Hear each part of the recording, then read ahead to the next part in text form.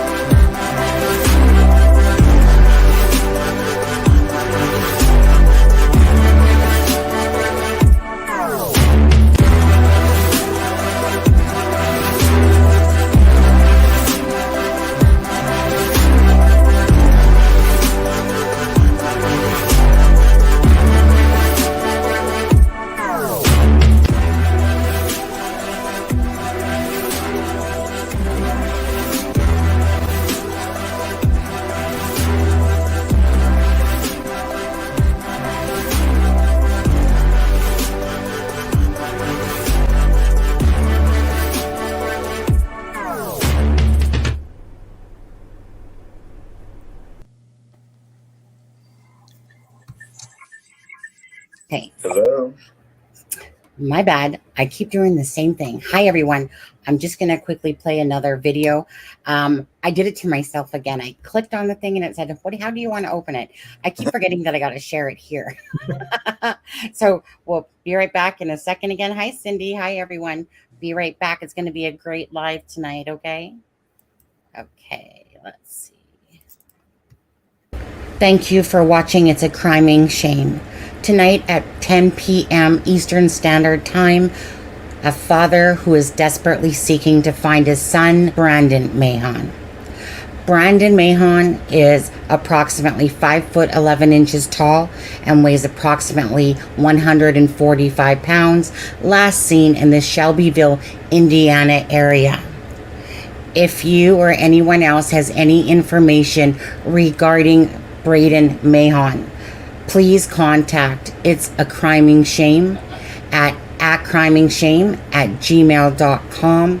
That's crimingshame@gmail.com. Adam will be joining us from It's a Criming Shame. Deb is away from It's a Criming Shame. But Steve, retired LE officer of 20 years, will be joining us from True Crime Web.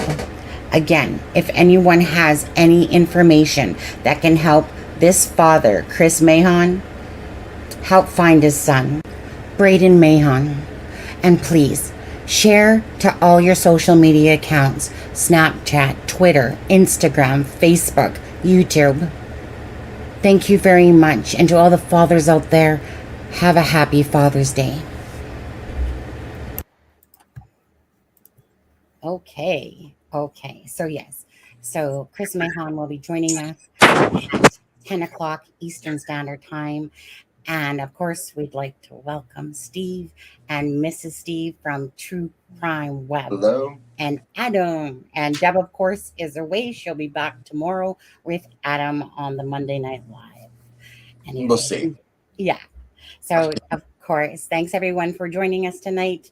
And thank you, Mrs. Steve and Steve, for joining us again. So, Mrs. Steve will be here for approximately an hour's time. And then Chris will be joining us again at close to 10 p.m. Eastern Standard Time. So, welcome. Mrs. Steve, it's nice to meet you. I'm Nice Adam, to meet you too. or Aspen, depending on who you ask, or Arthur, or all these other names people use.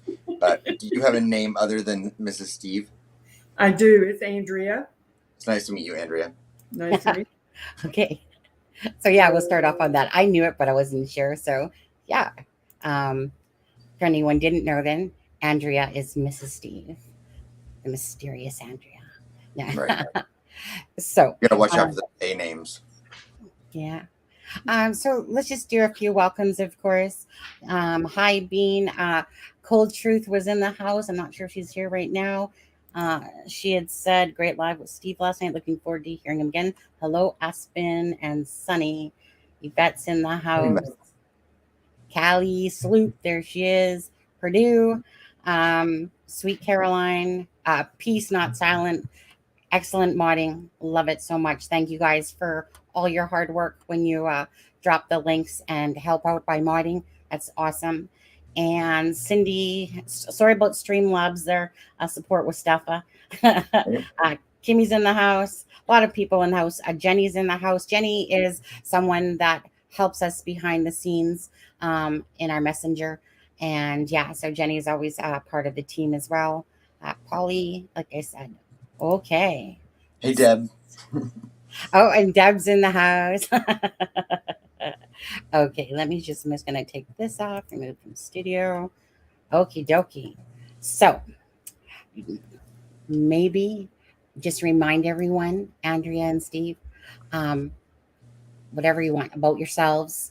Whoever wants to start first, and we'll go from there. And of course, Truth Crime Web. We'll keep dropping that link throughout the night. That's the channel. Please subscribe. Go over to their channel. Thank you so much. Okay. Go. Who wants to start first? Me. I'm Steve. I'm the other half. No, we've been married 32 years, and it's been a great ride. We've been through a lot together, and we hope to go through a lot more together. And but over the years, she had put up my 20-year career, and I couldn't ask for better support. And especially now with what we're doing as we grow with this our new channel and stuff, and we're looking forward to trying to help other people. And as we get older and everything, but anyway, I'm gonna let Mrs. Steve introduce herself here. Well, like he said, 20 years being a cop's wife is, it's been a ride. I can certainly say it's been a ride. Little bumpy. The day we turned 20, you turned in your papers. That's it. So I survived it. He survived it. So all is good. Few hairy moments here and there, but I know we would like to hear about those for sure. Can I share the hairy moments? Okay. I don't know of any hairy moments, but So let's see here. Where should I start? I guess to ease into it would be if this is even before we got married. He had the fire in his eyes when he was a DUI task force member, standing on the front porch of a home, and a speeding car goes flying down the road, and the eyes just did it. I knew that he would be in law enforcement forever. So that started it before we were even married. So then let's see here. There's been shootouts, riots. Oh yeah. And let's put it like this. The sheriff back in the day would not buy any weapons that could not put him on the floor. So now this was one of those times when I was highly irritated, I guess, when he comes home with a busted up hand and what do you call those things? Taser. Taser burns on his chest because they used him as the dummy, literally.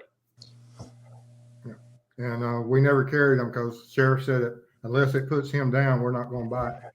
And so I have a high pain tolerance, extremely high. Yeah. It's scary at times because I hurt myself all the time, and I don't know I'll come through the house with a blood trail. He still does that. And I don't know. He still does that to this day. Yeah. To this day.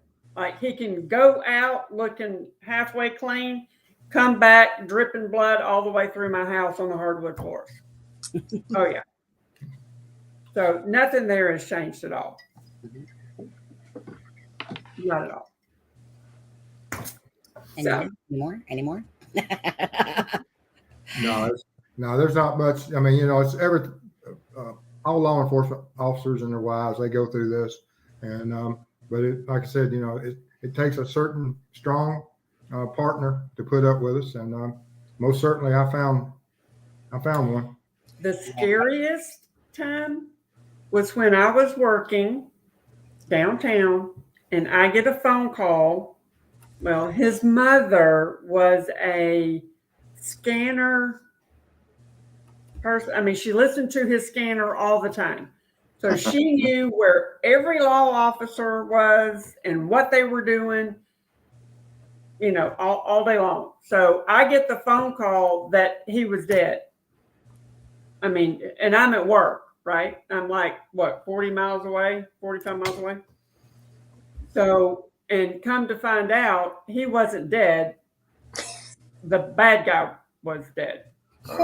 It was absolutely horrible. So then I had to tell everybody they could not call me at work because I couldn't. That was the longest drive of my life, not knowing, what was going on and who it was and all that kind of stuff. So that one was miserable. Now, the best phone call I got was when he delivered a baby on the side of the road. Aww. That was cool. Yes. Now, they didn't let him go on TV because he had a fantastic comeback to. It was bad. Yeah, no longer would the sheriff ever. I went to do at the news station to do an interview, and like I said, I used to be quite witty. And I used to be. I love that. I used to be. And A little sarcastic. yes, very, very. And the news lady asked the wrong question, and I answered it, and of course, it went downhill from that point. And so when I got back to the station, the sheriff called me in the office and told me I could never get back near another camera and or news crew. So that ended my. I knew at that point I would never be a public relations officer. Yeah. So you found a way around the system here on YouTube. Yes. Well, here I don't have to worry about it, and which I'm, but one of these days I'll tell y'all in private what that ended that public relation career. Now, did they name the baby Steve? I don't know what they named the child. It was a little girl. It was a girl. Oh. I hope they didn't name her Steve, but you never know. No, but in the back seat of a Camaro. Oh. On the side of the highway. Sure, there's been a few conceived in them. No, I'm sure. Probably so. Oh. Yeah. Andrea, you know that my husband's name's Steve too, right? We're connected. Oh, you got to stay. Oh, look at there. Can I tell you? Andrea, she's had two. Two. Thank you. Go ahead, Adam. Tell my story. Sorry. I was waiting for it too. No. Go ahead. Tell. That's all I got. Okay, so my ex-husband, his name is Steve as well, just spelled differently. His is with a PH. But my husband, he's British, the one now. Actually our 7-year anniversary is coming up. The other one was 17 years. But I got the good one. And and like I said, he's from England, and just an amazing person. You know what? And this isn't being braggadocious, but I don't honestly. I've just met you today, but I already know that both of you are just amazing people. You can just feel it, see it, you know. And the way your husband speaks about you, is it reminds me of how my husband speaks about me too. It's good apples, very good hearted, genuine, love to help people, apples, not oranges, but apples. Or you could be a mango if you want. But now, just to ask you, Andrea, did you bring your gloss with you tonight? Oh, wait, they're froze. Are they froze? They're froze. Let's make Uh-oh. faces like theirs. I'll be her. I'll be Andrea. You can be Steve. I don't have a mustache. Okay, so if they drop, which they might do, yeah, Yeah. oh, there they go. You know what? I feel like this is Deb's fault. Because is it me and Deb that are fighting now? Adam, I don't know who's. I don't know. The rumors. The rumors are all the around. rumor, isn't it crazy? It is. I know. You know what? Maybe we should fight. Just new subscriber right Oh. there. Yeah. Anyway, That's probably Andrea. you know what? Probably. She's going. We'll be right there. And again, you guys, don't forget at let's see here, 10 o'clock EST time, Chris Mahon will be here to talk about his son, Braden Mahon, that's been missing since February. Well, technically they've seen him. Go ahead. Was the 9th or the 10th? Well, his grandma said the 10th. Oh, here they come. Welcome back. Yeah. Who knows? You know what? We were not making fun of your frozen faces while you were away. I just wanted to know She that. told me to imitate Steve, and I couldn't because I was like, "Well, I don't have a mustache." So. I know. I think it was this. I think it was. I said, "Did you bring your gloss, Andrea?" And I was like, "Wait, is their face frozen?" Yep. You've probably heard all I about don't this have gloss. lip gloss, but I got lipstick. You know what? Close enough. I would like to know what I would like to know what Steve told you about the gloss. Oh, yeah. Because he What was he probably told like, me "What?" about the He's gloss? like chapstick. He asked me if I owned any lip gloss, and I'm like, "What do you need lip gloss for?" And he said, "Because they gloss," and I'm like, Mhm. "Okay." I didn't know what it was for, so I gave him some chapstick. Well, Deb says it's because we don't gloss over anything, and it just became this thing, this little, our thing. So It's a cheesy little thing. if I people like don't, it. yeah, well, it's one of those things. We gloss, and if people donate, we'll gloss for them as well. But we'll gloss anyway. It's just sometimes, your lips get dry talking. But yeah, so it's just become our thing. Yeah. I got it. I like it. See, Deb says gloss. I think it was my fault gloss. originally because I like shiny. Adam things. started it. Oh, And then blame it on him. Well, you know what? It was a good thing because it was kind of funny to me because I had my lip gloss right beside, and I'm like, "Hey, Adam," and then Deb's like, "Hey, I got mine." Yeah. And remember the one day that Deb used lip plumper or whatever it was? Yeah, and her lips were burning. Oh, That was funny. Maybe not funny to Deb, but it was sure funny to us. You're right. Yeah. So, okay. So where were we here? Let's see here. Andrea. So your husband says that you have amazing intuition. Would you agree? I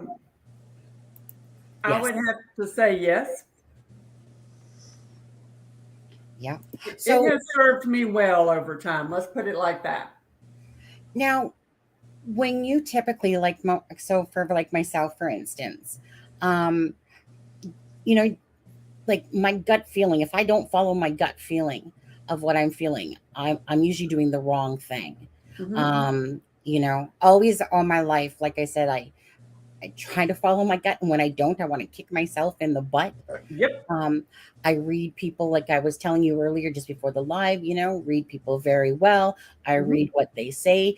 I read between the lines. I read their words. Their words tell me a lot about a person, etc., etc., etc. Do you feel the same? Like, have you always felt like that? Like even when you were younger as well? I have. I have. And I guess my intuition, or whatever you want to call it, has served me very well in I'm in corporate America, right? So, you've got all that issue. But Yeah. in my job, I am in sales management. And let's see here. Right now, I am 0 for 10, fixing to be 11 for folks that have not, I guess, done what they should be doing. Creative selling, creative bookkeeping, stuff like that. But when I visit folks and when I talk to folks, you can kind of get a feeling for that person. I can visit offices and go, oh, there's something up with that one. So when I start digging, it may take me a year or even 2 at some point to find what I'm looking for. But yeah, I've sent 10 packing so far, and I've got another one right now that I'm waiting for the old termination package on. So yeah, That should make his night if he sees this. I know, right? he doesn't know that. Now, do you judge fast like I do? I judge very fast. Yeah, I am quick. I am quick that way. Yeah. And, absolutely. And again, it served me well. Yeah. And, even when Steve was in investigations, like he would show me photos and say, what do you think about this one? Or, and if you look at people's eyes a certain way. Thank you. Absolutely. There is just, there's just something there. I'm just, I don't know if they're soulless, or I don't really know how to describe it, but you can give me a picture and I'll say he did it, or same. He didn't do it, he's going to do it at some point. Yeah, it's like the life goes out of them. Yeah, it does. It's like they're just empty. There's just nothing there. Yeah. Do you know? Yeah, I was going to say I'm very much an eye person. To me, it tells about the soul of the person, and I see right through that. And so when I'm looking at somebody, I'm always looking at their eyes, because that tells me so much about them, even without knowing them. And so if I say go to say their Facebook page, and like I said, I'm looking at them, and then combined with that, you see what's on the different things on their Facebook page. Well, that just gives me more information. But the eyes to me. So have you ever heard of the Suzanne Morphew case in Indiana? I have. Okay. Yeah. As soon as Barry Morphew opened up his mouth to talk about, oh, Suzanne, I want you back so bad. Faker. Anyways, as soon as he opened up his mouth, I was like, you know what? I was like, husband. And I'm sitting there like poking him real hard. And I'm like, you see this guy right here? He's a liar. Oh, yeah. He's the one that killed his wife. Now, unfortunately, unfortunately for Suzanne, they have not found her body yet. And so basically he was in jail for a while. And now they've had to kind of, I want to say, drop the case for now. But go ahead, Adam. No. I didn't mean to interrupt you. I'm sorry. Okay. No. Go on. No, go ahead. Oh no, I was just gonna say, yeah, exactly what I mean. I think it might be a good thing, because they can actually prosecute him now once they have the case. Correct. Absolutely. Okay. Go ahead. Now, just Adam, can you give me just a moment? I see that Chris is in the waiting room. Now he knows that he's here for about 10 o'clock. So I'm just going to quickly message him just to make sure. I don't want him just sitting there going. Yeah, no, of course, absolutely. Hey, if he's ready, bring him on. I do Yeah. not Oh, mind at all. yeah. Okay. Absolutely. I mean, Okay. he is far more important. His issues are far more important than me sitting here talking about him. On there, is it Steve? Are you okay with that? Or it Are you doesn't good? matter, I'm good. you Yeah, know? I couldn't have said better than what she did. Okay. absolutely. I mean, he's got far worse issues than me. So, I mean, please, Uh, by all means, thank bring him you. on. Thank you. Okay, let's add him. Let's add you. I'm gonna. Do you want to be added right now, Chris? Yeah. All right. It's up to you. Either No, we it's just fine. okay. So thank you for joining us tonight, obviously, and Well, of course, Steve, XLE, or I should say retired LE. Um, like I said, crime scene investigations, sniper, SWAT, and just a plethora of different things. And his wife, Andrea, again, joining us. And Andrea is joining us just for a little bit. And then Steve can still stay on. And of course, Adam from It's a Criming Shame. And Deb can't be here tonight, but she's in the chat. And so, if you don't mind, Chris, just tell us a bit about yourself. my name is Chris Mahon. I'm a single father of 3 kids. I've got a 17-year-old son, a 10-year-old daughter, and a 7-year-old daughter. Um, I've been trying to do the best I can as a parent. I was struggling with some substance abuse issues, which I think plays into why my son left. I got sober back in December of last year, and he left in February. I believe I became very difficult to be around because I saw the damage that I had done throughout the first 16 years of his life by just being an alcoholic. And Sorry. One second. Stop swearing. Sorry. Go ahead. Sorry. My bad. and when I try to rectify the situation, I overcorrected, and I try to make up for all those years of time that where I had just failed to be a good dad, and I almost feel like I drove him away. So that's where I'm at right now. Okay. Now, I tried to share his thing and I don't know why it did that a second ago. So let me just try again. I don't know why. Oh, there we go. Okay.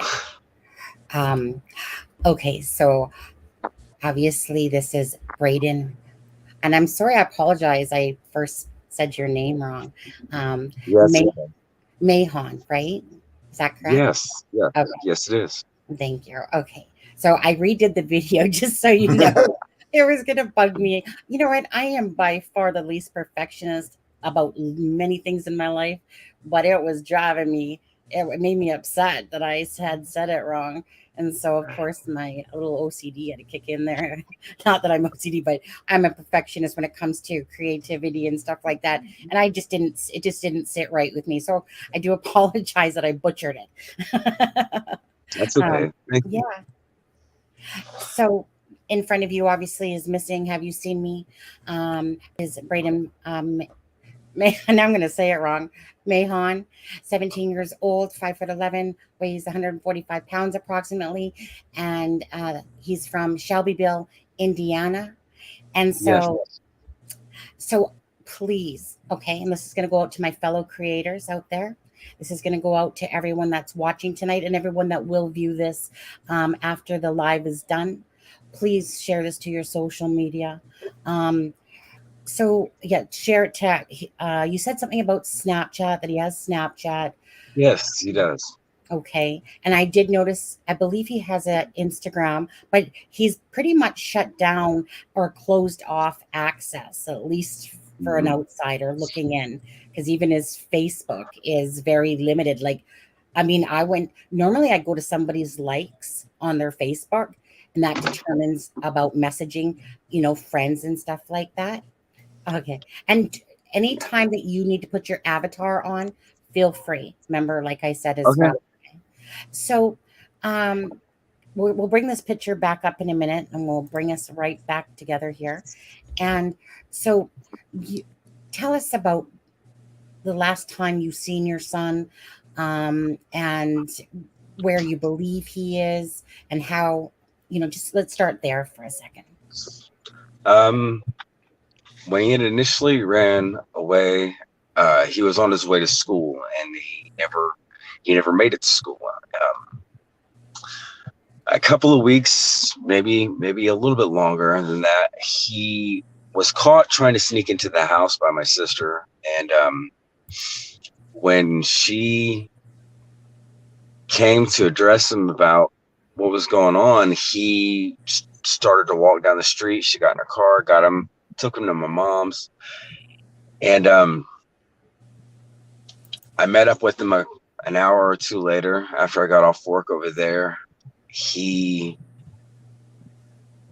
had told my mom that he was tired of running and that he wanted to just come home, and I called him out on the lie, because if he wanted to come home, he would have knocked on the door. He wouldn't have tried to sneak in the window. And that's when he said that I was right, that all he wanted to do was get his clothes back. So I told him he could come get his clothes if he wanted to, and he never showed up. I've heard rumors from people, kids his age, that maybe they'll see me in a pizza place, or and maybe they'll see me at the girls club, and they'll be like, yeah, I heard something about your son, that he left state, or that he's here or there, but none of these things ever pan out. I try to follow up on them as much as I can, but they're giving me very limited information, with next to no names and definitely no addresses to go off of. So I've tried to, the day after he ran away, I contacted the police station to file a runaway or missing persons report. And even though the officers have been in touch with me consistently, it's been about every month I'll get a phone call. Hey, have you heard anything? I was like, no, I haven't. If I would have heard something, I would have called you guys to let you know.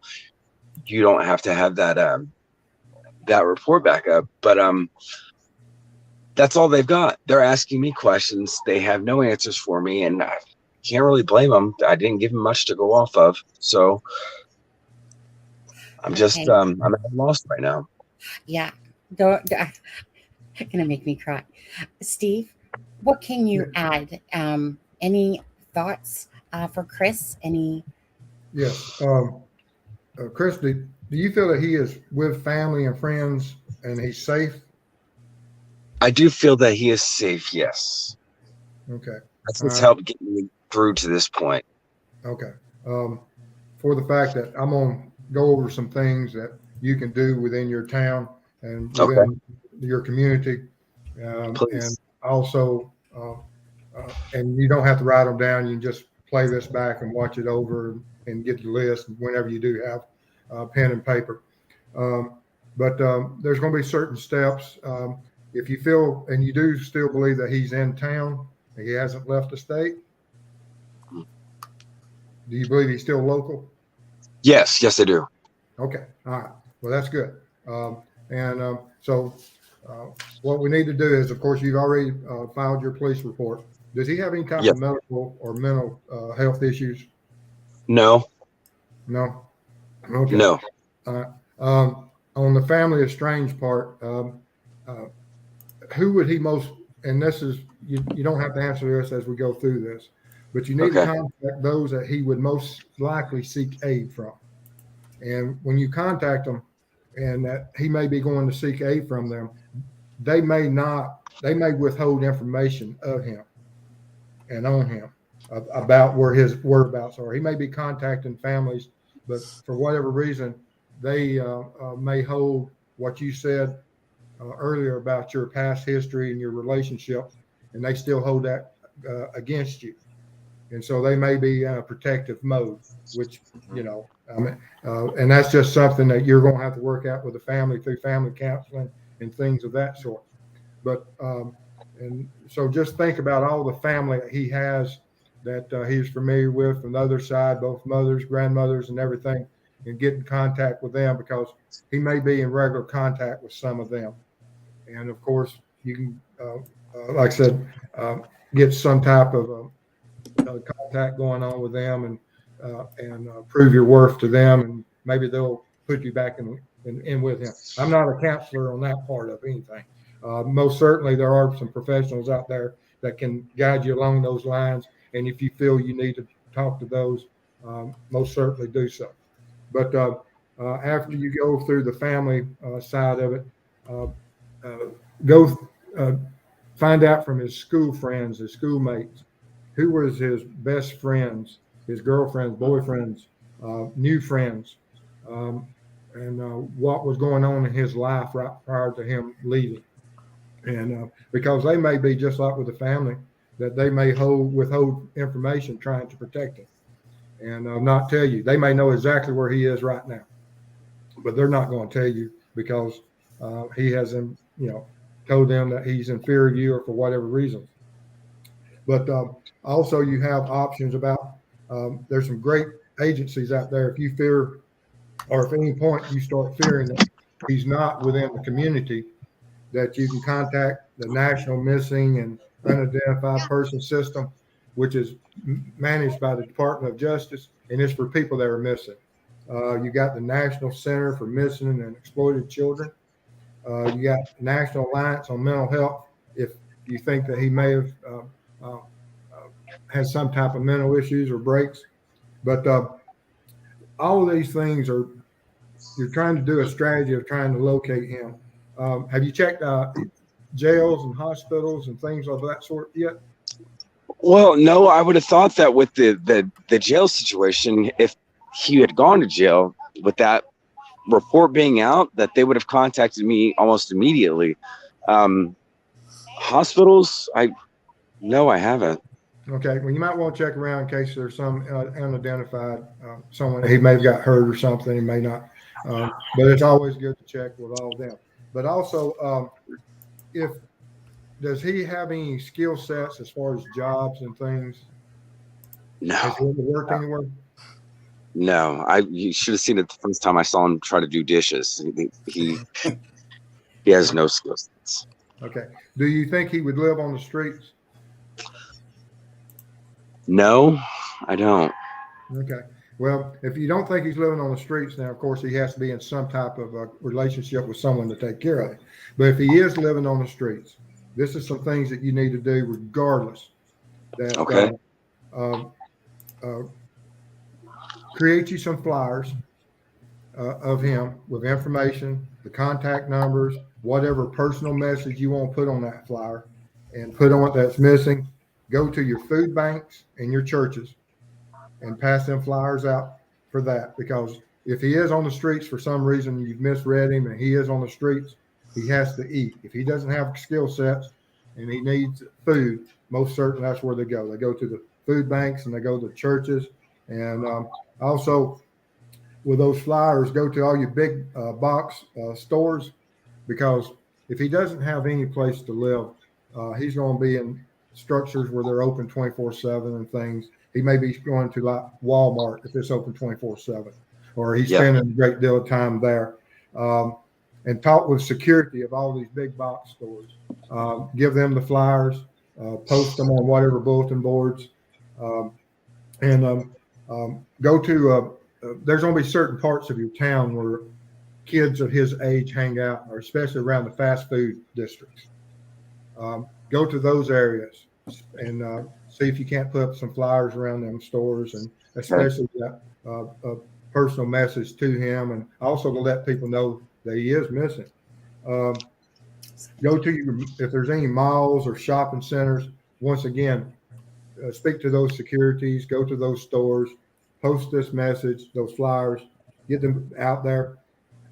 If he has no skill sets and he's having to have money, the bad part of it is that one of the ways that we caught a lot of runaways that weren't living with friends or family is that they have to do certain things to make money.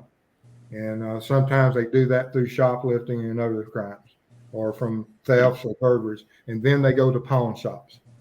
And so most certainly go to your pawn shops, once again, with those flyers and stuff, and see if he's having to live off the streets.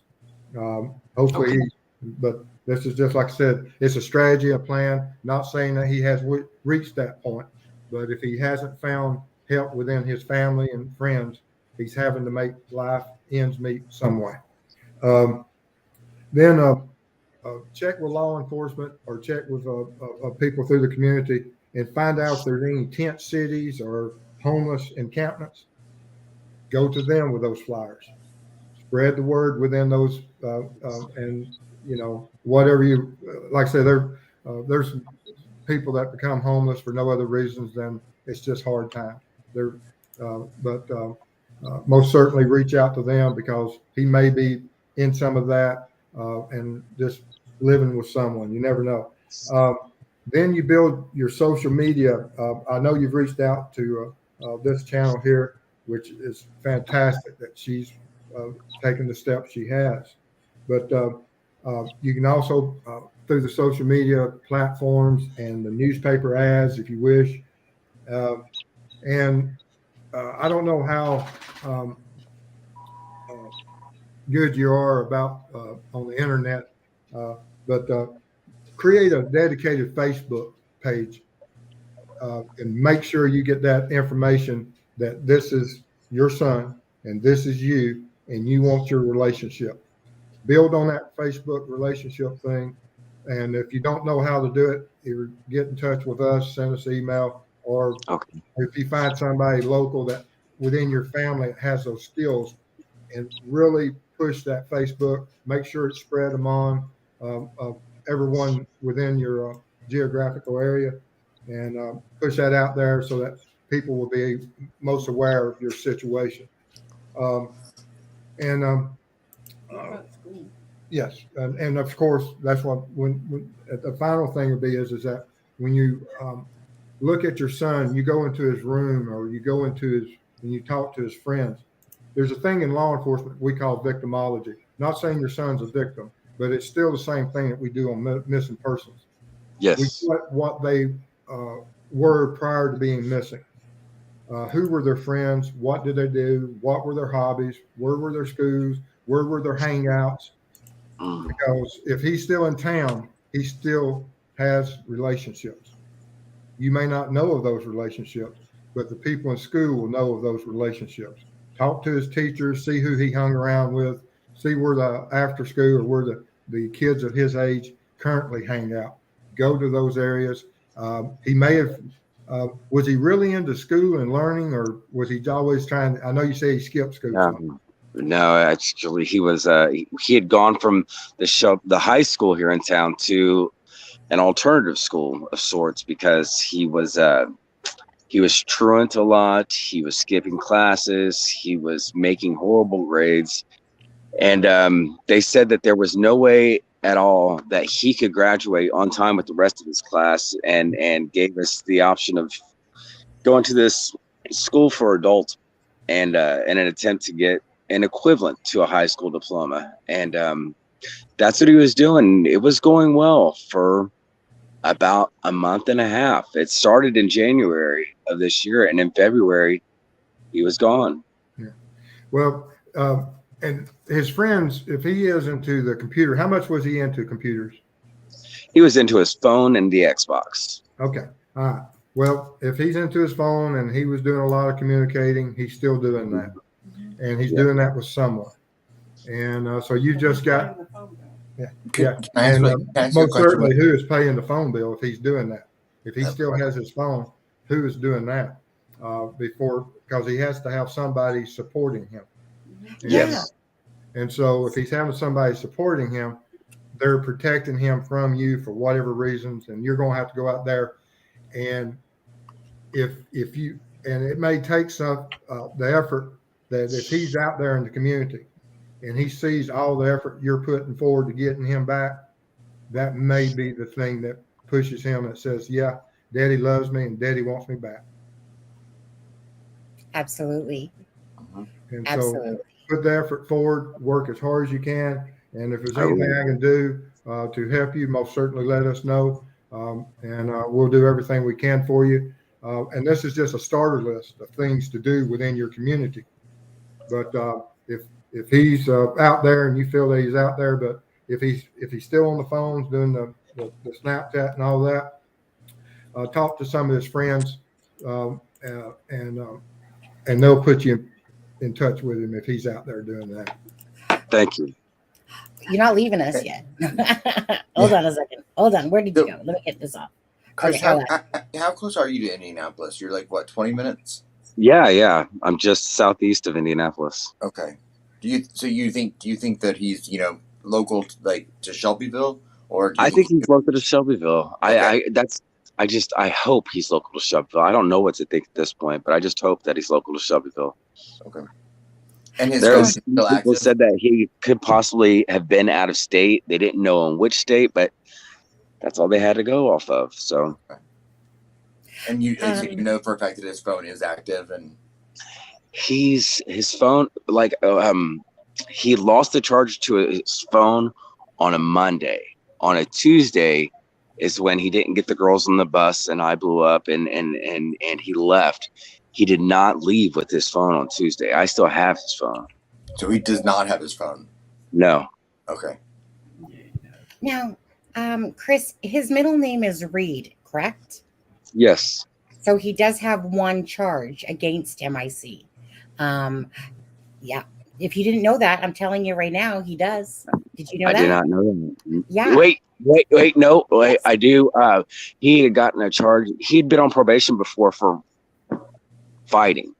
And then he got caught with a vape in high school, not once, but twice within a 2-week period in the bathroom. Yeah. And that's when he got another charge. Is there something else beyond that?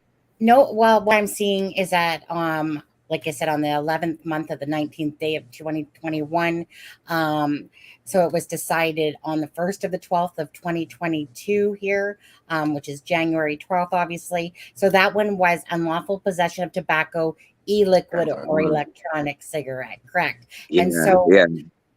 on the Yes. so basically it was moving around up until April 28th of 2022 here, his case file, and then it's showing balance still due. Yeah, I gotta pay them. Okay, so is your middle name Christopher? My middle name's Reed.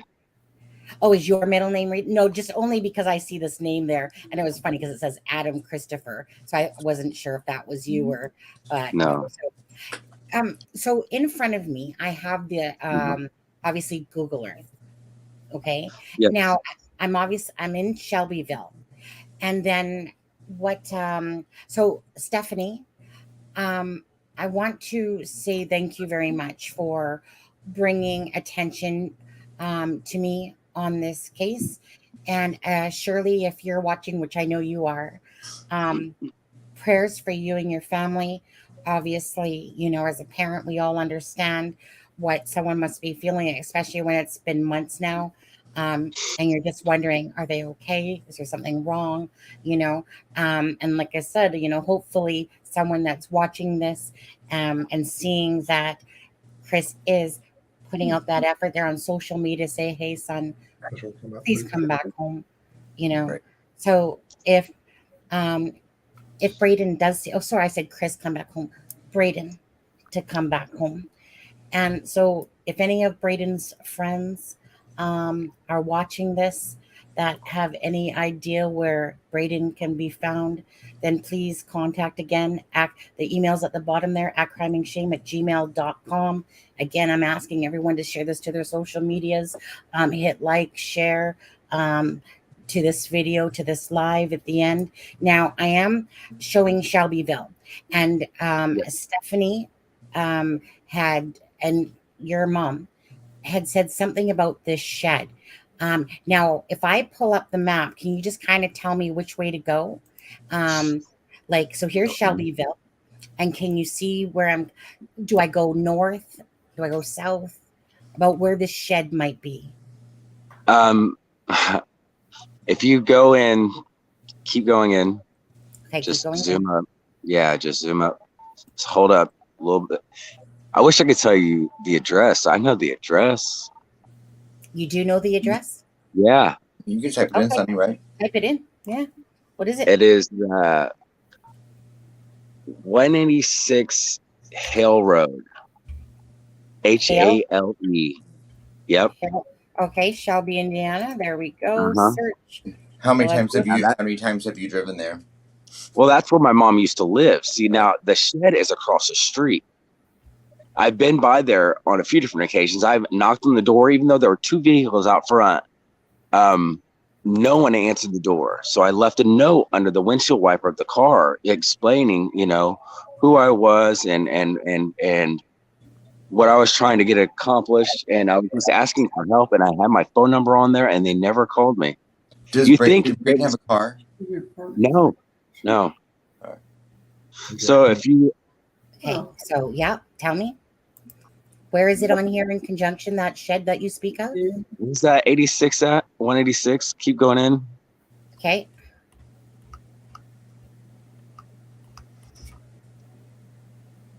Are you So seeing? 186 Hale Road, right? Yeah.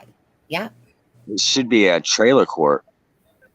It says This is not a trailer court. okay, it says Hale Road, Shelbyville, Shelby, Indiana. Uh-huh. Shelbyville, Indiana. Yeah. So, so it should be a trailer court, huh? Yeah. Did he have any hobbies or habits or anything he really loved to do? The Xbox is like his go-to. And it would frustrate me sometimes where he'd be sitting in his bedroom and be on that Xbox or play on it throughout the night, and he'd never come out there to spend time with me or his sisters. And but he would go to every Wednesday he would go to this church hereby. It was like a youth group. That's what he called it. I called it a hangout, but it was a youth group thing. You know what? I should go by there on Wednesday night. Absolutely. Absolutely. Yeah. Let's do that this Wednesday. I will. And talk to him and ask him when was the last time they saw him and how was he doing, and give them some flyers if they don't recognize him. Yeah, my sister, it was 911 Hale Road. I don't know why I said 186. 911 Hale Road. My sister just sent me a message. She's watching this. Oh, is she? So is this the trailer court you're speaking of? It's close. It's close. If you scroll farther south of that. Sure. Okie dokie. Right here? This one. Oh, there we go. Yeah, there you go. There we go. Now, so where do I go from here? All right. You see how it's separated? Like there's 4 different roads. It's the very southern road. This one? Yeah. Heartland? Well, up just one from that.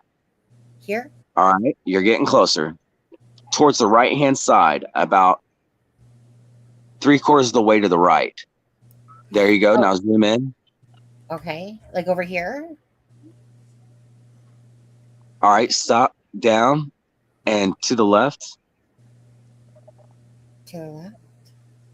Right in there. If you zoom in. Because my mom's was that one, right? Okay. Keep zooming in. Okay. See that shed?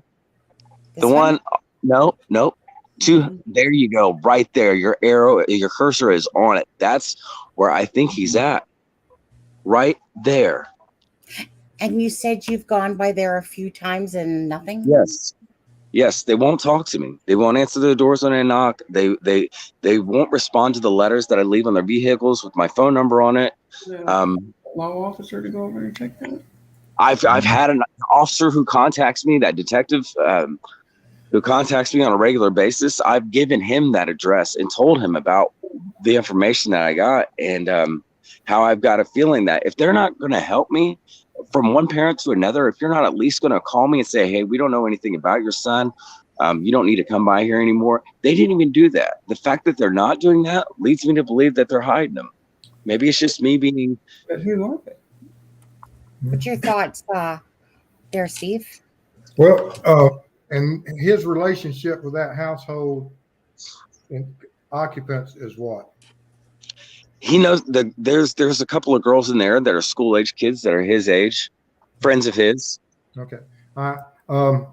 The only thing you can really do is that if if you can't get law enforcement there, um, whatever time they go to school or whatever, you may just have to watch the house for a few days. And or now that school's out, they're going to be coming in and out, especially on weekends. They may be having some get-togethers, but he's going to come out. If he's in that house with those girls, you just have to be very strategic about watching the house for a few days. And you said your mother lived there? Does your mother have any friends in the neighborhood still? I don't think so.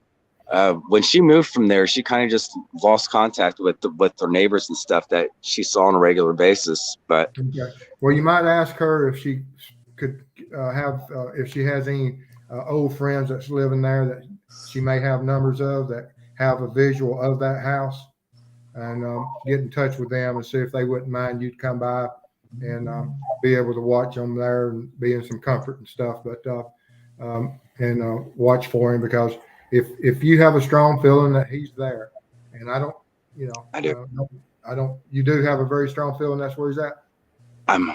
That's where I'm hoping. Well, I'm hoping it's that close. I'm hoping it's this easy.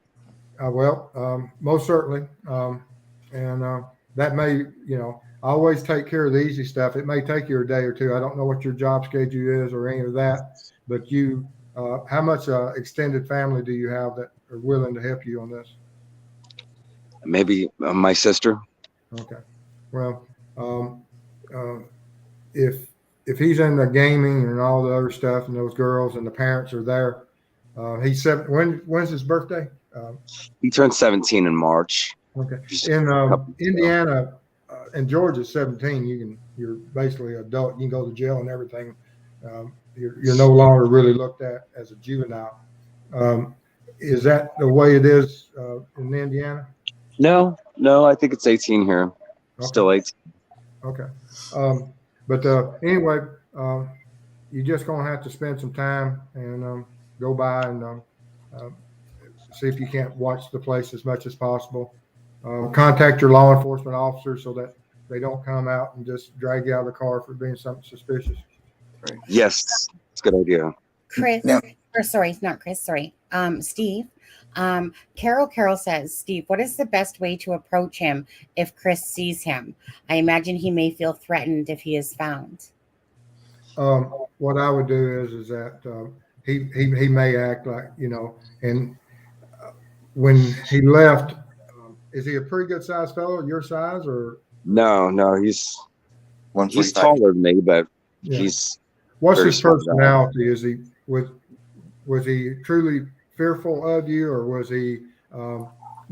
Children go through a certain age of rebellion, and they're right there at that age. Whereas parents know nothing. I know everything. Was he in that stage?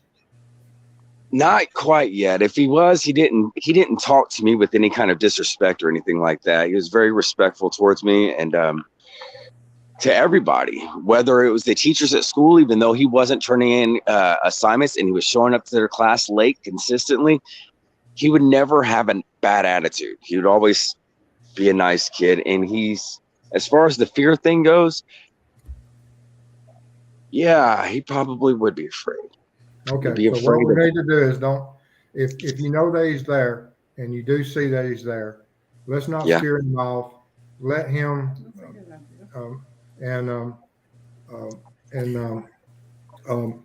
just continue placing. If you know he lives there for a fact and you see him there, continue contacting that family. Send them, whatever message is. Make sure that that you continue that contact with them, because they're going to give it to him, and he has to make that step forward. But if check with law enforcement that if they say he's still 17, you have to make the decision. Do you want him if he's still within your custody? You're going to have to make a decision that if Indiana law says that that he is in your custody and they're going to pick him up, you're going to have to make that decision that if you do see him there, are you going to report to police, and are they going to go there and get him? Because child interference with child custody in Georgia is a very serious offense, and but you'll have to make that decision at That some decision's already been made. Okay. And if you've made that decision and you do see him, immediately call law enforcement Mm-hmm. And let them know that this is where he's at, and they'll take appropriate actions and recover. And then, of course, you know how to I rebuild that. don't want to get him in trouble. I just feel like I'm angry with whomever has been keeping him. I'm angry at the fact that they've kept him for as long as they have without trying to reach out to at least let us know he's still alive, that he's okay. I mean, and nobody's. I agree. So yeah, I understand. It's one of those almost no-win situations that you're be grateful that they're taking care of him and feeding him Right. and giving him shelter. yes. And Chris, is also they also do it if it's against the law, they're breaking the law, and so you just have to make that decision when that happens, because you know he's right there at 18. You're only looking at another 7 or 8 months before he Yeah. is 18, and you'll have no relationship if he chooses not to.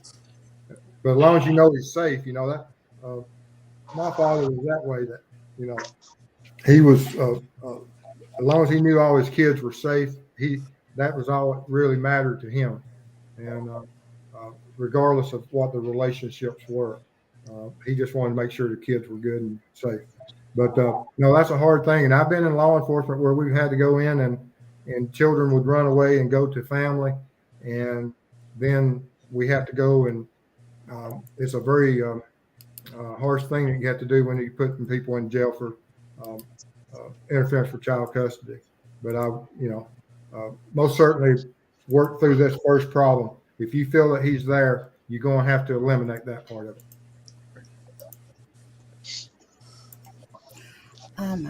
1 second there. You know what? I had a question and then I went blank. I have a question. Chris, is there someone, like, if is there someone that he may Oh, I know. respond to more other than you, like your sister? Like, if she were to knock on the door, have other people tried to? No, they haven't. And Because I mean, if his anger is towards you, is there someone that could be a conduit between the two, just so you literally have the verification that he is safe? my mom. Okay. Whichever one is the most one that he would not and that he respects the most, because he has somebody that he hates missing their birthdays. He hates missing their meals. And if that person shows up, His sisters. He has two Yeah. sisters. whoever shows up that he cares and has that kind of that type of relationship with, when they show up, he's going to rekindle that relationship. Right.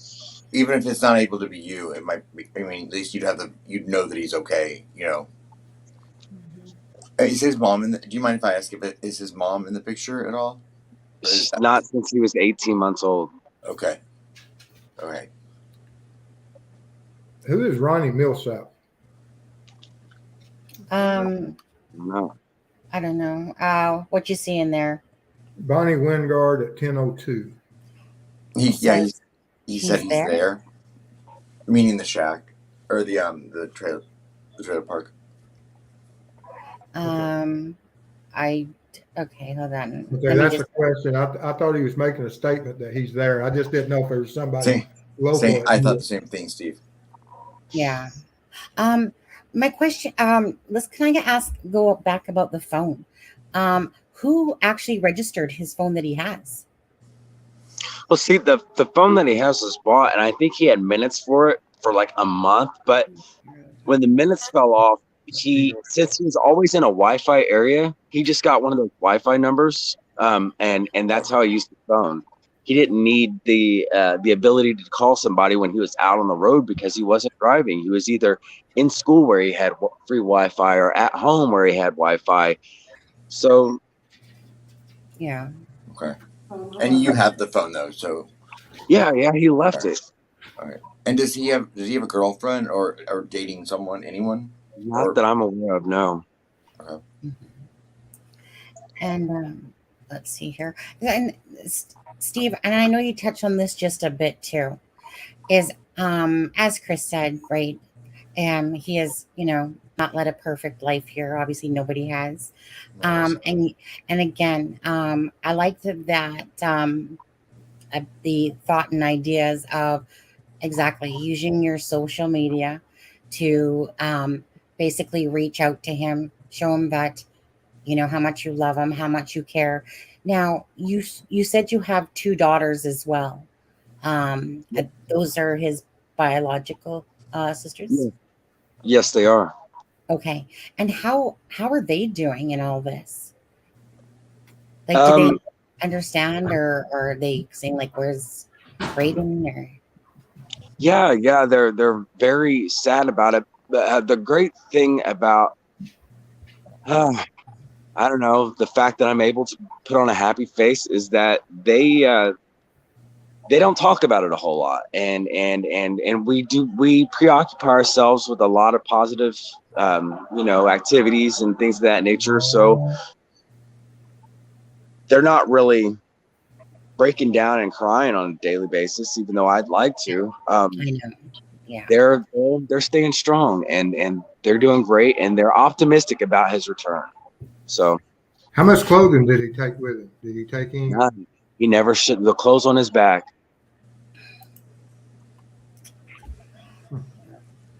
Yeah. And again, if anyone does have any questions for Chris, just put them into the chat. And yeah, I know there's some people that are asking things. Maybe they came in a little bit later. Did he take his Xbox? Yeah. No, still at the house. Yeah. When he ran away before, where did he go? When he ran away before, he went to a house just a few blocks away, and he had told the people then that I kicked him out, which was a lie, but that's what he needed to tell them in order for them to take him in. What had happened was he had snuck out, and I had to get up very early to go to work. I was getting up at about 4:30 in the morning. Well, he didn't make it back in time. So when I got up to go by his bedroom to make sure that he had his phone with him so I could call him in a couple of hours to make sure he was getting the girls up for the bus, there was no one in his room. And when he came back to the house, he saw that his bedroom light was on and was too afraid to come in because he figured he'd already been caught. So he just stayed gone. I got on social media then, and fortunately was able to, parents were reaching out of these kids at that point in time, and they contacted me, and they had it arranged for him to be at their house when I came there so I could pick him up. It was that easy. It only lasted 3 days, but it was that easy. They were a tremendous help, and I tried to go down those same avenues this time, and it's to no avail. Mm-hmm. I know that I had asked your mom for some of the friends' name. I know I did reach out to one person that was on his likes, a female, never got back to me yet or whatever. Is there names that you can supply me that I can keep trying to reach out to some of them? Just to ask. Elijah Cooper is the one guy that was like his best friend. Elijah Cooper. Okay. And he lives in. Yes, and that was when I had been given the information about going to a house. When I showed up at that house, this Elijah Cooper was there and said that he had just left, and Brayden did just leave. He had been given a ride by another kid that was about 17, 18 years of age to a house which I eventually found him at. But Elijah Cooper is the one guy, the one kid that I could think of that would have answers. And I've spoken to his mom. I grew up with his mom, and she said that she's asked him time and time again if he knows anything, and he still claims the answer is no. So that's the only guy I got to go off of, though. You know what? And this is the sad part. I remember there was a child that went missing, a young girl. She basically got off the plane from her dad's. I can't remember exactly where, but it was around Christmas time. Her mom was expecting her. She actually put on a wig and different things. And this is what makes me so sad and actually very angry is that unfortunately, like I said, the friends in that, they think they're doing their Yeah. friend Right. being honest, like being loyal to them. Yeah. No, Yep. you're not. So if anyone does know where Braden, uh, I know afraid I'm gonna butcher. Go ahead. Go ahead and say it again. Mahon. Mahon. Mahon. I had Mahon. that in my head. Mahon, yeah. And now it's like that blockage in my head. But yeah, so if any of us, again, friends, anyone that's watching this, please, again, um, Chris just wants his son to come home, and anyone that's protecting him or hiding him or not saying, please, imagine if this happened to you and I don't know what to say, like that something went wrong, or it just angers me so much how people think that they're protecting them when really you know um anyways, just reach out again to at criming shame. The email is at crimingshame@gmail.com. And I'm sorry, I'm kind of stumbling over my words here because it's kind of like as I'm thinking about it, it just makes me so upset that, like, this one girl the story I was talking about, it's like all these people were protecting and lying for her, and the parents were on social media, begging for the safety, and they didn't know what happened to her, you know, and it's just so heartbreaking. I know that Steve, just to ask you, um, did Andrea have to go?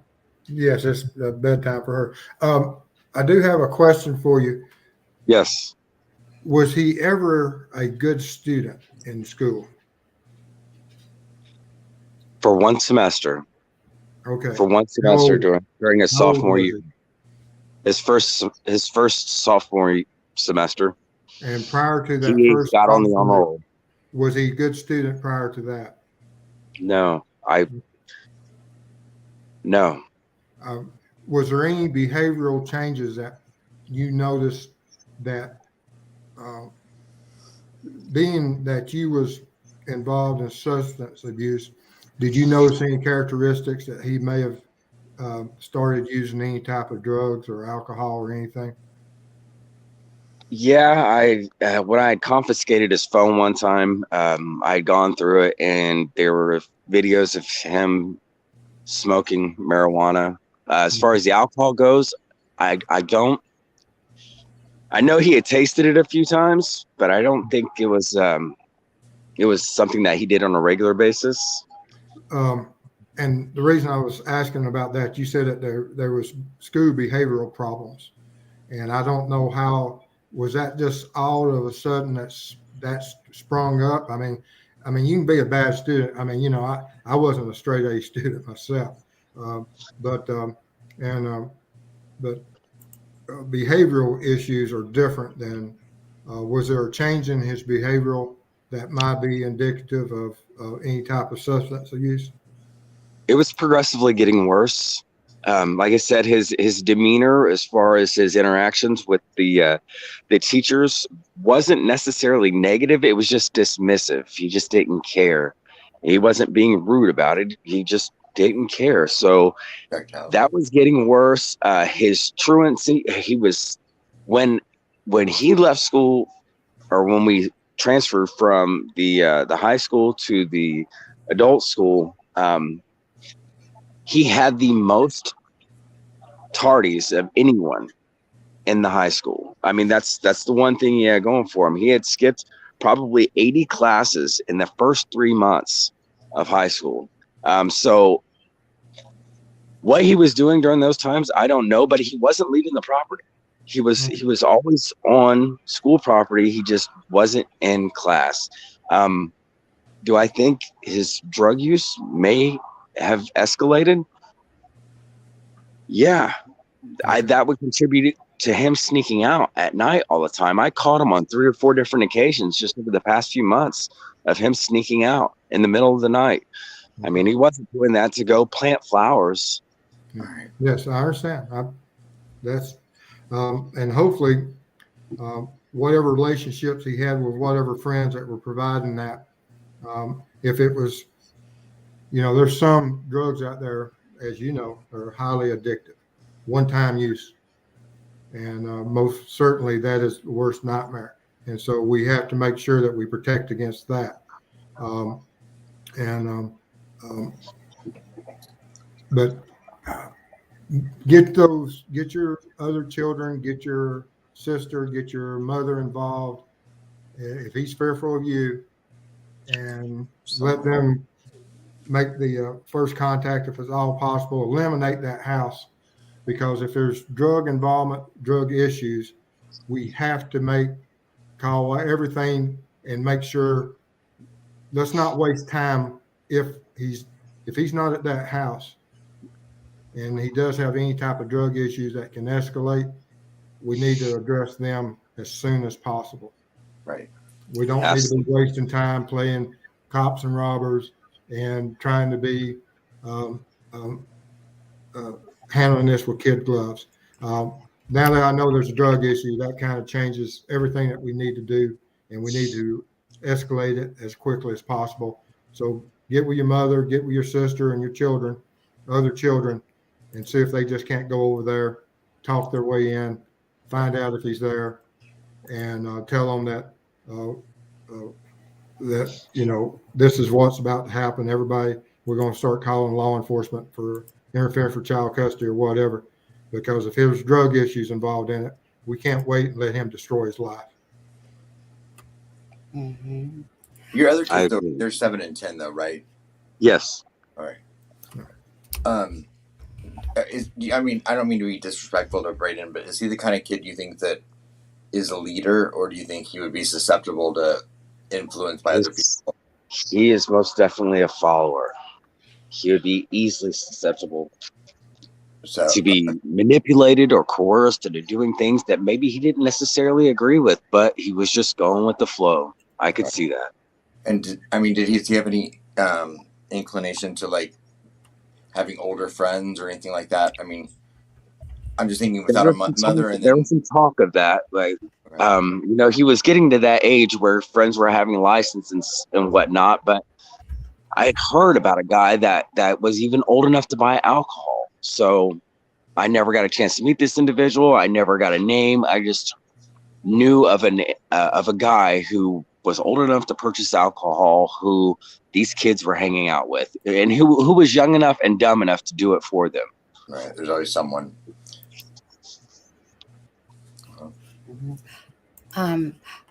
So I want to welcome CD. He's in chat right now. CD, also a retired police officer. I love this man to death as well. Just a straight shooter, great heart, beautiful. So his name is Analysis of a Crime with CD. He's been very busy lately with his family. Again, nice to see you, CD. So CD says, now I know that this live started earlier, and he says, hey y'all, happy Father's Day to all and the dads out there. At Sunny, how large is the circle of friends? Has Chris tried to sit on any of his friends' homes to see if he surfaces that way? Again, if you just want to give your thoughts to the people that are just coming in, Chris or Steve, whichever. Well, Chris, I'm sure that, when you've talked to all his friends and everything, and you've has any of them struck you as that they're just out and out lying to you, or and they were protecting him? See, that's the bad part about this whole situation, is because of my substance abuse issues and the fact that I didn't really start getting my life back together until December of last year. A little bit before that, but December is when I really just went completely sober off of anything and everything. Because of that, I never really developed a close relationship with him, and nor especially not his friends. So I don't know who they are. Okay. I can't question them one by one because all I've got is the one name, and that was the kid that he was getting in trouble with. That was the kid who also had got kicked out of high school and was in this alternative school with my son. And where does he live?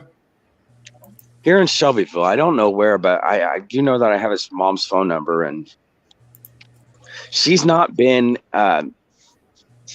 rude or anything. She's just not been very helpful either. Isn't that sad?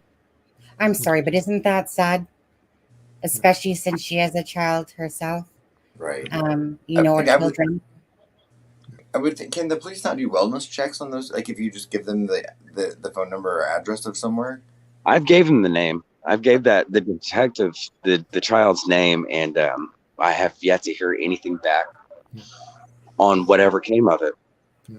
Well, on whoever those relationships that you feel he has the strongest relationships, those two homes, if it's with this other troubled child, see if you can't get your mother and them to go over there, because if he's scared of you, he's scared of you. And what Adam said makes absolute most sense. Get someone that he's not intimidated by, that they have that special relationship, and see if they can't develop and feed off that special relationship at these two homes. Because we most certainly don't want him to escalate into having a drug habit that makes him become someone that will absolutely throw their lives away by committing crime to feed that drug habit. Good advice. Thanks, Steve. Chris, Yeah, Grace says, if you have his phone and you can figure out his password, there could be a wealth of information there about your son and his friends. Do you? I have his phone. Does he have a code on it that you have to get into? And if so, do you know it? He may not, because when I had taken it from him last, that's the first thing I do. I don't regularly take his phone away from him unless he does something wrong, like getting caught sneaking out. And as soon as he gets back, give me your phone. You're grounded. And this may have been the case where whenever that does happen, the first thing I do is I say, take your password off this phone, and I make him do it right in front of me before he has a chance to go in the other room with it and go through and try to delete things as quickly. I make him take it off right there, and then I take the phone from him. I think it's still in that mode. It's just an iPhone. I don't have an iPhone charger, and I never thought to get one, but now I guess I've got a reason to. Right. When you can get one at like the gas station for like $4 or $5. Yeah, they're nothing. Yeah. Yeah. And some places probably even have them you could borrow. Like the library probably has one you could borrow. Mm-hmm. Yeah. I see. I want to just, if you don't mind, just refer to something. So Yes. Chris has already talked about his own troubled past and how he's making a lot of steps towards trying to rebuild the relationship with his son and his daughters. And are you living at your mom's, or do you live separately? I got my own place. I've had my own place for about a year. Okay, so it's just one of those things. I just saw, let's see here. Someone said I would be knocking on those people's doors that I thought had my kid, not just leaving a note in a car, in a sense. And the thing is, and this is what I'm trying to say, is that so it's only been what, Chris, about a little over half a year since he's been getting his life back on track, and he's learning a lot of things along the way, and it's easy for some people to say, oh, you could do this or you could do that, but sometimes maybe people are feel guilty or afraid or just different reasons, right? So Chris being on the live tonight, I so appreciate it, because and we talked about this earlier, it's putting someone's own self aside for the sake of their child. And Chris wants his son back home. He didn't realize that he would literally leave. Right. And because I'm not sure if you've already said this, but remember how when we were talking and you said something like about not coming back home if you do it again, and you were just trying to scare him, but then it reversed on you. Yeah.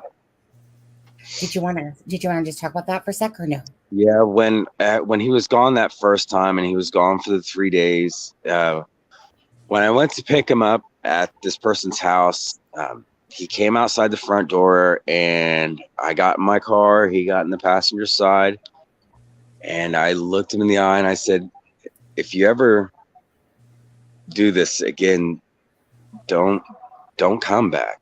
And I did that in hopes that he was like, well, I better not ever do that again.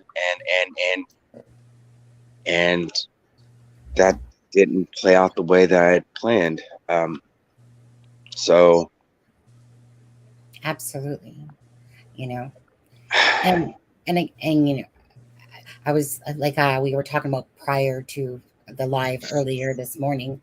You know, I felt like I did everything that I perfectly should as a mother, and even so meaning whether somebody no one's perfect, because I thought I did the perfect thing, and maybe Chris is kicking himself for what he should have done and is now making the changes to become that better parent. And yet I felt like I was always that great mom, but yet that doesn't mean that children don't think things or blame you, or different things. And like I said, it's unfortunately, life is hindsight all the time. And just like I know my son will come around one day and, and that he's angry. He's angry probably about the divorce and stuff, just like your son does probably definitely have anger issues. And yeah, again, you thought you used reverse psychology. It backfired. But now you're here tonight to say, How long he had this phone? How long you had that contract on that phone? I mean, it was just bought. It was like a there was no contract on it ever. It was like a burner phone, like you buy for the Yeah. minute. Yeah. The burner phone. Do you know what model it was? An iPhone. Just an iPhone? Yep. How did he charge it? With the charger that he had lost the day before he left.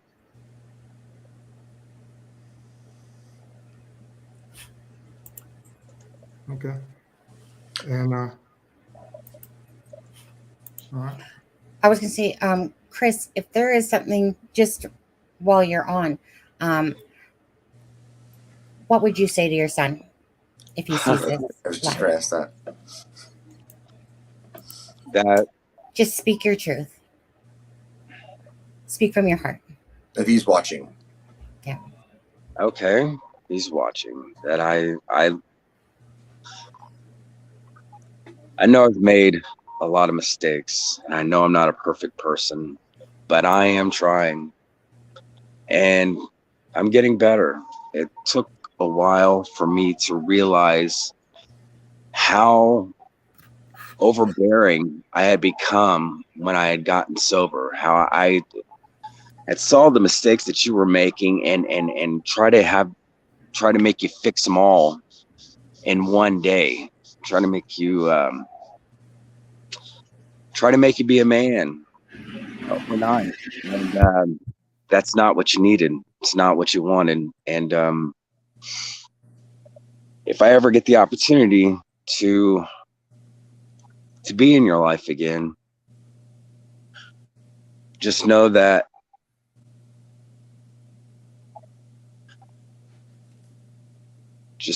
I'm doing my best, and that I love you more than you can know, more than you'll ever know.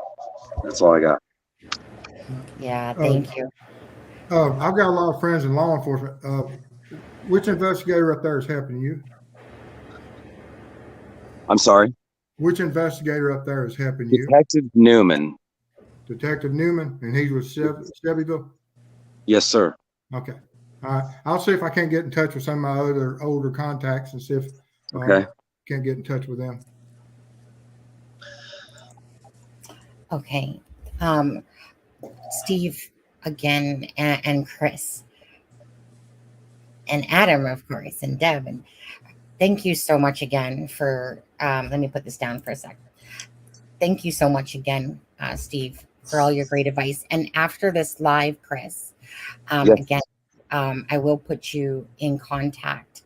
I'll talk to you after the live, and I'll put you in contact with Steve, so that you guys can talk privately. Is that okay, Steve? Right? You gotta know you. Sure. Just give him my email, and I most certainly would like to talk to him, and maybe even get us see what else we can do for him. Absolutely. Yeah. I haven't read the question yet, but CD would like to know. Sonny, can you ask a hard question? Was anything ever accused by his son, family members, or anything like that? Tell him I know it's a tough question. The answer is important to see if he's hiding from someone. The first part of that question again was? It said, can you ask a hard question? Was anything ever accused by his son? Accused by him? Yeah. How Did do he you ever take accuse anyone? Did he ever accuse anyone of anything happening to him? No, like That's a why sexual I took thing, it. or like a no. Yeah. No. Sorry, Chris. No. Okay. And No, not at all. Unfortunately, we can't pick other people's brains as much as we want to. Again, I'm just trying to see if anyone's. Chris, were you ever verbally combative? No accusations meant. Anything over the top, really, at all? Yeah. I mean, it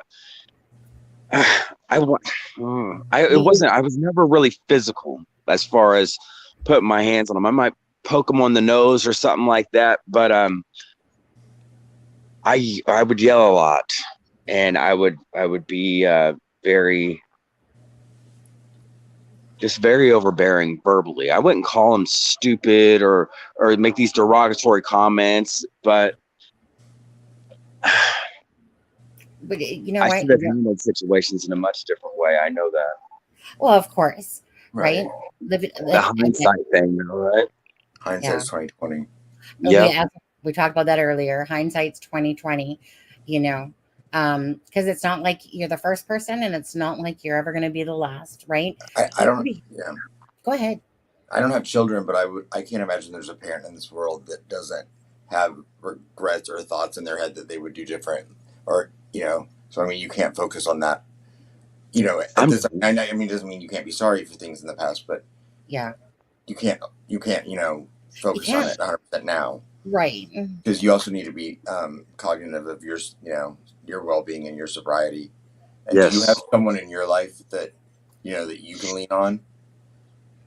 Like as my far mom. as okay, good. There's nothing like a mother's love, and in this case, a father's love. And I know we always use that term. There's nothing like a mother's love, because obviously we're the ones that give birth, right? In saying that, obviously, again, the mother isn't in their lives, but there's nothing like a father's love. And I want to wish again all the fathers that are out there, of course, including you, Chris, even though I know this is a hard day for you. Happy Father's Day. Thank you. You know what? I'm sorry, but this was the perfect day to me. That like I said, I'm glad that Stephanie. I'm sorry, but this was. Oh, I'm sorry. Hold on. Let me get that.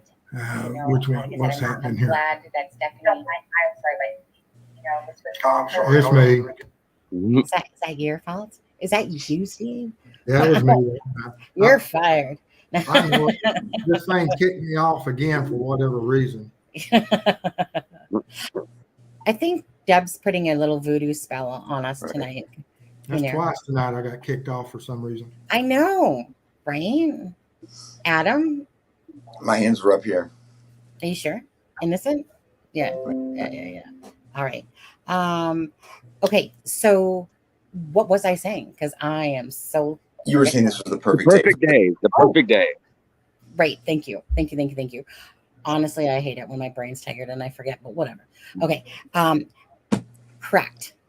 I'm so glad that, as I call it, whatever, fate, destiny, whatever, that this was a great time for Stephanie to introduce me to your mom, Shirley, who said, hey, can you help?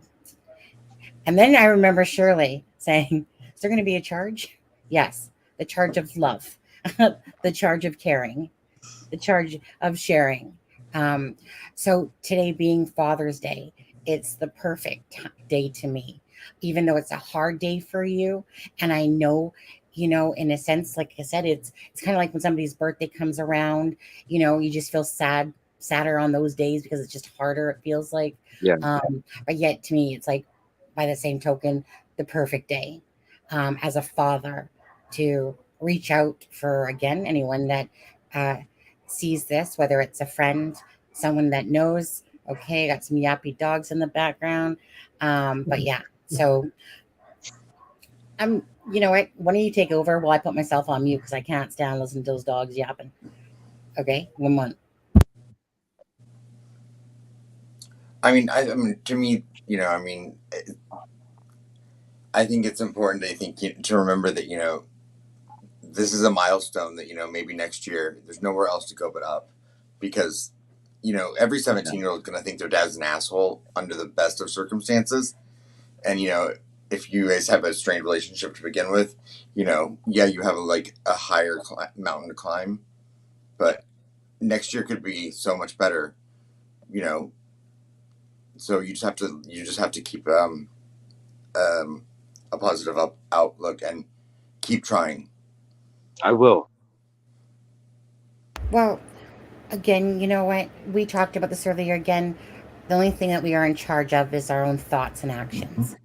And if everybody else is in charge of their own, we can't force anyone to do anything when it's the right time. All you can do, right? Like, again, going back to that, all you can do is something like this, get the attention of the friends or anyone that's hiding him, whichever, to find your son again.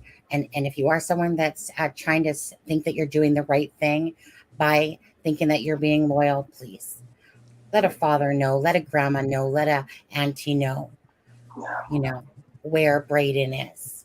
But sometimes just like safe. when you try to quit doing drugs or alcohol, it may take you 25 times, but the 26th time might be the time that it works. So just keep going back and trying with him. Yeah. But most certainly, send me an email and we'll get together and talk. Okay, Chris? Okay, no problem. Jill here, Chris says, I thought I was a good mom till my son became a follower and followed his buddy who talked to him into doing a B&E, break and entry. He went to prison at 19 years old, and that's what we don't want to happen, to your son. Get him back on the right track, even if it's not you at the moment, even if it's your mom or your sister, because at the end of the day, he's broken, and just like he needs to be fixed, like you're fixing yourself, he needs to be fixed too. But, again, just keep that social media presence, because I'm sure he's checking in. Oh, I'm sure he's watching your Facebook and stuff. I shared it to TikTok. Hey? I shared it to TikTok. Oh, right, correct. Oh, you shared his TikTok. No, I shared them as the video you posted earlier about him on TikTok. Perfect. Because his age, that's what they look at. They look at TikTok, not Facebook. Correct. Yeah, it's for us old people. I know. Like you said, he had Snapchat again. I don't personally have Snapchat.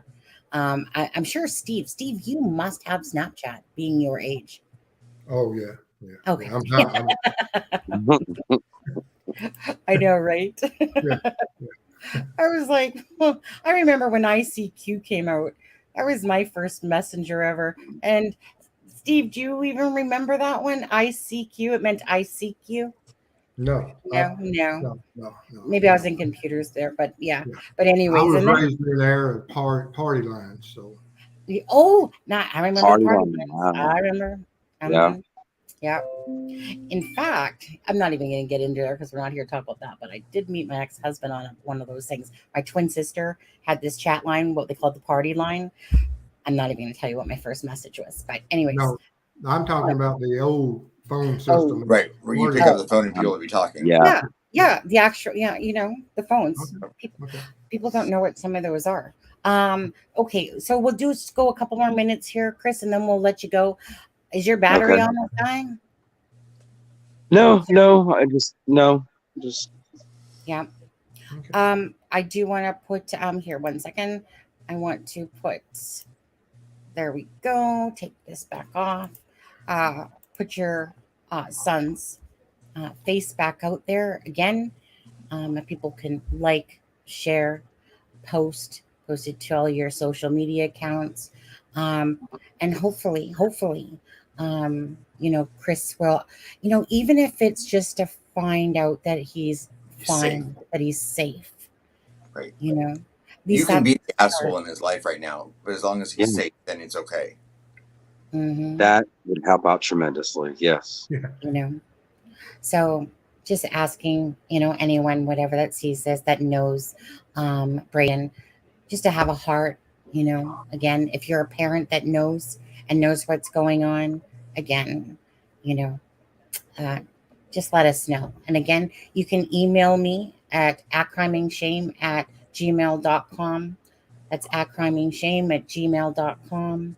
Um, yeah, you were sleeping, I know, and I wasn't sure to, what email or something you had if somebody wanted to contact you or whatever.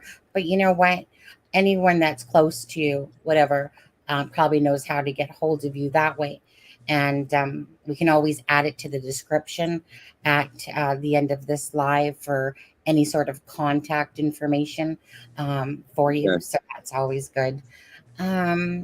Okay. So, I don't know, I don't want to keep you.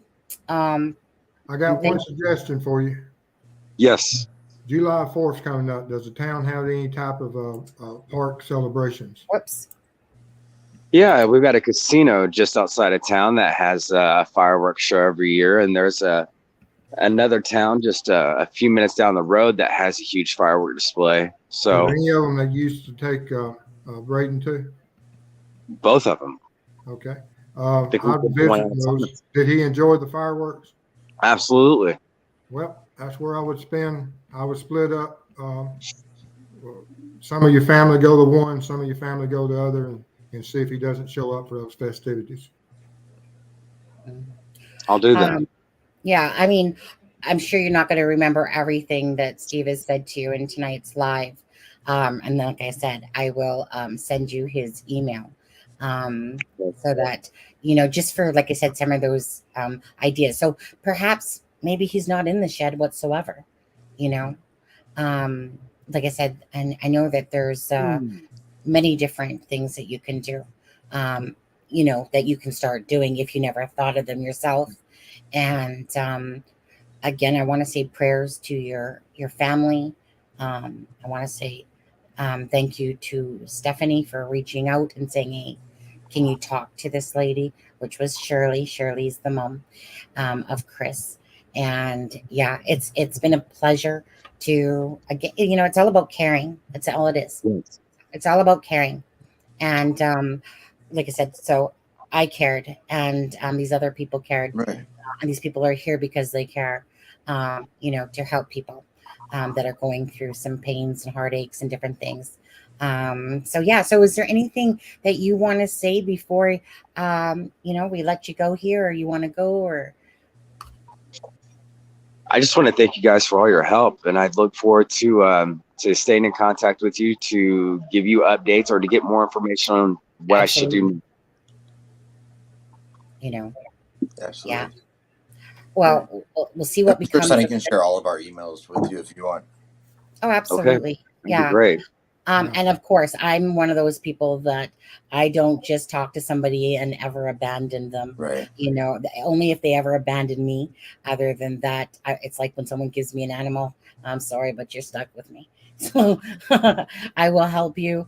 We will help you as much as we can do. Again, we can use our connections with our other fellow creators to help post. I know Frank and Marv, thank you so much for posting, and Randy. They're all part of, I always get this wrong. Marvelous Marvin Investigates is their channel. Marvin Frank. Yeah, they changed it. Did they change it? Yeah. Okay. So Marvin Frank Investigate. And so they posted it earlier in their Discord in Facebook group and stuff like that as well. So again, I know, Sleuth, if I ask him, he'll help out.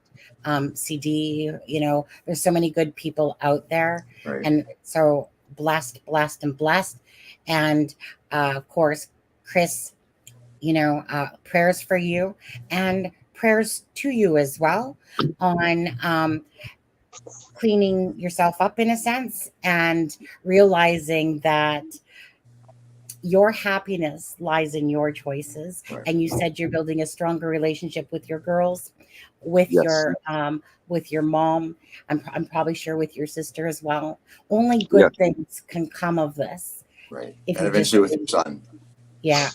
With your son, again, you have to find that love in yourself to, before you can kind of help others. And you've been obviously working on this, like I said. So stay strong. Your son will come back to you, and hopefully somebody sees this, and hopefully, we'll have some immediate impact from it. If not, again, he's only in charge of his thoughts, but Right. hopefully if anyone knows. Okay. So if anyone that lives in Shelbyville, oh, I can't even say that. Shelby. Yeah. Thank you. There you go. You got my back. Oh, I don't know, Adam, that's going to cause a fight between us because I couldn't say it. Shelbyville. Yeah. Thanks. Okay. I only put him in the wrong state too on our introduction. But yeah. So if somebody does know, again, please do this man a favor, do Chris a favor, and let him know that at least that his son's okay. So thank you very much for joining the live with us. And Thank you. Blessings. Thank you so much, Chris. Mm-hmm. Keep in touch with us. Yeah. We'll do. I'll be looking forward to your email. Yep. All right. And Thanks, I'm gonna message you very soon here. Okay. Okay. I think we're gonna continue on with the live just for a little bit longer. I think. Anyway, we'll ditch Chris and then just kidding. Yeah. So either I can boot you out with my own little. I'm leaving. No. I wasn't sure if you knew how. Yeah. Thanks, guys. Or you can just. Thank you so much, and like I said, we're all going to say a prayer for you. Okay, Chris. Yeah. Thank you. Okay. Bye. Take care. That was great. Thank you guys so much. I know that as a parent, we all know how heartbreaking that is to, even if the child's in the same area. But Steve, of course, such great advice. I'm sorry that we cut into your own wife's time tonight, and we're going to have to redo. No. Yeah. Like I said, there's people that have far more problems than us, and we most certainly always put that at the forefront. That if anything can serve someone, that's what we're going to do. Absolutely. Steve, sadly, your wife's probably used to that, isn't she? Having to Oh yeah, I mean, there's always be there's flexible. always something more pressing. We've been together for 32 years, so and so she's used to it's second nature to her to see something pop in that needs to be what's important now. That's everything. What is important now? I'm sure you've had to leave dinner once or twice during the meal, right? His missing child is far more important than my wife telling you anything about my emotions. Well, I seen him sitting there in the studio, and I was like, huh. Well, he's early. And I was thinking, okay, does he know he's just probably gonna, and Well, then all of a sudden, he's anxious about his child. absolutely. You know what? And I want to thank him and his family, but I want to thank him so much because he kept to his word and he did what I'm always so leery about having people sometimes come on lives because many times, like I said to you, many times people don't keep their words, and I do not like looking like a fool by promising um Right. alive and then the person all of a sudden bails or is a Yeah. and it's just embarrassing. I like, what I'm saying is like, I don't get embarrassed easy, but it's because you just want people to keep their words. So I made him keep a promise. I'm just like, you're gonna keep your word, right? Right. Like, and he's like, Well, that's what yeah, you text this morning. You were like, yeah, might be coming on. And then, might be, yes, because I hadn't spoke to him at that time. And so then he had messaged me later, and then, like I said, and then we practiced. We did a test on the live, and so that was all fine and good. And there was a little bit of panicking in there, but I knew Shirley was waiting to watch it as well, and apparently his sister. And yeah, so I just want to say thank you, right. thank you And, for it takes guts to go on, one yeah, camera, and then two, to admit yeah, that you haven't been a perfect person in life. yeah, yeah. I mean, that takes, honesty and humility. Yeah. Oh, absolutely. And and that was the thing. Is just like I remember him saying to me, like, yes, of course I'm gonna come on. It's not about me, it's about my son, right? Like, why wouldn't I do it? So Braden, again, if you or your friends are watching this, please at least let your dad know that Or your you're okay. grandma, your Your aunt, your grandma, grandma, someone. yeah, yeah. Um, uh, you know what? I would be heartbroken. Um, I mean, obviously, he's sad. He takes responsibility for his part in this. And again, but you can't change the past, but you can change the future, which he knows, obviously. And if if my son had just disappeared and I had no clue, even though he might have a clue, right? But he might not be there, but he doesn't know for sure. He just it's a guess. It's a good estimation perhaps. Right. But I'm thankful to Steve for, obviously, like I said, this is where you come in so handy because you have that experience, you have that knowledge, you have that, you know, just, Well, hopefully his instincts is right and he's at that house. If not, then of course the other, if he's living on the streets, that's the worst case scenario. yeah, But if he's living on the streets, if he does the other stuff, he'll find him. yeah. If he's healthy and well, and he's having to live, um, there's Well, yeah, because it makes you wonder, he said that he only took his clothes. those Um, on his back. On Yeah, the clothes on his back. yeah. And so, and then he that's didn't. that's the most concerning thing to me is just walking away from everything. Hmm. Hmm. And he Yeah. might not have felt like he had anything to begin with, but Yeah. you know, my heart just breaks for Mhm. Chris because you can, like I said, all what's important is it might take him 20 years for their relationship to be okay, but as long as he knows he's safe, Yeah. he deserves that at least. Yeah. Yeah, and I can't remember if he mentioned this or not as different things are going on. But he was talking about how, since he's basically been clean and sober, that all of a sudden things were changing. So basically, meaning that Braden was able to kind of get away with all these different things, kind of like, hey, what do you mean a new dad's here? And I'm sure he was angry.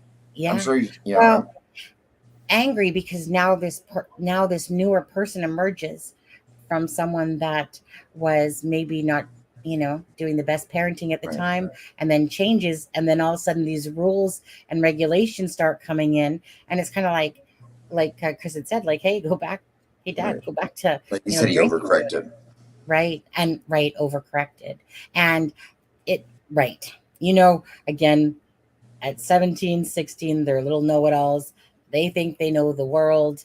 Um, but at the end of the day, what kids truly want is to be loved and cared about. That's the basis of pretty much any human being, unless you don't have a soul. But the basis is always the same. They just want to be loved, cared about. And, so I'm sure he wasn't liking the new boundaries that were coming in. And yeah, Well, I hope he most certainly calls me. I'd yeah, like to talk to absolutely. him, and maybe I can get in touch with that investigator and see if we. I mean, uh, if there's I'm, any special effort they could put forward. I don't know if they will or not, but that's all we can do is ask. Right. yeah. And I am going to send him, Hope it's safe. hey, Well, what'd you say? I just hope he's safe. Yeah. Absolutely. Oh, Absolutely. absolutely. I mean, we live in a world that it does. There's so much evil out there that can take a young 16 or 17-year-old man and influence him into doing something that will absolutely not only destroy his life but others. And he's 20 minutes from Indianapolis, Yeah. which is, a close proximity to be able to do that. Not that you can't do it anywhere, but Yeah. Oh yeah,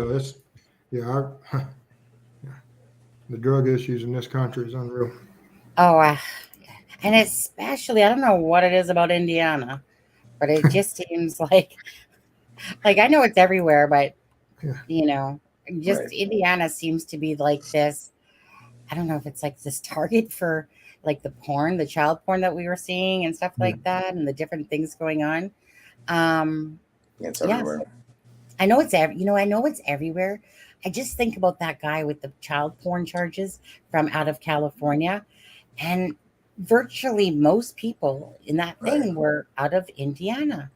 And you just go like, what's going on? What's in the water in Indiana over there? It's very sad regardless, that these harsher drugs, and like I said, I've never done meth or anything like that. Smoke my weed and back in the day when I was younger, but just the drugs that are out there now, and then to have, like my own niece, I don't think the weed's the same. hey, no, I don't even exactly. think the weed's the same. Right. And then, like I said, all these combinations of lethal drugs people are putting together, you know, it's just very sad and heartbreaking. Um, but was just about, you know what, Steve, I'm just about to send Chris your email address. So I'm gonna do that. Yeah. And yeah. So give me a second, guys. If there's anything else you want to, if chat's Right. saying And anything, like Chris, if you're still watching, like I said, we're here for you if you need anything at all. yeah.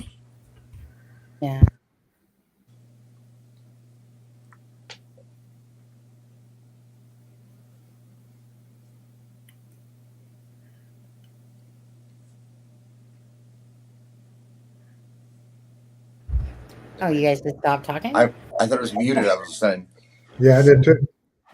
Oh no, sorry. I Okay, was just so you didn't hear me henpecking. I was like, Okay. I was just quickly sending him your email, but I haven't hit enter yet because I realized I was like, Steve at, and I was just like, okay, no. Let me just go back and look at your email address. So, is there anybody saying anything in chat? take a look. No, other than we got drug issues, and they're very appreciative for you to help on this, and I most certainly admire you for taking the time because sometimes people out there they just want to feel that someone cares. Right. It's all they need, But and brings them out of that, because we most certainly don't want the father to relapse, and No. especially with two other children, and say that but we want to support everyone that we can at all times. Right. Yeah. Right. Sonny, Boston said, can you text Chris that I will have my aunt put a phone charger at the base of the stop sign on Hale Road by 11 a.m. tomorrow as she works?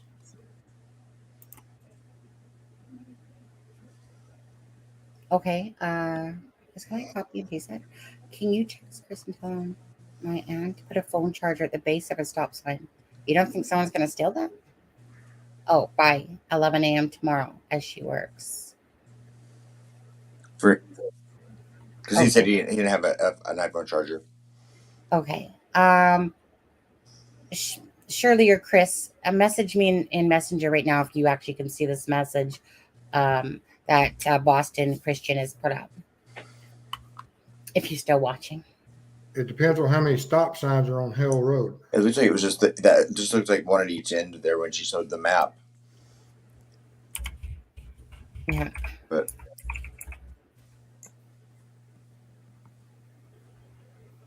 Okay. I mean, they might be talking to each other now that the live's over. right. I can see that neither is kind of looking at their messenger. So I just. Well, he said by 11 until 11 tomorrow. By 11 tomorrow. So Yeah, I'm just gonna go see if I can find that message and copy and paste it here. Oh, there it is. Okay. I'll copy and paste it. Copy. And Justice Shelbyville, Indiana. Oh, okay. You're answering the question. Carol, and better that someone steals it than. I mean, at least there's a chance they won't though. So Yeah. I would take the chance. It's an iPhone charger. It's no big deal. Yeah, I don't know the financial status of the father or hardships. I mean, he's a single father raising 2 more children. Yeah. Yeah. He's he works the third shift. I think that means nighttime. What does a third shift typically mean? Nighttime, I think. Yeah.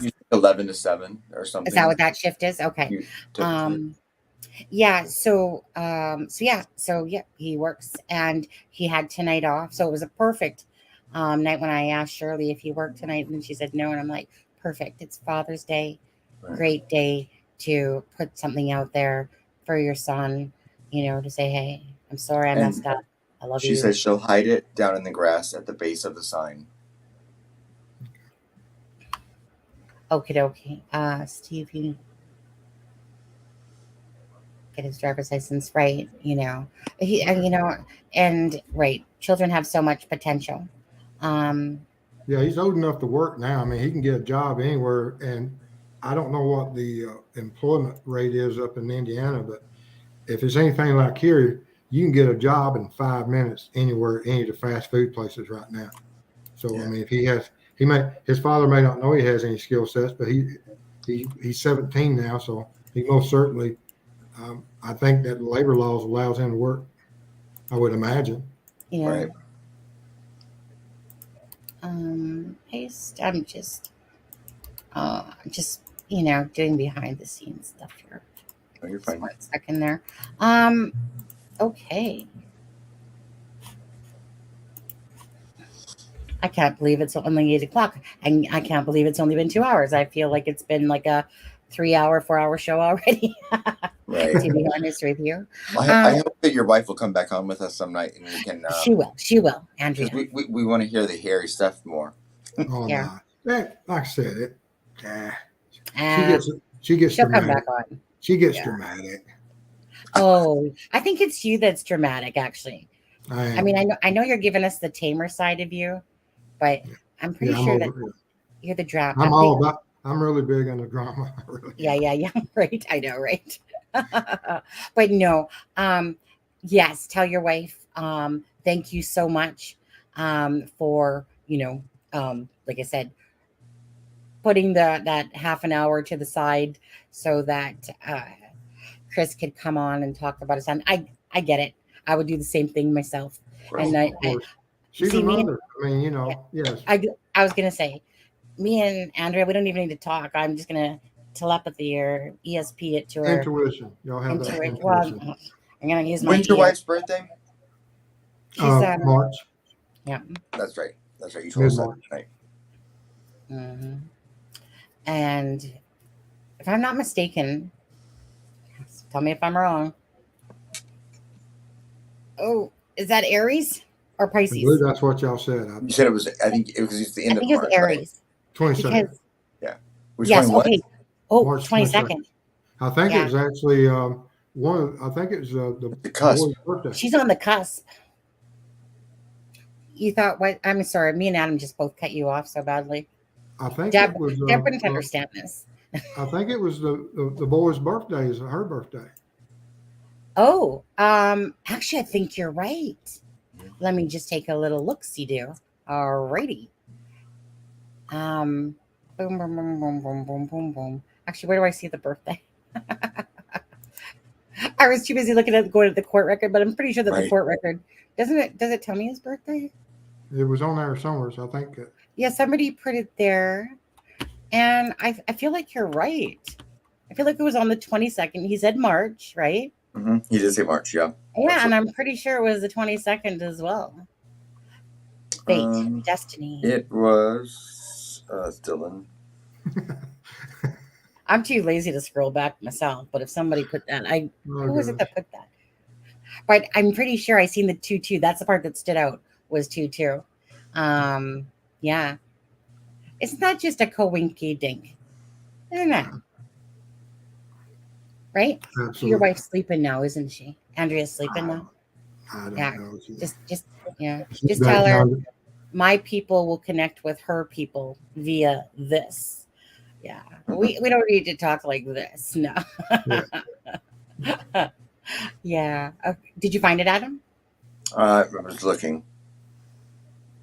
Yeah.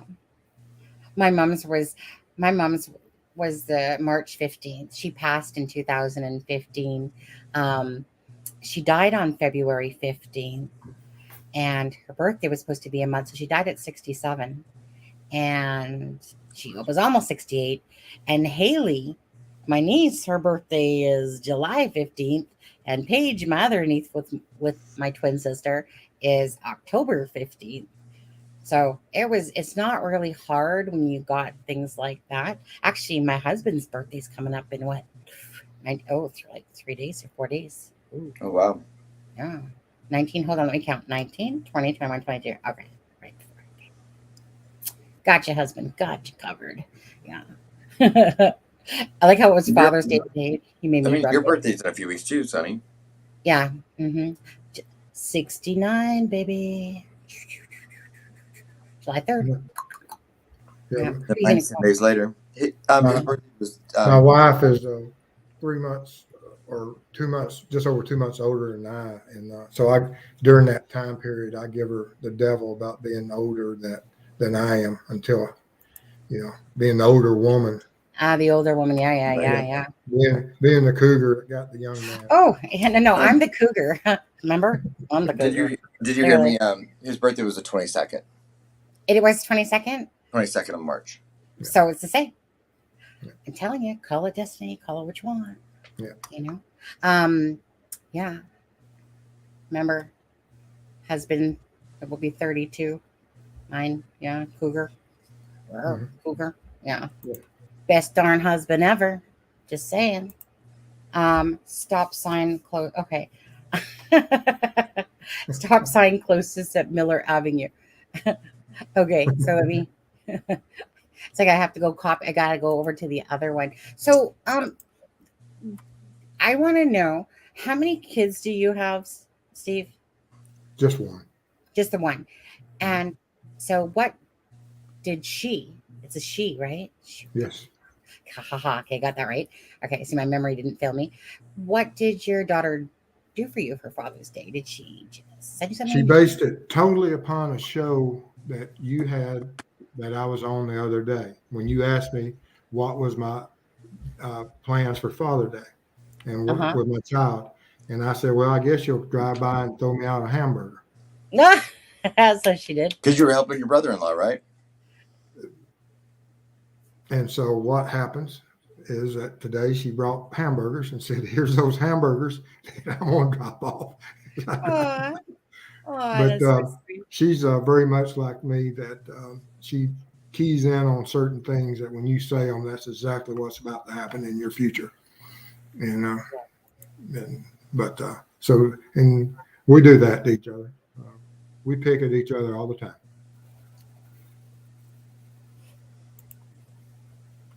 Oh, I was not ignoring you. I totally wasn't. I heard you. Oh, I know. I was just reading something. So I just wanted to say quickly, because I was just pasting to Chris, and he just had said, let's see here.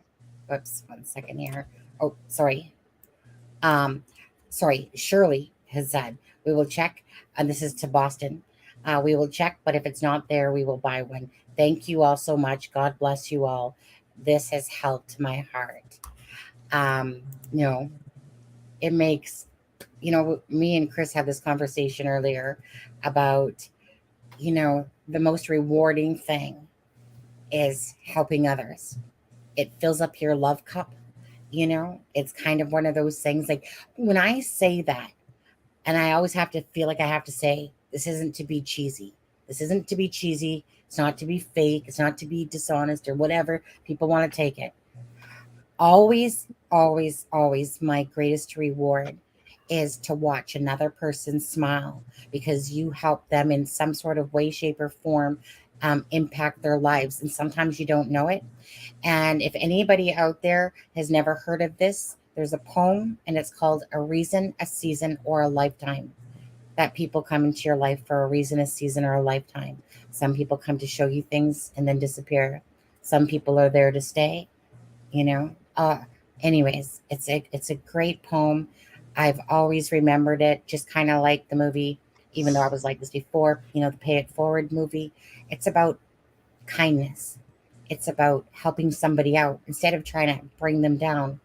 Help somebody out.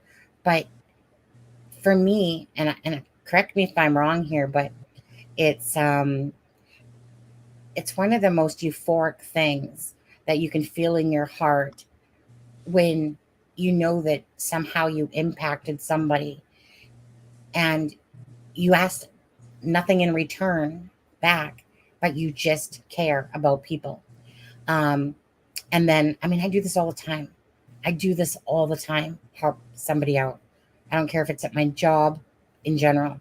It's the most rewarding feeling. And when you do stuff like that, you can't help but your life to be fulfilled around you, because instead of being depressed or being sad or miserable, you're smiling. When you do good deeds for people and stuff like that, you're like, Right. huh, I think so. Steve looks like he's just staring at me like, what? No, I'm absolutely. I like to see. I enjoy seeing passion in people, and passion for what they do, and passion for wanting to make sure that they sleep in a better world than what they woke up in. Mm-hmm. Absolutely. It's just like I said, people can't take away from me things that I like most about myself, and the things that maybe I don't like most about myself. It's up to me to fix them or not. Sunny, I have a list. I'm glad you brought that up. I have a list. Oh, do you have your list of what should we start with? The things that we need to fix about you. Yeah. Steve, maybe you can give me some advice then. Apparently, you were supposed to make a list for me too. Oh no! Your list. I don't. You said yours it would take longer to do mine. Yeah, no, that's only what I thought up there, but I wasn't going to outwardly say it.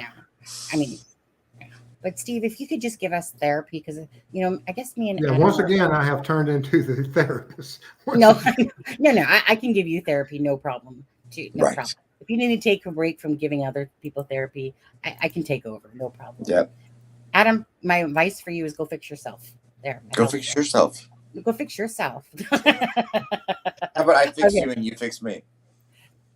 Fair enough. That seems fair, don't you think, Steve? You can be our mediator. I'm beginning to believe that I'm gonna have to send Deb a special Christmas present for dealing with you all. Who's Deb? Yeah, who's? I don't even know. I know a Debbie or a Deborah, but no. Now we know why she needed a week off.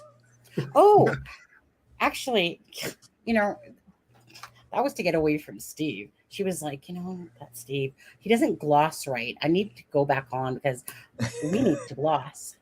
Steve, care to join us? Oh. Wax him up. I woke up this morning with a desire to gloss. Those lips start to feel drier, don't they, after a while? No, I've been looking all day. Goodness, Yeah. I can't wait till the show.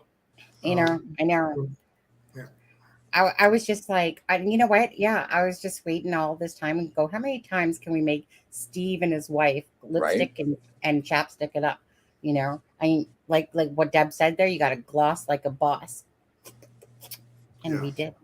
We Oh, yeah. have. And I just wanted to see it. Journey said time to gloss like a boss. Oh, we did.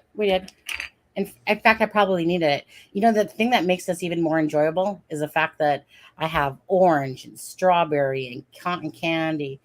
And yeah, just saying, you know. So is there anything else, Steve or Adam, that you guys wanted to bring up tonight? Are we good? You know? Have we heard anything else about Dylan?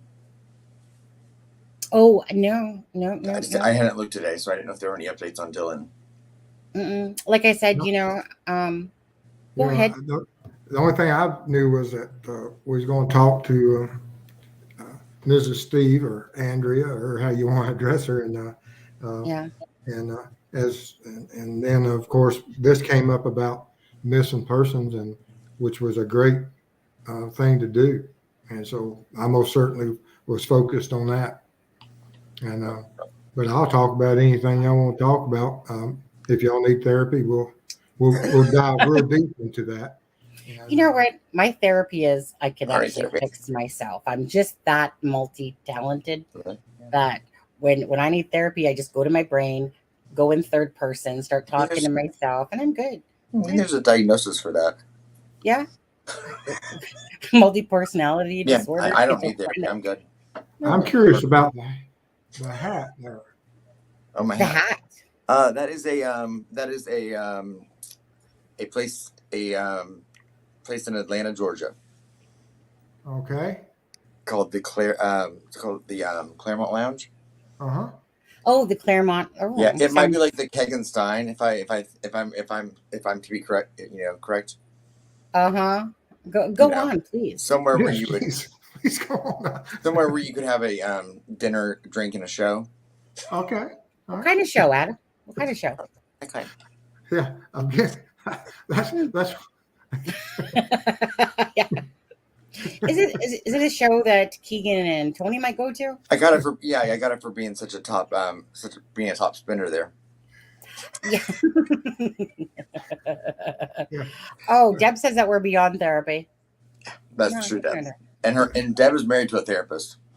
Oh, this is true. Her husband's like, those two are loony. And it's a child, and he's a child therapist, so he's probably right on. Yeah. I feel like Deb has anger issues though. Whenever I say that me and Adam are cancers. I saw where Steph was asking about harmony updates. What's okay? Harmony. Harmony Montgomery. If Yeah. that the it's I think it's through it's up in New Hampshire and the bordering state of what was the other state next to it? But Is it Massachusetts? it may have been Massachusetts. But a little girl that has been missing, last seen like 2 years. Mm-hmm. And there was a custody issue that she crossed state lines, and nobody has seen her for 2 years. Yeah, I don't know much about that case, but I mean, I know the name is familiar to me. And absolutely terrible that the FBI, the state attorney's office, local law enforcement came in and executed a search warrant, and doesn't look good. No. Yeah, I did see where know they said that they took out some flooring and walls or something today, or reported. I don't know if everything you read on the internet's true. Right. Yeah. Willie Billy's why is Paul Holds in Delphi? Yeah. I posted on our Facebook thing earlier today. Yeah, and that picture was taken today. He was on the bridge this afternoon. Who is he? Remind me who Billy Holes is. Paul Holes is a DNA. He's a DNA expert, I guess you would call him, who was crucial in solving the Golden State Killer case, and he now works for HLN. And he posted something on Instagram today of him standing on the Mahon High Bridge. Excellent. And so everyone's kind of speculating, oh, why is he in Delphi? Yeah, why is he at Delphi? I'm Obviously assuming for a reason. HLN's doing an update or something. Yeah, it's you know what? It's got to be a good thing though. Got to be good things. Right. Mm-hmm. I like potholes though.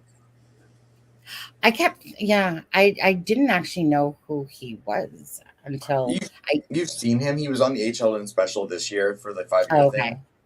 He's a DNA expert, like I said. And Yeah, he was at Crime Con. You would recognize him if you saw him. Yeah. Well, what we know about DNA now is far greater than what we knew 20 years ago, and I'm hoping it'll be far greater next year. That they can do so much with it, and that is that what's going to take this and solve it?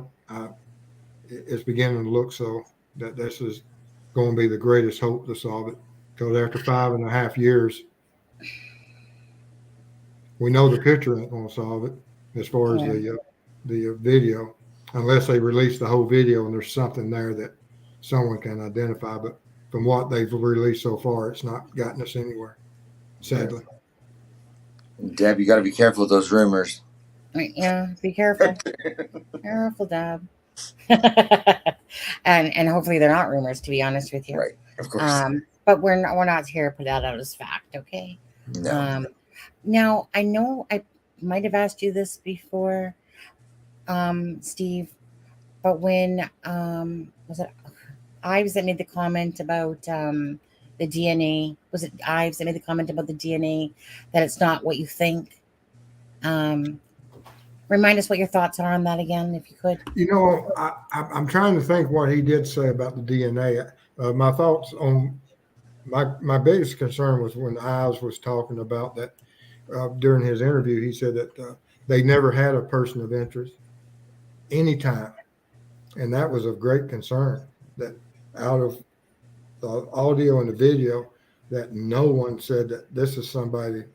And another great concern of what his statement was is that he was fearful that it would take another offense before they could ever identify, and which is, but now the other law enforcement officers are saying that they believe it will be, but he was only one of the three that of the interviews I focused on mostly was the one that said that from his understanding of it, that it wasn't good. And I don't remember exactly what he said about the DNA. I just don't recall. But chaotic, I think chaotic is exactly right. I think it's not what you might think it is. Okay. And I have no idea what that means. Right. Well, I think there's so many statements they make it. I don't understand what they. I know. But it's kind of one of those things that when people think of DNA, they think of blood or fingerprints or whatever. Human. Right. The basic. So when someone makes a comment like that, it's in more obscure. So does it mean digital DNA? Does it mean, like I said, animal DNA? We all know that it's when when they make certain comments, that there's meaning behind what they're saying. And it's no different when they said to me about, that the girls had been moved and staged. They're not going to say that if it was a couple feet away. It's going to be more than that for them to make a comment like that. So it's just, I know everyone pays attention to the detail of the words. And I don't know, what do you think about, like someone said, like when they're switching gears? Do you think a lot of these, like in the 2019 presser, do you think a lot of these wordages that were used or was that they were trying to use things because perhaps, and you know how I keep saying that there was a pulley system on his back or switch, let's just say, or maybe let's just say perhaps that something was found at the crime scene that just hypothetically referenced or showed something that was switching gears in a sense. Do you think that they do a lot of things like that where the person that they know who they're talking to knows what they mean? Us takes it as, we know it's a common sentence, a common phrase, switching gears. But do you think that they directly are doing things like that in those type of comments? You first have to determine, are they addressing, and there's a great debate about this with some of the people thinking about, was he talking to a profile or was he talking to a person? Mm-hmm. Which is two different things. And there's certain things about certain personalities that have with certain vehicles and certain cars and certain muscle cars and certain things. So you could still say that he's talking to a certain person or a profile that does certain things. And but there, like I said, everything in law enforcement is a strategy. Yeah. How well he stayed to the exact script that he was supposed to use certain keywords, I don't know. You see, Carter may be a gearhead himself, and Right. that's just the way that he wants to Yeah. phrase things. He may be in a muscle cars, and that's just some way we're going to change directions. Right. And there's 1,000 ways to say the same word. Just how many words does it take to say it? But there's most certainly a possibility that they were trying to apply pressures towards certain people and let them know that you're being looked at. And that most certainly could be part of their strategy. I have no idea. Right. Yeah. And it's know. important to remember the optics of when those things are said. When, like the 2019 press conference, the entire public was invited to. They made it very public. They kept they had a sign-in sheet, and so the wording that they would use at a press conference like that is going to be different than one they'd used in another one, because everything about it was strategic. Oh yeah. For a specific reason. Oh yeah, I saw some that most certainly there were certain things that I disagree with, that I would have never allowed, or I would have placed a great argument against not saying certain phrases, Mm-hmm. Which I'm not part of that, but I would have been on the side that I don't think that the message that we need to send out right now. I'm all about applying pressure. I want that bad guy, bridge guy, to not get one wink of sleep. I want him to know that we're coming after you. And when you say don't say too much, that these people are manipulators. They understand lies far better than law enforcement. That's all Right. they do. Right. Certain predators and these psychopaths, they live in a world of fantasy. They know about lies, and you're not going to pull the wool over their eyes. They just are just animals that they're born, raised as a lying machine. You can, and that's all they do is lie. Their whole life is a lie. When you're talking about a psychopath that is feeding off his family, feeding off his friends, and most certainly then takes the steps of satisfying whatever his fantasy world is by killing 2 little children. Just a reminder for anyone that's joining us now, please hit the likes, please hit the shares. Again, for Steve here, I just dropped his link again, and I know Peace has been dropping the links. His website, his channel is True Crime Web.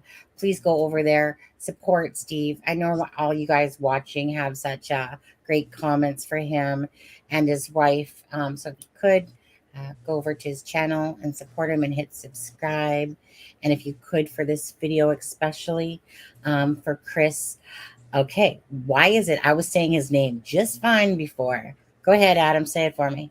Chris Mahon. Haha, Yeah, I got there it. you go. Chris Mahon, who would like to know that his son Braden is safe, at least.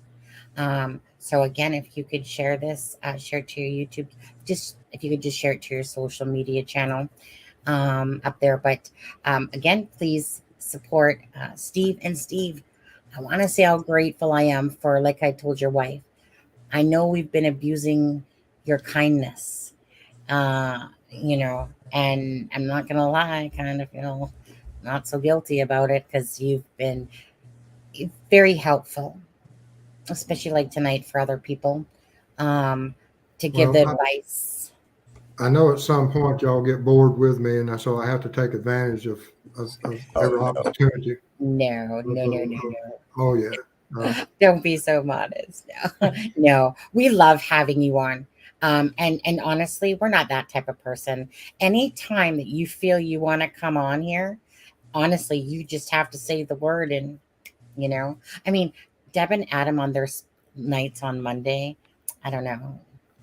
I don't I know. know where this is. Yeah, yeah. Yeah, I know, I've right? been in enough interviews. I know exactly where you're heading with it. It's not They a just good thing. might want alone time. Oh, I feel like Adam, he just goes, yes, no Sunny tonight. Yeah. Oh, so something like that. Oh, Adam, hi. Well, I just figured since you couldn't, I wasn't seeing your face, then, no, it's nothing like that. No, we have nothing but love for each other and care.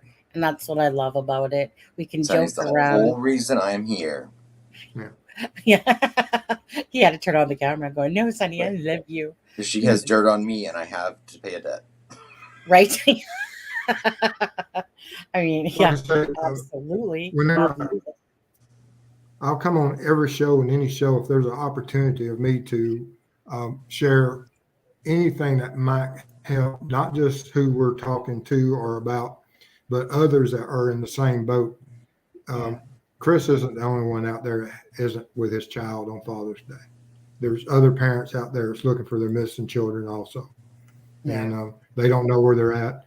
And hopefully, and that's what I try to do is that whenever I look at this, that not only can I help the one that we're focused on for the night, but what information. And I know I went kind of broad on what I was trying to give tips about, but if you have a child that you feel is missing within a community that you feel is safe, that you can take everything that we talked about tonight and you can go out there and find those person that's missing. And that's basically what I try to do is I try to kill two birds with one stone at all times if possible. Right. Yep, absolutely. Donald, can you refrain from posting links? Streamlabs. Streamlabs. I know. I know Streamlabs, sometimes it just makes me giggle because it's like they got a little spank thing and Yeah. then they didn't do nothing. They just tried to. What is, It's when you put a space. It's when you don't put a space in between something that it thinks you're doing a link, even though they're not posting yeah. a link. Let's go to this question if you don't mind. USA Libertarian says, have Steve talk about how sketches are made in a case like Delphi. There's several different ways of you have some true artists that will draw them out from, you may ask the person, what famous person did they remind you of or something. Those artists, they're trained to ask questions about that will key certain memory responses, that they'll ask certain things about, was it a square jaw? Was his face round? Was it, what, when you looked at the face, what stood out to you? And they work from that out. And, but then you have the, they came along with a composite kit.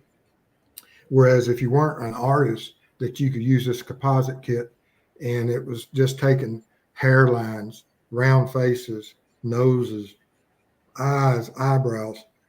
It's like a Mr. Potato Head of composites. And you would just go in there and everybody looked the same by the time you got through with them. But there's several different ways, and I'm absolutely amazed, but composites are such a failure in so many cases, very rarely. I know. Now, Indiana, the one, that serial killer that was a Robert they caught this last year, that one was Okay. dead on. That just happened about 2 months ago, I think, when they showed the guy was going around killing, doing the robberies and killing. Whoever did that one, because he had a wandering eye, and The whoever I-65 did killer. it, I believe so. And that composite, when you look at him and you say, why in the world didn't they arrest him on day 2 after that composite? Because if you ever booked him or housed him, you would have recognized him. And it's just amazing that no one recognized him from the composite. But no, I'm not anywhere near an expert on the composite thing, although I've seen a lot of them, looked at them, and very rarely, you might say, yeah, they look like they were a relative, but a lot of times they don't look anything close, sadly. Sees through says, at Steve, what is your opinion on the crossing of the creek in Delphi? Part of the killer's plan, or the girls tried to escape? What's your thoughts on that one? Really don't. We hear down the hill, and we don't know, was there actually, did they try to make a break or didn't they? Why didn't they split up or why didn't they? Most certainly they crossed the creek some way or somehow from where they were at. Did they cross the creek by the bridge? Did they cross the creek by going down it? We don't know when down the hill was said, but most certainly everybody reasons that it's at the end of the 43-second video that go down the hill, meaning that they were still on the same side and went down to the lower road and maybe down to the second hill to get to the creek. But was it the killer's whole thing to get them to the creek and to make them go over, or did they change his plans and they tried to escape across the creek? Because when you're fight or flight, you'll flee through anything. So the girls could have most certainly made that decision on their own, not knowing what the crime scene is and not knowing where all the evidence is, and seeing the trails across the creek, because that would tell you a lot of things. Were the girls just normally walking by their foot distant step pattern because there's mud and stuff there near? Or were there longer strides that indicates they were running? We don't have that evidence. If I had that evidence, I could give you a little bit more, because we most certainly take longer strides when we're running versus walking, and and so and tell you where he was at during that. If there's if he's trying to cut the corner like we did in football, that if the girls are running, he has an angle on them. That'll tell you certain things from the foot patterns and everything. We just don't have that information, so it'd best be pure speculation on my part to say what that means.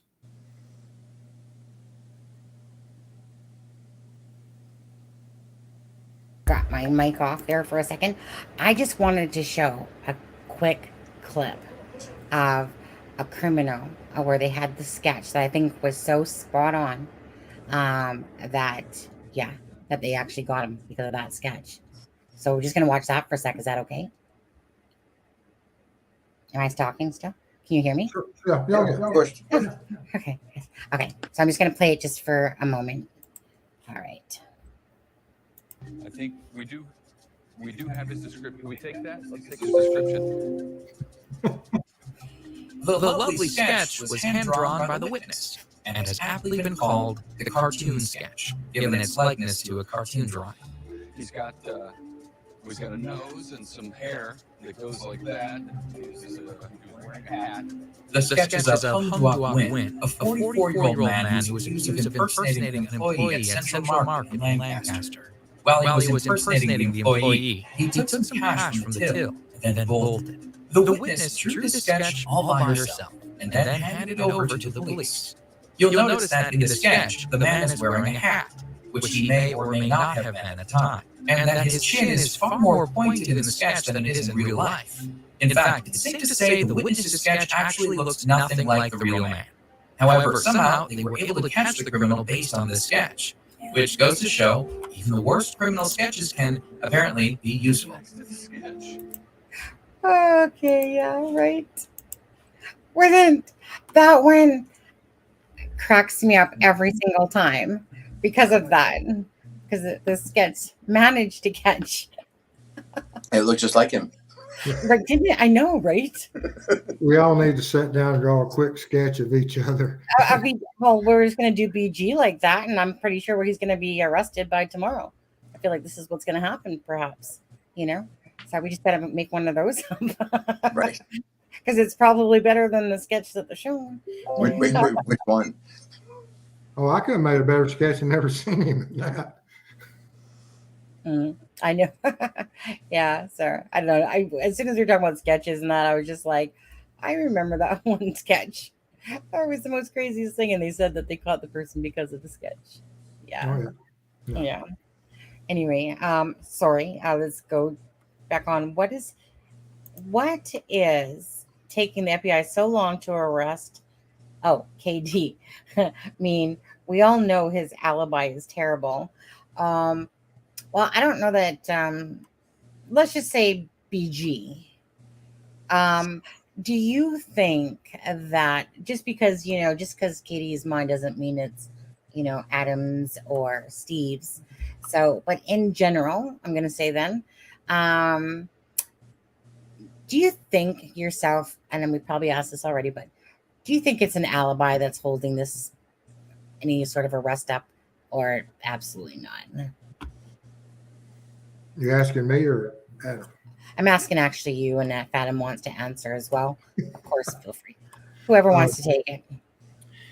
I believe Carter made a reference one time about an alibi needing to be changed, if I ain't mistaken, at one point.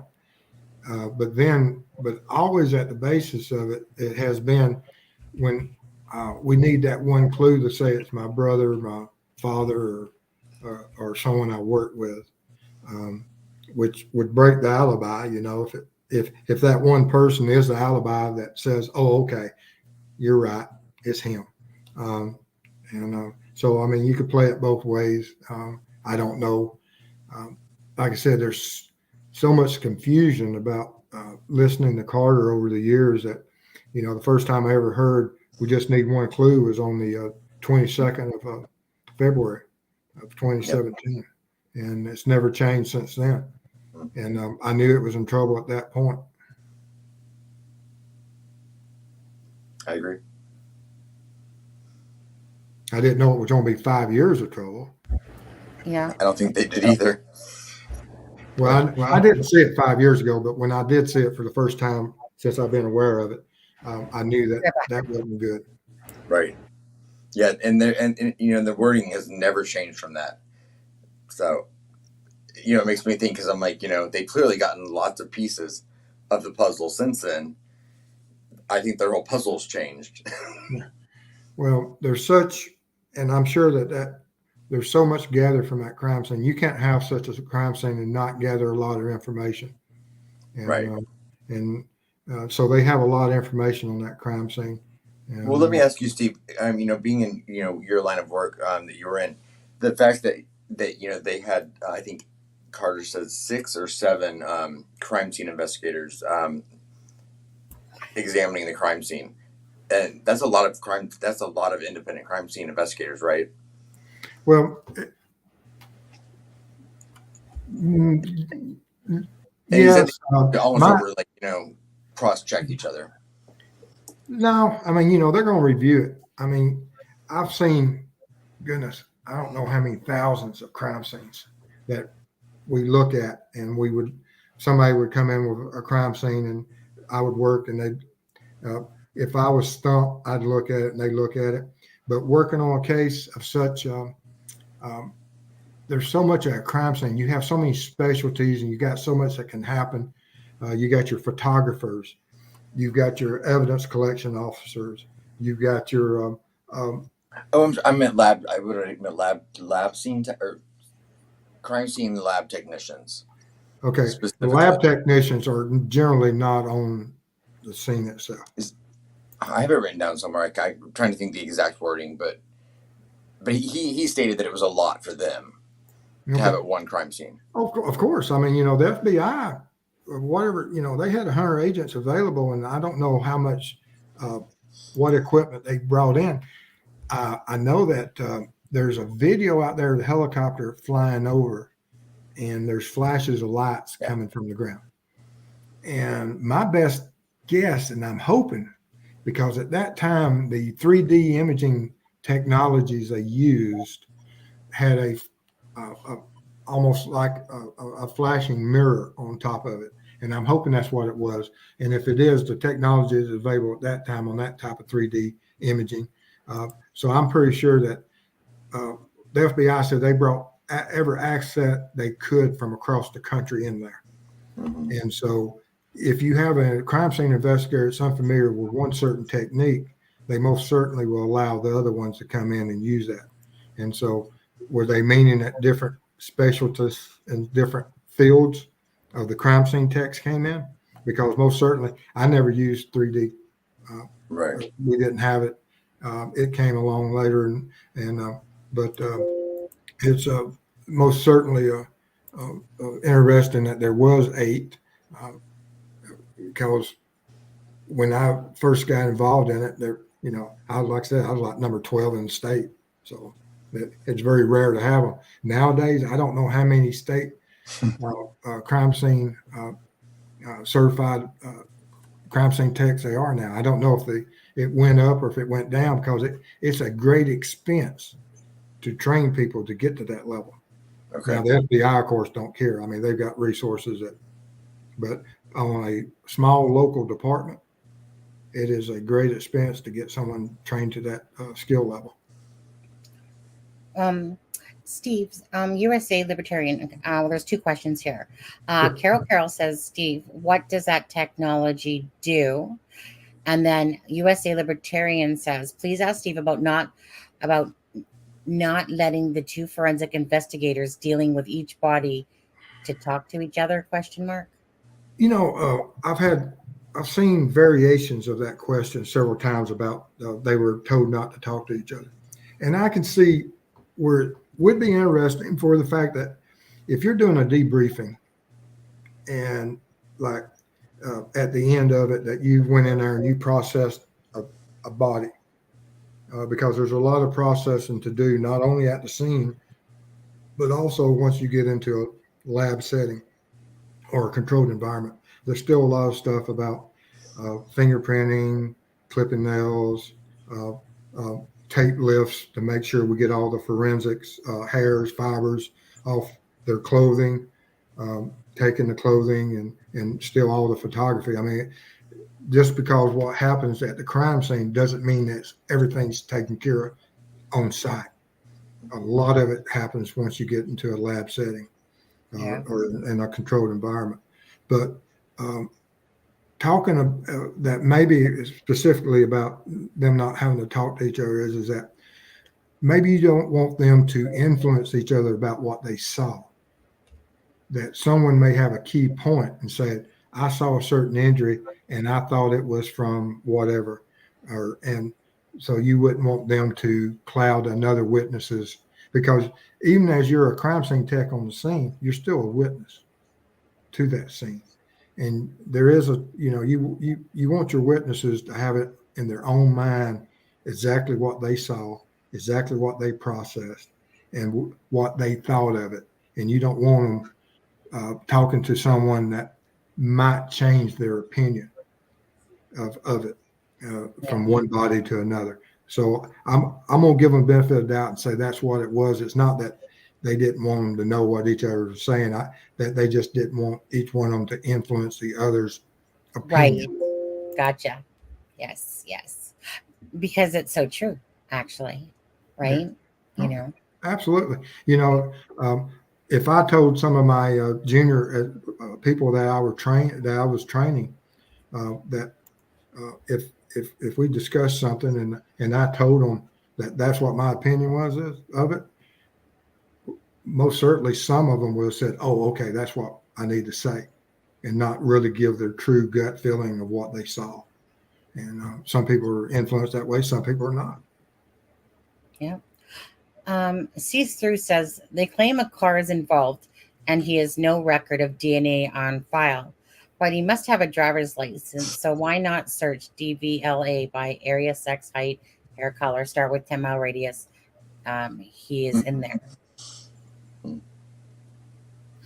I think they're trying to say this. Why didn't they take the witnesses and everyone and look through everybody that has a driver's license that might fit that sketch? Is that what we're Is that possibly? correct, sees through?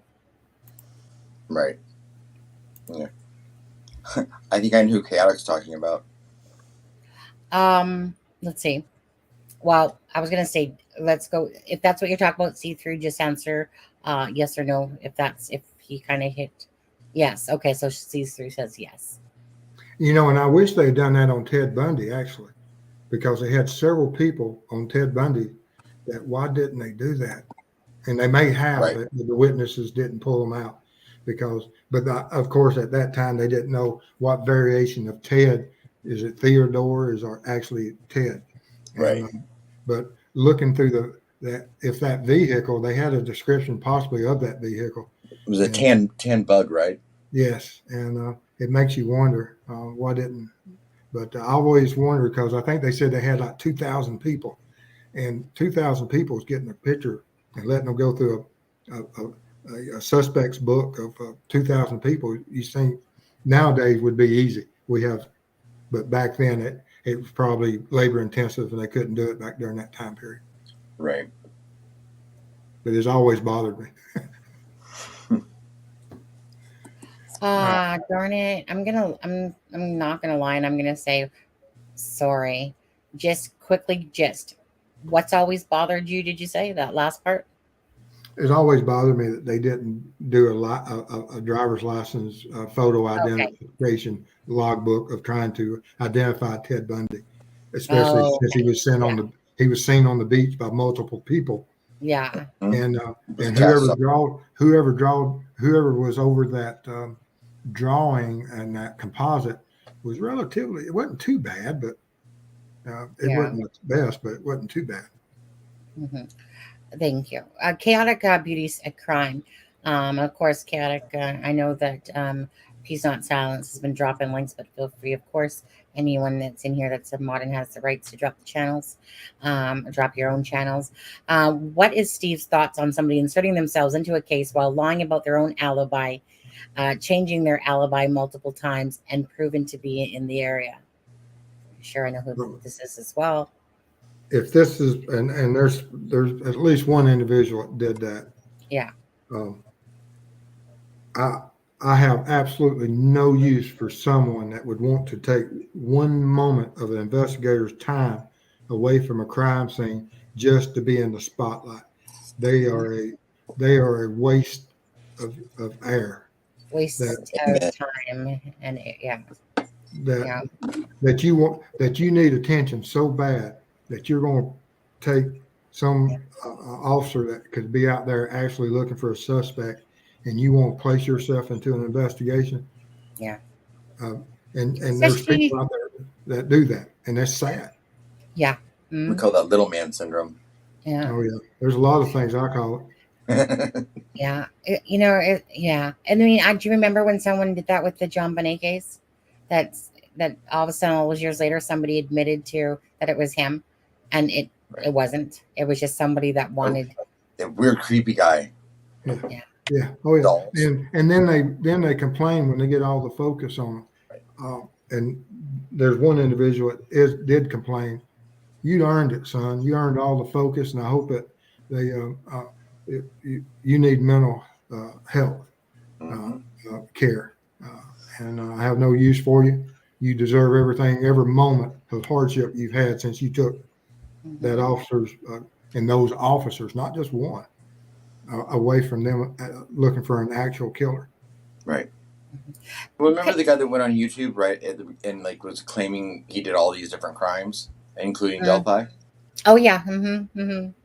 Yeah. And Ellie had to investigate him. Yeah. Oh yeah. And they're trolling the police. They think it's fun. Yeah. Because they're lonely and they're sad and.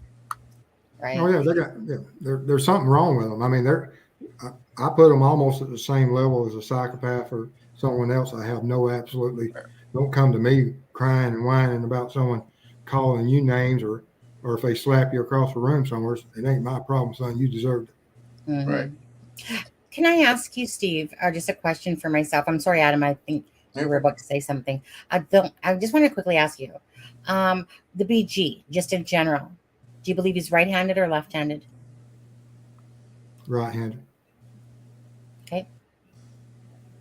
Just was wanting to know your opinion on that. I seen a question come up there about from Carol, and it said, and perhaps if there was two perpetrators, they may have done things differently. Example, right hand versus left-handed weapon, and it just reminded me in my head to ask that. Actually, just wanted to see what your thoughts were on that.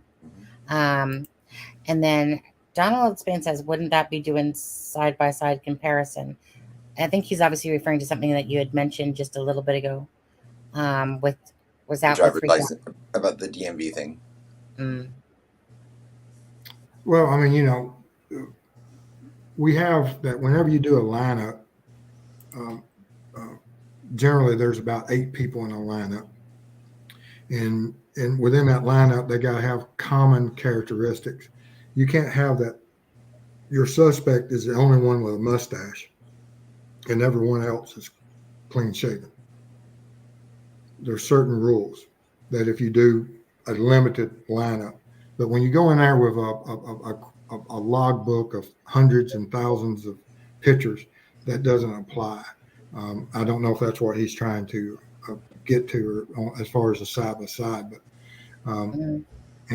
but there's different types of lineups you can do, and in some cases there are even times that you can do a drive-by, whereas if someone says so and so went around the corner and he's wearing such and such clothing, if you pick them up immediately and you come back around and they say, is this the guy? Then of course there's still certain things that have to be done, but generally the courts even hold that up.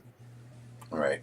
And I'm assuming he's referring to the fact that, I think it was after Chadwell, Ellie came out and they said they encouraged people to stop doing side by sides because people were going on social media and they were doing the sketch. The sketch, and they were putting just random people's pictures up against them. Oh, I mean, of course. I mean, I've never seen nothing like it. That whoever did the composite, that is the most average-looking person evidently ever lived in Indiana. Right. That's part of the frustration with it. Yeah. I mean, who would have ever world thought that? We got people killing people in Colorado that looks just like what you got. Right. And some of them are from Indiana. Yeah. To be honest with you, it's kind of like the only thing I took away from the Young sketch was that it was a young person. But I already knew that. But that's the only thing I took away from it. Other than that, I've only ever used the BG from the videos face to comparison to my POI kitty. But I've never, this sketch to me means nothing besides he's young. That's it. So I laugh every time I think about that. Right. Carter's statement that what you need to do is take the 2 pictures, put them together, throw them away, and you'll have a bridge guy. Yeah. And, what? After he just said, when the interview that he did, the gentleman said, so are you telling us to ignore the first sketch now? And then Doug Carter says, yes. And then as he's talking, he says, well, if you take the first one and the second one and you morph them together, well, why didn't you guys do that for us then? And give us that possibility instead of here's a 50-year-old person, here's a 20-year-old person. And hey, come, I just think that there's a lot of things still that I said this before that they have done to add extra garbage to this case, in a sense. A lot of things that they said like that. So there you go. Not only do you have that first sketch that people believe in instead of the second one that came out, then you have the people that have it right down the middle that think it's that person. So I think they themselves created a lot of their own headaches, to be honest with you. Because don't forget, because all this stuff will lead to, tips going in. Right. So which leads to, like I said, you want people to use their brains, use their common sense when they're supplying a tip. They've asked you, like name, like da-da-da-da-da, not, oh, this person had a jacket. Let me throw in the tip. So they just added actually more by doing Right. stuff like this. I don't know. And when they took down the what was it? The height and weight and all that stuff of Everything. everything. He's a What- white male. Yeah. Just tell us what you feel like your thoughts were on this again. On which one? On the the- fact that that ISP site that they literally took down the information about height, weight, color of hair, red, that they just took it down. They just took it. Yeah. This was not too long after Keegan Klein stuff came out. After the transcripts Yeah. came out in March. Like I can't remember. Go ahead. It almost drives you crazy that you think that law enforcement is trying to fit the sketches to a narrative, which is wrong. Whatever you shouldn't, and I mean, there's no reason for them to do that. I mean, whatever evidence you have, it's what you got to go with. If you got the guy that, you don't do averages and all this other stuff, but you most certainly don't just go along the path that they've gone and say, okay, he's no longer between 5'6" and 6 foot, and then all of a sudden say, oh, well, no, he could be 6'2" or he could be 6 foot. I mean, we don't know how tall he is now. Oh yes, we do though. Okay. But we do. Okay. Because the mathematicians at that university, took everything. There's a whole math calculation for it. And I've asked to get those numbers. I could take that side where he's walking on that side rail. Yeah. We know where he was at when he was standing there. Mm-hmm. You know what the height of it. Yeah. And if you know what that height is, you can calculate out. You may not be to the inch, but you'll be within a couple 3 inches, and so that gives you a parameter. I was going to say, because I have the calculations that of what the formula of what they did, and the formulation came out to 5'10.5". Yeah, but I mean, the FBI and them doesn't recognize it, and that's crazy. Because if your mathematician can do it, right? This was a bunch of students and the teacher that did this. Yeah, but there's some reason, and that's why I'm saying it just drives you crazy. What is their strategy? If it's to confuse me, they have won. Thank you. Yeah. Donald, can you explain the car at the abandoned blah blah blah? So if they're trying to confuse people, that's I know. Can you guys tell us what car that was? But we're not going to give you nothing on it. And was the car abandoned, or was it at the abandoned building? And not the car, but who was the driver? Because does that mean we know what the car was? Yeah, that one still sticks with a lot of people. But the car. Donald Spain says, "Did Steve think the BG was young or old when he saw first video and audio?" Your first time you remember seeing it, do you remember if you thought he was older or younger? When I first saw it,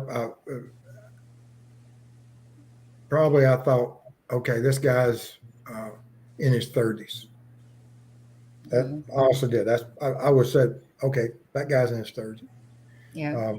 And then when I heard the voice, it didn't take me away from that thought, because the voice is a very controlled voice. It's a very authoritative voice.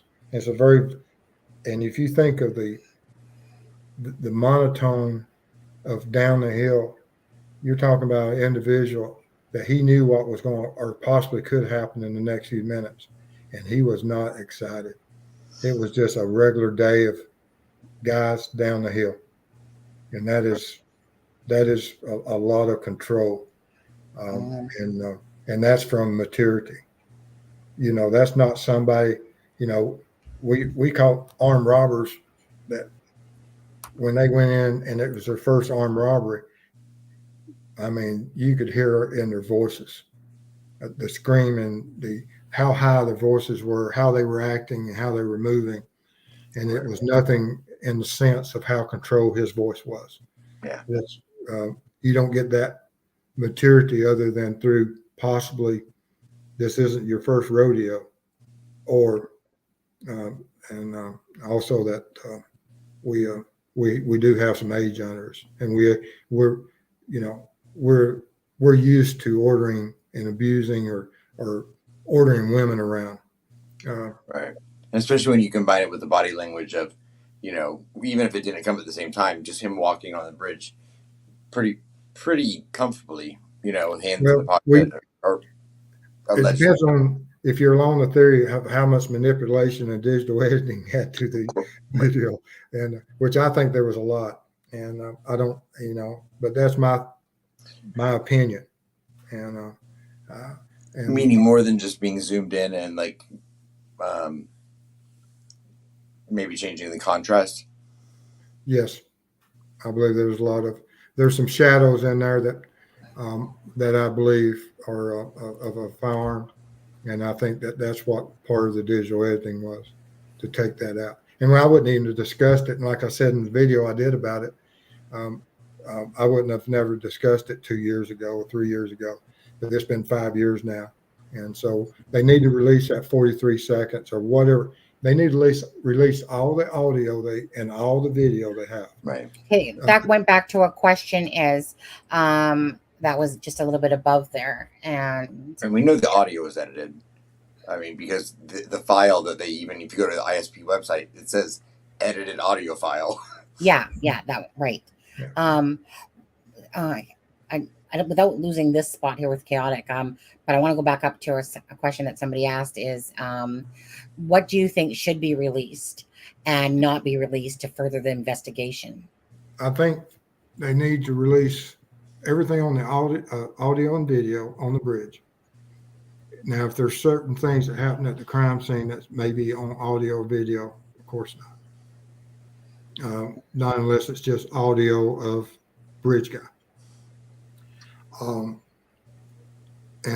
think that if there's any evidence on that creek bank as far as indicative of his shoe size, we need to release that, because if that's a soft bank and their shoe, when I cross the creek, depends on manufacturer. My footprint's either 13 or 13 and a half inch shoe size.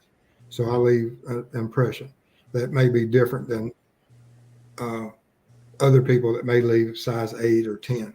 Correct. Yeah. And so knowing the shoe size might be something that has nothing to do with the crime scene on the other side that would narrow the scope.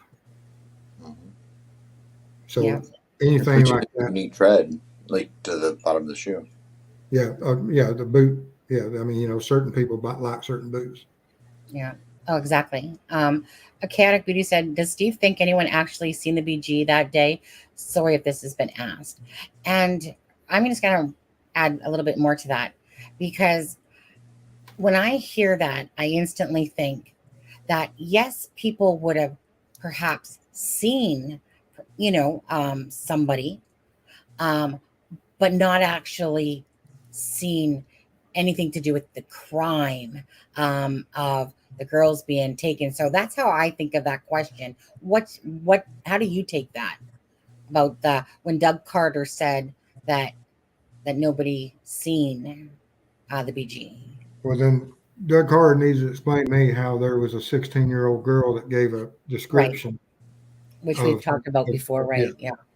And if he can explain how she had this psychic event, I mean, is she a Sonny Justice? And well, I remember the thing with her was that she had already described a person that she had seen, yes, and then prior to, exactly, but without the scarf. Mm-hmm. That's what was said. Yeah. Okay. Yeah. But I classify that as someone citing him that could say how tall was he, what was his physical build, what was his gait, and she noted that that brief encounter scared her, Right. either through her intuition or from his stare, and exactly how long and how rushed was he? Was he only, you know, I mean, there's a lot of information. So, not seeing, and how else could he was seen, or that wouldn't exist? Mm, mm. Right. I've never heard this one myself at all. His shoe size relative to the railroad tie was supposedly a size 7, which is pretty small feet. I've never heard anything about the size of his feet. Have you? I've looked at the video and I've tried to determine this exact question, and Oh, I can't really see. I mean, you can almost, if you're going by width of shoe, you can probably do a pretty good calculation. But width of Right. shoe doesn't mean length, because people have all, I wear a 4E shoe. I mean, I have big feet, and but I wear the 4E extra wide as you can get, and if I don't, my toes break out the sides. And but the um, uh, as far as the length or size, I've never seen an image that would let you calculate that. There may be a formula out there that somebody could do that, but I don't know what it is.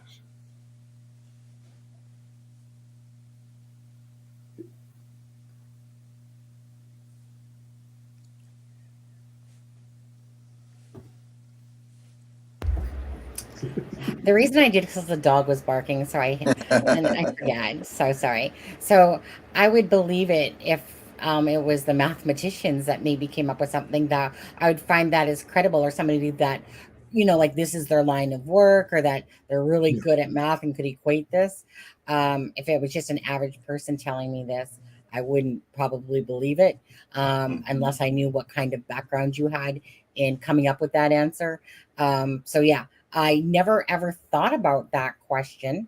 I never even thought about the size of the foot besides. Yeah, I did. I'm trying to figure it out. I've Yeah, always tried to look at it because, question. and just like Deb's family's in the clothing business, which brings up a point of exactly what brand of jeans was that. And if you had an expert that knows jeans, some of them can look at, Exactly. They can look at the jeans and go, exactly, yeah, mhm, and yeah, people that are real good, that if you tell them that that's a 5 foot, uh, uh, 10.5 inch man, what size jeans are those? There's Right. people out there that's in the industry that can tell you a lot just by looking at certain physical Right. attributes. And how oversized were they? How much longer Yeah, were they? yeah, Than height. mhm. yeah. Do you yourself personally, Steve or Adam, believe that the BG was actually what they kind of guesstimated at, which was about, I think, 200 to 220? Like, knowing that the jacket's stuffed, and knowing that so many people keep saying how skinny the legs are in a sense, do you actually think that the BG was that approximate weight, or no? I'm trying to think what the average man. I mean, everything's so average on him. I Yeah, mean, the and average person for about 6 feet is about 180 to 220 for a 6 foot mhm, person typically. mhm. And I know that because I'm married to one, my ex was one, and that is your typical average height. On the lighter side, slender side, you're more of a 180. On the more a little bit heftier side, you're at 220 typically. Right. Like, well, I'm So 6 foot tall, and I weigh like one are sixty. you really? Yeah, I'm 6 foot. Yeah, I'm right as I'm. Yeah, I'm 6'1", but I'm like I didn't one even know sixty, you one were. sixty five. Yeah. Honestly, you know what, Adam, I never knew how tall you were, never even crossed my mind. So when you said six, I would have placed you just as a whatever. I think I would have said like 5'9" to 5'11". Do you want me to stand up? Yeah. Could you? Yeah. Don't forget to twerk while you're up there. Hey, let's just, only because my lips need it. Let's gloss, please. Gloss. Oh yeah, oh yeah. Well, Uh-huh. You you're know probably what? pretty tall, I'm though. sorry. You're You're probably stuck 6 foot with tall, lips. aren't you, Steve? Um, in Yeah, my I am. heyday, In my heyday, I was 6'2". Okay. As you get older, you shrink a little bit. I'm probably about. I rode in boats. I did a lot of fishing in my life, tournament fishing and stuff. So I'm probably around 6'1" now. And That's my width. That's about my width. If you measure me that way, Sonny. just kidding. How tall are you, Sonny? I don't even know. Take a guess, actually. 5'6". Sure. Five. Okay. 5'4". Go ahead. Go on. Steve, go ahead. Just for the sake of doing it. What? What's my height? Oh, you're 5'11", 135 pounds. Okay, so you just okay. He just totally threw that question on purpose. Right. That's how the first two Steves got her. Yeah. No, I'm just 5'3". My twin 5'3"? is 5'5". My older sister is 5'4". So we're kind of all in that range. And I was the twin, the leftover shit, my sister says, my twin says, that came out 10 minutes after her. So yeah, they didn't even know I was going to be born until I was born, till my mom went into labor again. But yeah, no. So I'm the youngest, and the shortest in the family. Yeah. But no, I'm I not want going to to- get. I'm not going to get. Now I'm going to give you the supermodel stuff. I mean, Yeah, I know. you got to be Blonde tall hair. tall and thin. I mean, I don't even. I mean, how is that? Some of those supermodels even. I mean, 5'8". Where do you guys get this stuff from? Thanks for thinking I'm a giant. But I don't even wear heels to try to improve that height because honestly, I've seen too many people fall. But you know what? I'm telling you, all I got to do is put on one solid inch, right? Ever that I've done. And I feel like I'm freaking tall. You and Anthony Greeno. Right. You just put on your lifts and you're good to go. I know, right? I'd just be like, "Hey, Anthony." Right now, okay. But thanks for those better guesses, though. I like what Kimmy said. Sonny, you are whittled, Sonny, short with a tall personality. Thank you. Yeah. Aw, thanks so much. Okay. Anyways, back on track. Thank you guys. Right. And you know what? I just want to say, great questions coming in. Great person that's answering these questions for us. Learning so much from you, Steve. So appreciated. And yeah, like I said, I never thought of, like I said, the shoe size, really. I guess in my head, we heard that there was a footprint or something that was leaving the crime scene, but that's all I remember hearing about the feet besides, in the world of crime scene, of processing crime scenes, you may only get fingerprints 1 out of every 5 or 8 scenes. Yeah. You'll get footprints out probably 75% of the scenes, even when it's just inside of houses, because it'll be in the carpet. You ever walked across a carpet and saw a footprint? Oh yeah. And even when they kick out glass, they walk on broken glass, and you could get the pattern of a shoe, of the bottom of the shoe, or when they jumped on the AC unit as they came through the window, that you'd have shoe prints. Right. Getting shoe prints was quite common. And I've even seen taken from pollen, like that was on something on a surface. Yeah. Absolutely. Or when they kick the door, they have this perfect little shoe print there on the door. Right. So shoe prints are quite common at crime scenes, and especially if you're around creek or wet environments, that you can have it. And if you're around, I'm sorry. If you're around blood, there's a lot of transfer. That if you step in blood, you'll leave a really good footprint. Yeah. I remember that was a factor in the OJ case, even because it was that particular brand of shoes that were only sold in certain places, and he had like 2 or 3 pair.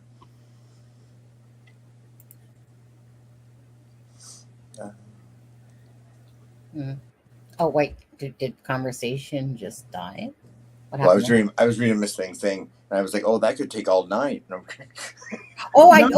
was just looking at this one too. It says, "Can Steve Steve, if you could just limit yourself to an hour on this question. Okay.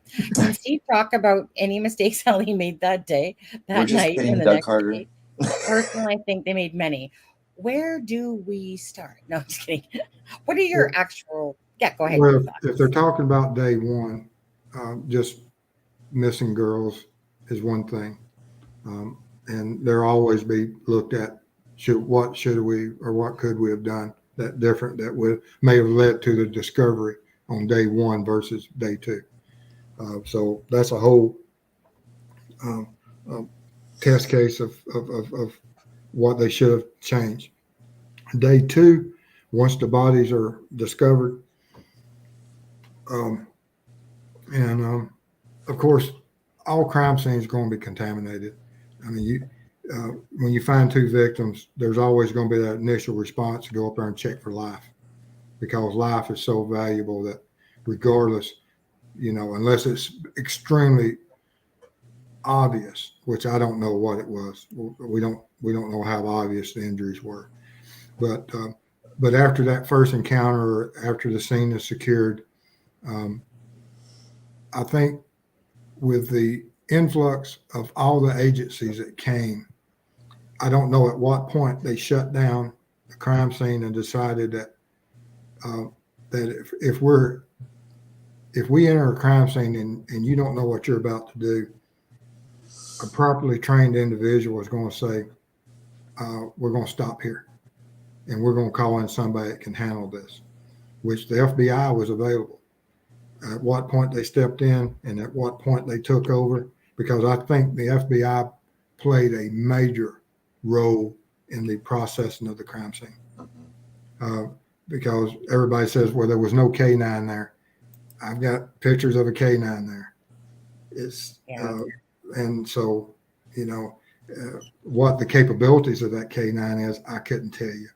But when the FBI talks about that, and you can see the FBI standing in the video and some of the news coverage, crime scene units, FBI crime scene unit standing over on the side next, before they are deployed.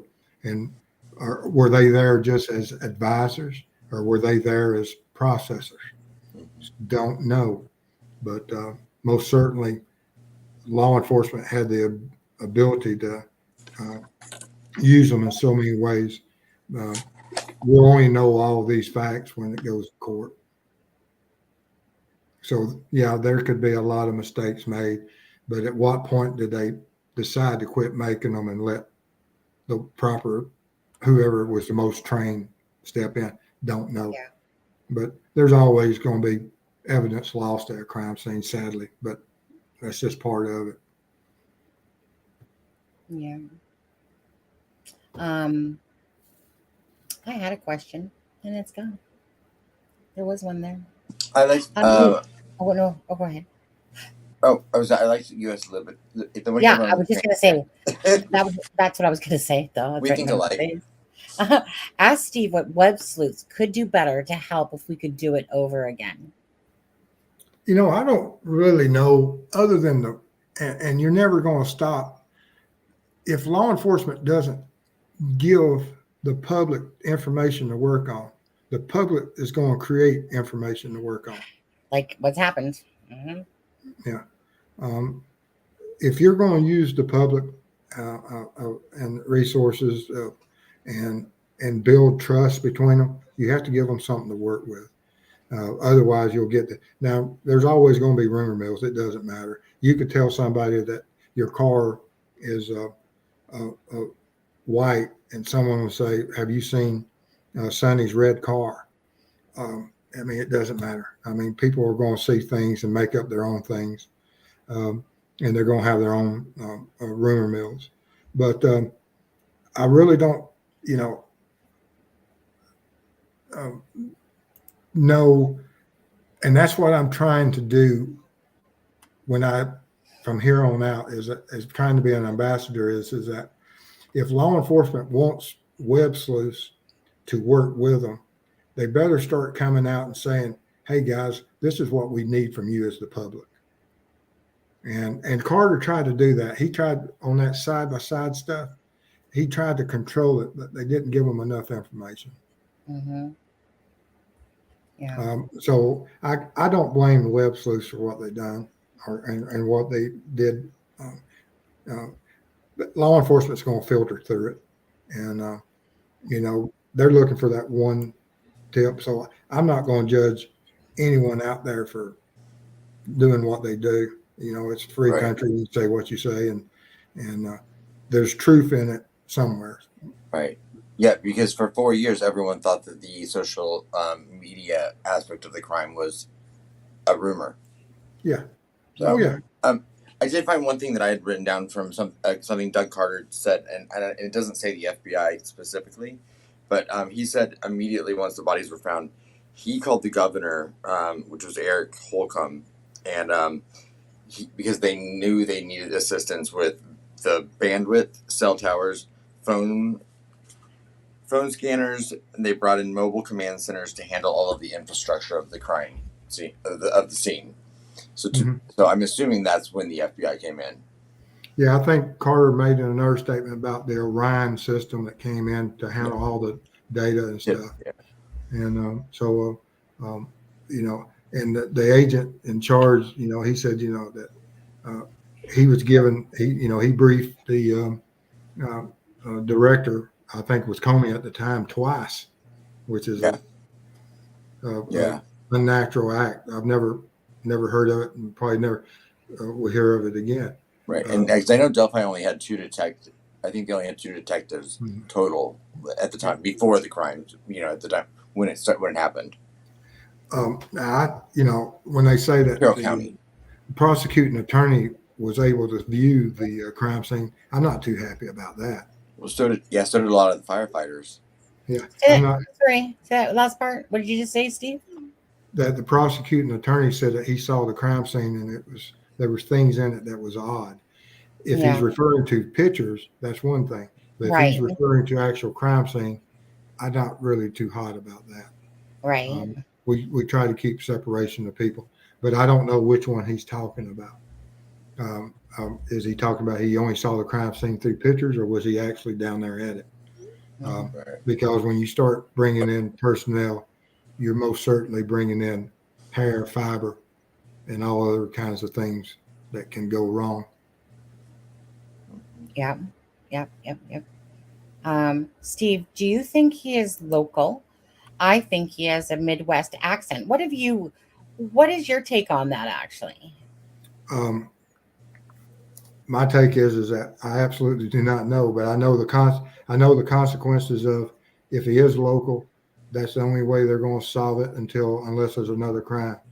If it's a random serial killer type that was just there to do what he was going to do, until DNA gets him or he gets caught in the act of another crime or confesses. What's your percentage? Because I think it's 0%, of course, that he's, well, when I say 0%, meaning the whole truck driver thing and, that just totally obviously made sense from the get-go that some random isn't going to go find this bridge and, kind of know the land. So what's your percentage of that he's not from around there and he's from perhaps a different state versus he's someone within Indiana? It goes up higher every day that he's not local. For the fact that if he was local, with what you would think information they had, they would put him in jail. So used to, I thought, oh man, it absolutely has to be a local. But over the years, the longer you go, unless this guy's got some kind of alibi that is, you're talking about one of the most intensive manhunts this country's ever experienced of the resources brought forth that on this one man. If he's local, that man lived under pressure. Whoever the bridge guy is, if he was a local, he lived under pressure that was so enormous of 26 agencies, sometimes 100 FBI agents on the streets. He's lucky if he's a local. I was going to say, so my question then now is, you keep saying he, but yet Doug Carter and that have slipped when they've used the word they. And Mhm. then the whole Keegan Klein came into this. So that means there's probably they as Mhm. talked about. So, but you keep saying he as if it's a Mhm. single person. But just, we all know that this, and you know, obviously, this, the slip up of words. Mhm. And he's done it a few times actually. And yeah, I mean, just with the whole Keegan Klein thing, I mean, that right there in itself is a huge, bit of information that came out, just with the fact that his phone communicated with her. He contacted her at 8 o'clock on her phone that morning at 8 a.m. So do you really think that it's someone out of state when you He, have, when I refer to he, there was one person in control that day. Doesn't matter how many people there was with him. right? There's one person that is in absolute control, even if he had partners. Correct. hmm And that's Now, do you think that's necessarily the BG or just that one person, whoever that person is? whoever said down the hill, You think whoever it had was, the whoever had the gun, and I believe there was a gun there yeah. that Oh, was able, I think that there's no disputing on that one, to be honest with you. Um, and because whoever's holding the gun, whoever's telling them down that hill, is the one in control. Absolutely. And does he have other partners? Possibility. Is that the reason for mixed crime scene? That's a possibility. Did he lose control momentarily when Libby and Abby yeah, changed his mind, their plans? Possibility. Uh, but knowing the crime scene itself, or seeing that bank and seeing those shoe prints, was there one set of shoe prints that was not Libby's and Abby, or was there two or three sets of shoe prints? There's Right. so much they could tell about that creek crossing. If it's through that mud, you don't, if you're working as a group or a gang, how many people cross that creek? They'll know. We don't know. yeah. Question for Steve. Why do you think there was so much FBI involvement, 100 agents, the director of the FBI being notified, etc.? There's there's one possibility that I absolutely even dread to conjure up, and I'll have to think long and hard before I ever give that one out. Okay. But and because there's serious implications in that. Yeah, I know where you're going. Actually, I can tell already. So, okay, no, thank you. So Boston thinks yes, it's definitely a Hoosier. Lisa said, at Dave, he sounds exactly like someone I know, born in Nashville, raised in Evansville. Um, Tara says, I also wondered if what they meant by they was a group of people or if it was meaning to be gender neutral, because it could possibly have been a woman or a man. Uh, not gonna, I mean, not say, The image could be man or female. The voice, most certainly, I would consider man. Right. I Actually, mean, right. give it up for Ashley Garth having. But I Uh, think Bridge Guy and the voice, the image and the voice is the same, or at least Carter said they are. Yeah. So okay, if that's the case, we're going to go with man. yeah. Um, yeah, I'm sure most will agree on that one, unless some Ashley Garth is mistaken for a man, which is I Right. can't see why that And what would. motivation would Ellie have for lying about that? Yeah, I mean, there'd be no reason. I mean, I can think of no reason that they would mislead the public with a statement like that. Dave. Let me ask. I'm just going to answer Dave really quick, and then we're going to move along. What guy has a 7-inch shoe? The same guy that has a little peanut. That person. Have you ever seen a Cirque du Soleil show? Those guys all have size 7 shoes. No, Okay, Joey, he says, I do not believe that this crime is done by a serial killer. I still believe that this was a revenge murder by Ashley Garth and her band of meth heads, but I do think someone higher up is involved.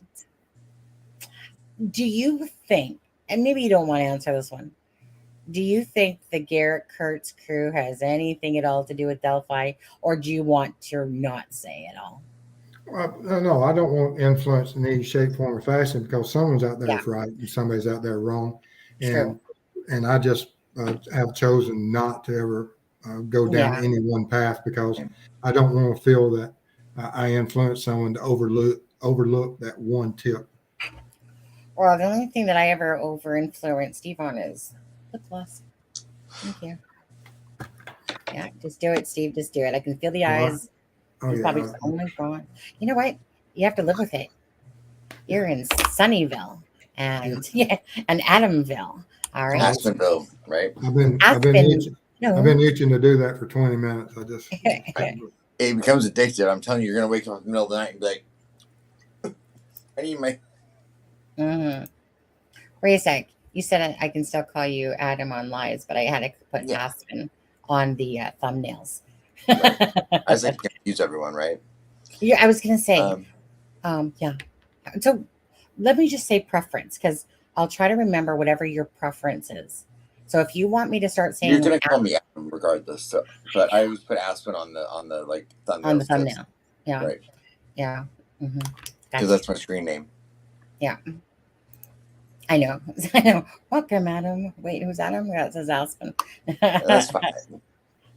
That's about as much mystery as I'm ever gonna have. So I'll take you it. know, I know, right? Because I wear everything on my face. Steve Pence from Indiana was new VP at the time of the murders. I wondered if that had something, some bearing on the federal attention. I don't know. I hope that's not the case, but they were like 2 weeks in at that point. Because yeah. that would have been inauguration would have been January 21st, and the crime was on February 13th. So I mean that would have been very new. Yeah. I don't know. I think there's for whatever reason they brought all arms and everything they could. They focused every big gun they could towards this crime. Mm-hmm. I'm just saying, imagine in the end it turns out BG was a woman. That would really, you know what? There's enough twists in this case. All right. There is, the case though that makes me think of that though is the Missy Beavers case. Because if you watch that video, I've been asked to look at that video. A lot of people think that's a woman, and I've even watched it thinking, I'm like, it does kind of look like it might be a woman. And actually, that may be a case I do look at. Yeah. Because I really like cases whereas we do have visuals, whereas we can go in there and analyze it because it's more than just working off a rumor mill. Right, and that one's bizarre too because I mean, it's like the perfect. It's a tons of video footage that they've released at least, and it's like nothing pertinent. You don't see the murder. You see everything leading up to it, but you never see the victim and you never see the murder happen. So it's like, so it gives you all the clues, but none of the answers. You see the car in the parking lot, but not the license plate. You can't see the driver. It's baffling too. Yeah. But that's one that people go back and forth with man and woman. I saw where someone asked earlier, was it normal procedure to go pull all the videos from stores and banks and things? If the FBI was there, most certainly that's something because there's no one that works more bank robberies which is based upon a lot of intel gathering. And they most certainly, if anyone knows to go get the videos from the service stations, from the banks and the adjoining properties, which now everybody has Ring phones. I know, right? If this case happened tomorrow, Knight Rider. Yeah. It'd be absolutely ain't no telling how many images of Bridge Guy we would have. Right. I think part of that probably. I'm sorry, Steve. Throughout the day. Yeah. No, you think part of that is that they don't know because the Hoosier Highway is kind of a large exit entrance area. So I guess to me it's like, do they know where they entered like the roads from or 300? Because I know there was a camera across the street on that one building that's like it looks like a chicken house or something like that to me. But I don't know if any other businesses that were right in that vicinity. Yeah, there's a couple, 3 cameras that was shot on that road. I think they got Yeah. some video of that. And so even during that time period, there was quite a bit of technologies available. Right. Which is the. Oh, hey, Laura. Laura, I Laura, didn't, Laura, was that? I You did, know what? I Was did less than see about last the night when extra Sunny was wide all by feet. herself? Eh? What? Nothing. I didn't even see the joke. I'm sorry. Extra Well, wide. no, there was something I remember seeing it. But I was, kind of going, I don't even remember, but I seen it. She said, Steve missed my joke about the extra wide. So I did. basically, Steve, you have extra wide feet. Her husband has extra white feet. Oh, well, this has been a good show, but I need to see more Mrs. Steve. She would have liked my joke. You know what? I'm so sorry. The thing is that I read your comment, and I normally catch on to stuff like that because you obviously heard about the small feet thing on Mr. Peanut. So I caught it, Laura. Okay. Here, it's right there. Once again, Okay, here we thank go. you. Here we go off the deep end here. Yeah, I was literally taking it literally that time, actually. Normally I catch on to that stuff. But anyways, so thank you, Laura. Thank you for the 1469. Note that I by myself was worth 2069. I think I actually just said that already, Sunny. I was like, oh, I $6 less than you gave last night when Sunny was by herself. Is that what you said? I heard you make a comment to it, but I didn't actually because I was probably over talking you. Deb wouldn't know nothing about that stuff, but yeah, I felt like I was over talking you there. Thank you, Laura. Men are so underpaid in this world. Mm-hmm. Can we just pretend like we lost that time since my lips are freshly glossed and Steve's gonna be like, oh my God. Oh no. Okay. Oh no. Okay. No. I'm indoctrinated now. Yeah, I know, right? Here, just work it. Laura, thank you for the extra 2069 yesterday. That was very generous, Laura. Me that I'm more important than Deborah Adam. Steve, we haven't determined your worth yet. Do what? We haven't determined your worth yet. But Laura, if anyone knows, I'm a 69, born 69, love 69, good position 69. Okay, need I say more? That's it. Okay. Keeping it clean. I'm keeping it clean. Okay. You know what? It's Laura that went south right away. But yeah, I can appreciate that. Or maybe it was I. No. I think she said the feet thing first. Getting your selection from Audible. Resuming City on fire. Really? Alexa, stop. You know what? You can't fool us. That's not Alexa. That's from that face on the hat. Mm-hmm. Is she even here? You didn't even say her name. That's weird. No, right? Alexa's not even here. Anyways, I just feel like that's like a trick because like that hat you were talking about, I just feel like, that's like someone calling you more so going, hey, Adam, remember last night? Like I got it from I got it from your old place of employment, Sonny. That was on 4th and 5th, okay? Poor Deb. You know what? No, because... Oh, Deb, she yells at us. I know. No idea. I know. You know what? I'm kind of maybe a little bit enjoying the fact this week. Me and Adam are like, we can be bad whenever we want. And Deb, what do we do? She's gonna be so well rested tomorrow, and I'm gonna have to deal with her one-on-one. She's gonna come at me so hard. Deb needs a timeout. I feel like Deb needs a timeout. I feel like she's really tired. Just needs a timeout. Right. Okay, back on track. Right. I was keeping it clean. The answer was, of course, Laura. Right. Okay, just like my 69 means absolutely nothing to me whatsoever. A reminder again, Steve is from True Crime Web, and I know that Peace Not Silence is doing, of course, an amazing job dropping the links. If you guys could go over to his channel and subscribe, and you guys know you love him. So you know what? The race is to 1,000. That's the goal. The race is to 1,000. Okay. I remember when CD was whatever, and I was like, go CD, go do. Yep. And he got his little 1,000. And just, kind of like 3,000. it's those hurdles, right? Actually, YouTube said congratulations on reaching 3,000 subscribers. So obviously, it's their little hurdles too. I do far more guest hosting than I do videos. Right. Yeah. Yeah, I've never done a video. Although, I try to get at least one video out a week.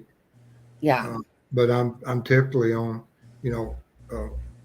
now at least maybe 2 shows a week. 4 this week, I think 4. Yeah, aren't you doing but this week has changed, and but Do Marvin Frank know we're not giving you back, right? I was on their show once or twice last week also. Oh, I think there was like almost 6 or 7 days I was on something somewhere, talking to somebody or something. you're a hot commodity. Well, as long as it does something good, I don't. We'll figure it out in the end. What's happening? Deb, I can go on a permanent vacate. No problem. No. Rude. Rude. Adam, is that a little rude? We've said nothing. I'd have to go through all the applicants for people that already want to come over in for her. So I can't go through all that by tomorrow. Right. Bean, you're free tomorrow? I'm 69 too. Yeah. Right. Mrs. Steve may apply for the job. I don't know. Oh, she was charming.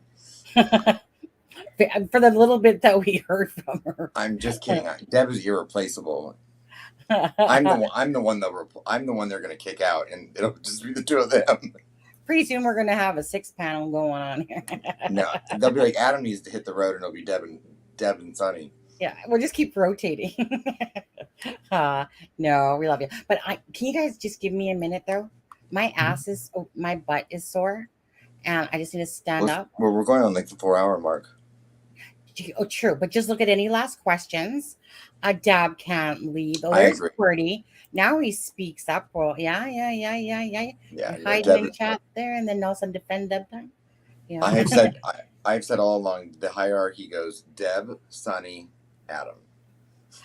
Oh, I think it's well, we obviously know this is Sonny's channel, but I think it goes Deb, Adam, Sonny.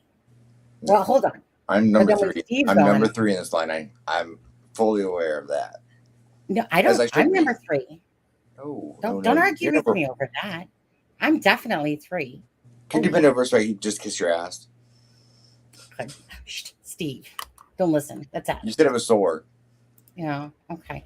Oh, I hear my husband back. So, anyways, just gonna. You know what? I gotta get up. Not gonna lie.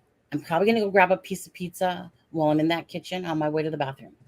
Okay. This is gonna be a question for Steve. Okay. Beautiful. Be right back. Steve, can you see the screen there? Do you think? Bridge guy, if you confess, the clearest or closest profile that I believe would be accurate for who Bridge guy is going to be something around Dennis Rader, who was a very in Wichita that he killed women, children, didn't care. But he was married too, right? Like, and yes. part of it. And I mean, if you look at his background, he had a history of military service, a job semi-authoritative as far as positioning of whatever the authority that he had with that city as a enforcement officer, family man, Boy Scout leader, president of the church, and all the things he did. But once they had him cornered, he confessed, and he told, and so even with that, him being the narcissistic person that he is, that he most certainly wanted to tell his story. Is that still part of the narcissistic part of him? That, okay, I can't get out of this, but you're going to appreciate me for what I've done. Right. And y'all are not brag about it. Yeah, you're not going to forget who I am and what I did. And how do you guarantee that? You confess to it. So yeah, there's a great possibility that this psychopath that I put right there with Rader which Raider is, in my opinion, I could do I could do 20 shows on him in the next month. He's a poster child, and he regardless of his narcissistic, brought him to justice. That his tendencies to be that within his profile, he would have been caught by now because of the DNA and the familial. I mean, it's just a matter of time. He didn't know it at the time.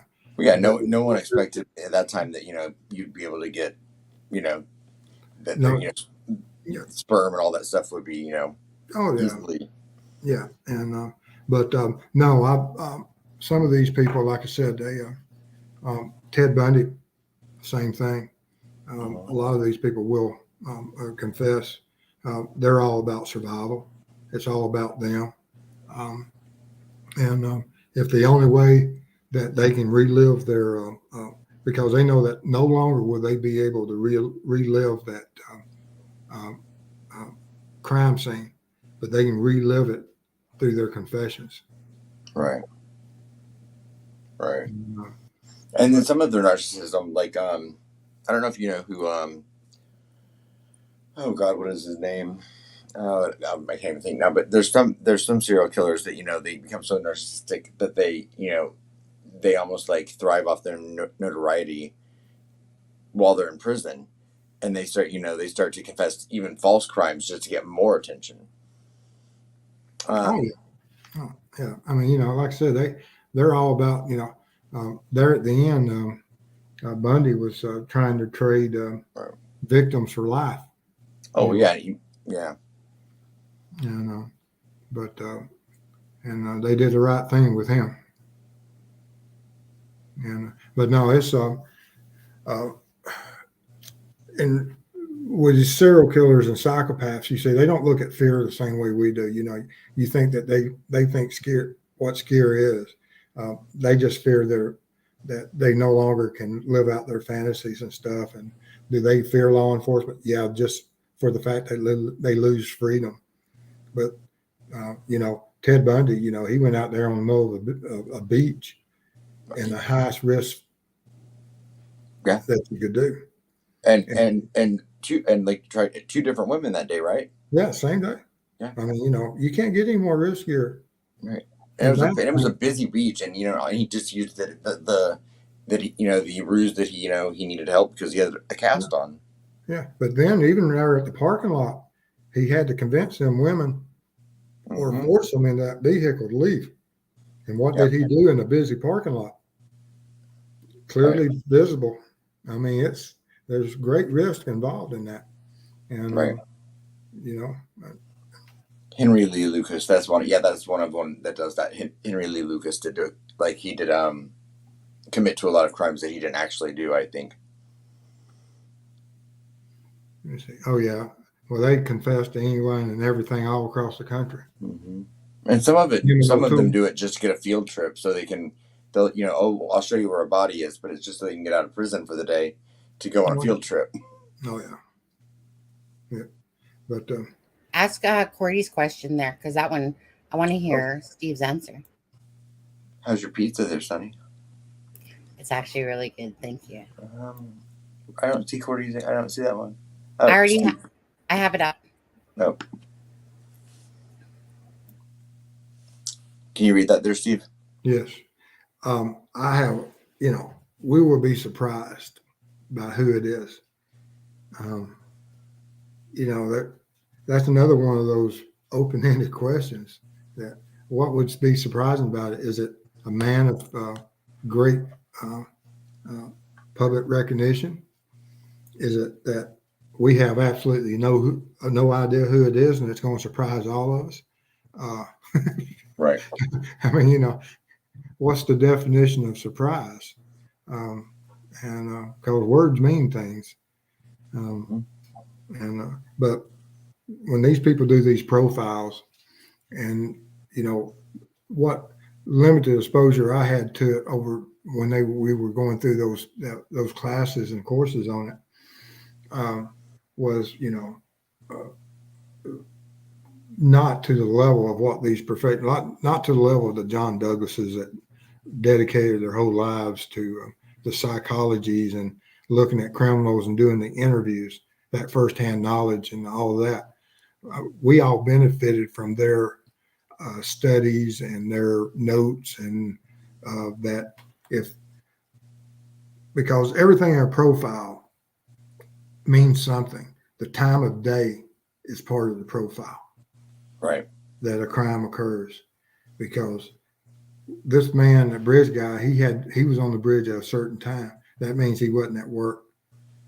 And if he ain't, where does he work? Where he doesn't have to be at work between 2 and 4. Or yeah. So what shift does he work? And or is he off Mondays? Yeah, and all of that means something. And that if he was at work and it was middle of the day, that okay, I work. If he works night shift, and you say okay, he does that. What is his sleep patterns? Why would he be up during that time period? Right. And so there's a lot of things that go into a profile that's just not. Oh, okay, it's a guy walking across the bridge at 2:07, or 2 whatever 2:13, and so there's a lot that goes into it. Yeah.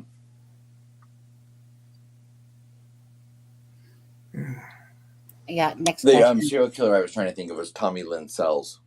Sorry, but that just came to me. Was that He was put to death in Texas. Most certainly on the sexually fantasy motivated psychopaths all live in a fantasy world. They feed. Now, what that exact fantasy is, it can be anything from bondage to control to mental. Was the escorting of the 2 young children from the abduction point to the final thing, was that part of his fantasy? And how much control did he have? And what did he do? And what conversations did he have? And what was said by both the victims and by him? We won't know. We don't know. Only he knows. And that's all. But these psychopaths, regardless if it's Ted Bundy or if it's Rader, they all live in a fantasy world. And all of, was part of that fantasy was sex. Mm-hmm.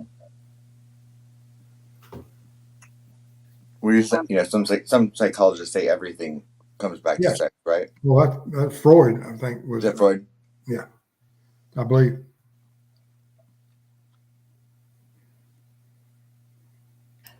Oh, whoops! And rage killing can be, also, is that the fantasy? How do you? Absolutely. What do you do to one victim to inflict fear upon another victim? There's so much stuff that without knowing that crime scene and seeing and exactly what went on, I believe that the BSU has a far greater understanding of this bridge guy than anyone will ever realize. And Adam, where'd you go? You're the one that went away, Sonny. Oh, really? Oh, well, you know what? I don't know what happened there. I thought it was you because I seen you do it. But Laura says, Cordy, saw you in Delphi yesterday. Really? So I'm always thinking, so you know what? Cordy, are you all holes? I would like to have Cordy. If Cordy agreed, I would love to have Cordy on this live. Cordy does ask questions. And I see Cordy always going around making like donations, like ridiculous donations on channels. And I'm thinking to myself, he's that person that kind of wants to maybe perhaps be anonymous. And then I see this and I'm like, huh. I think of Cordy as that mysterious person. in a sense. And I love the name because I used to do that all the time. Easy. QWERTY right across the keyboard. And then so Laura says, Cordy, I saw you in Delphi yesterday. So, Cordy, were you in Delphi yesterday? And if so, what were you doing? Oh, and to go back, and then we can go right back to this one. Yeah. You think he's been back to the You think he's being back to the crime scene? Da-na-na-na-na-na-na. It depends. Once again, when you say back, you see, I read, there's so much stuff that if he did make a video, if he, as what the FBI, a large part of that was that this type of person would do such a thing. With modern technology, he can go back to that crime scene anytime he wants to look at the video. And so he may not have to physically return to it, although he may have returned to it to see what law enforcement was doing and see what public reaction was to it. What part did it feed into his fantasy? There's so much to that. But it's and if he did return that first day or second day, he most certainly didn't return when he saw his picture in the news.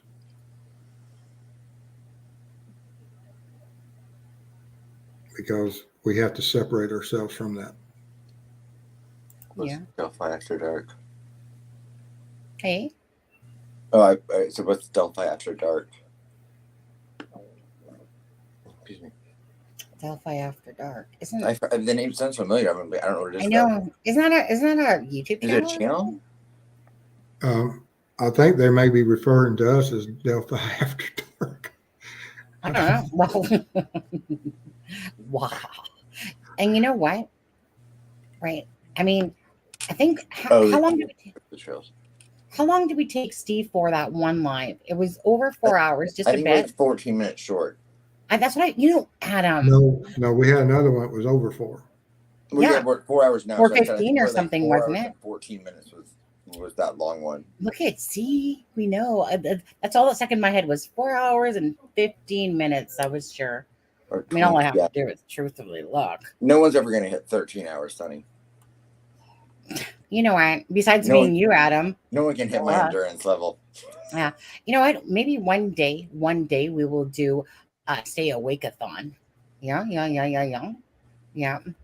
And Peace says, Cordy can come visit my channel. I'm taking donations for some LGBTQIA. Okay. What's the IA? Where did that all come from? I've heard of the LGBTQ, but what's the IA? Kids to have. Okay. What's it stand for? You don't know, Adam? No. No, I don't know. No. I was saying I didn't realize Rick Sinay is Delphi After Dark. I didn't realize that. Yeah. We could do a 24-hour marathon one. You can take it 6 hours, and then Devil to go on, then I'll go on. Steve can come on.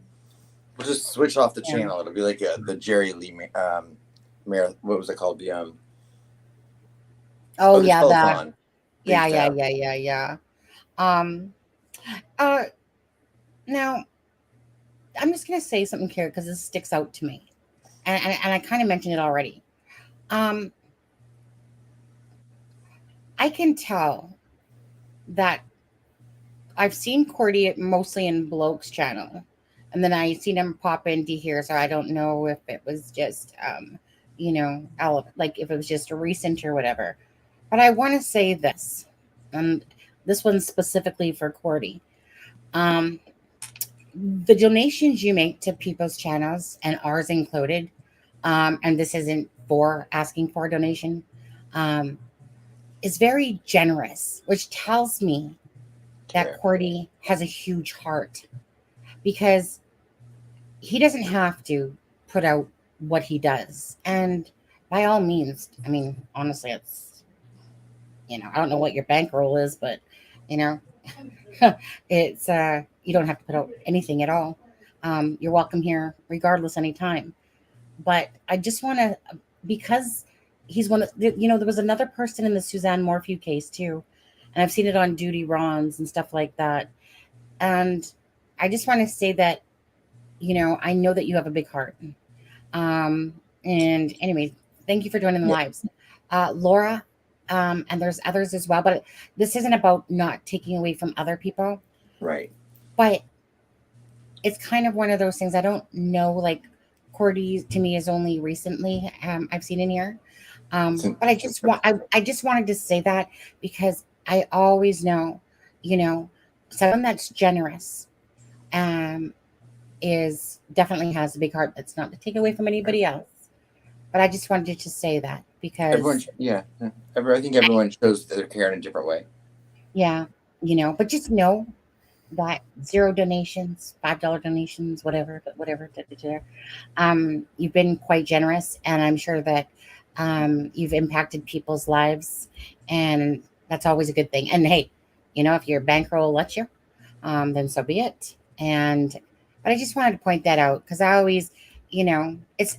I don't think it's about showing off as much as it is just about if somebody. Let me put it this way: if I won a lot of money and I won the lottery one day, you know what my first forethoughts are always?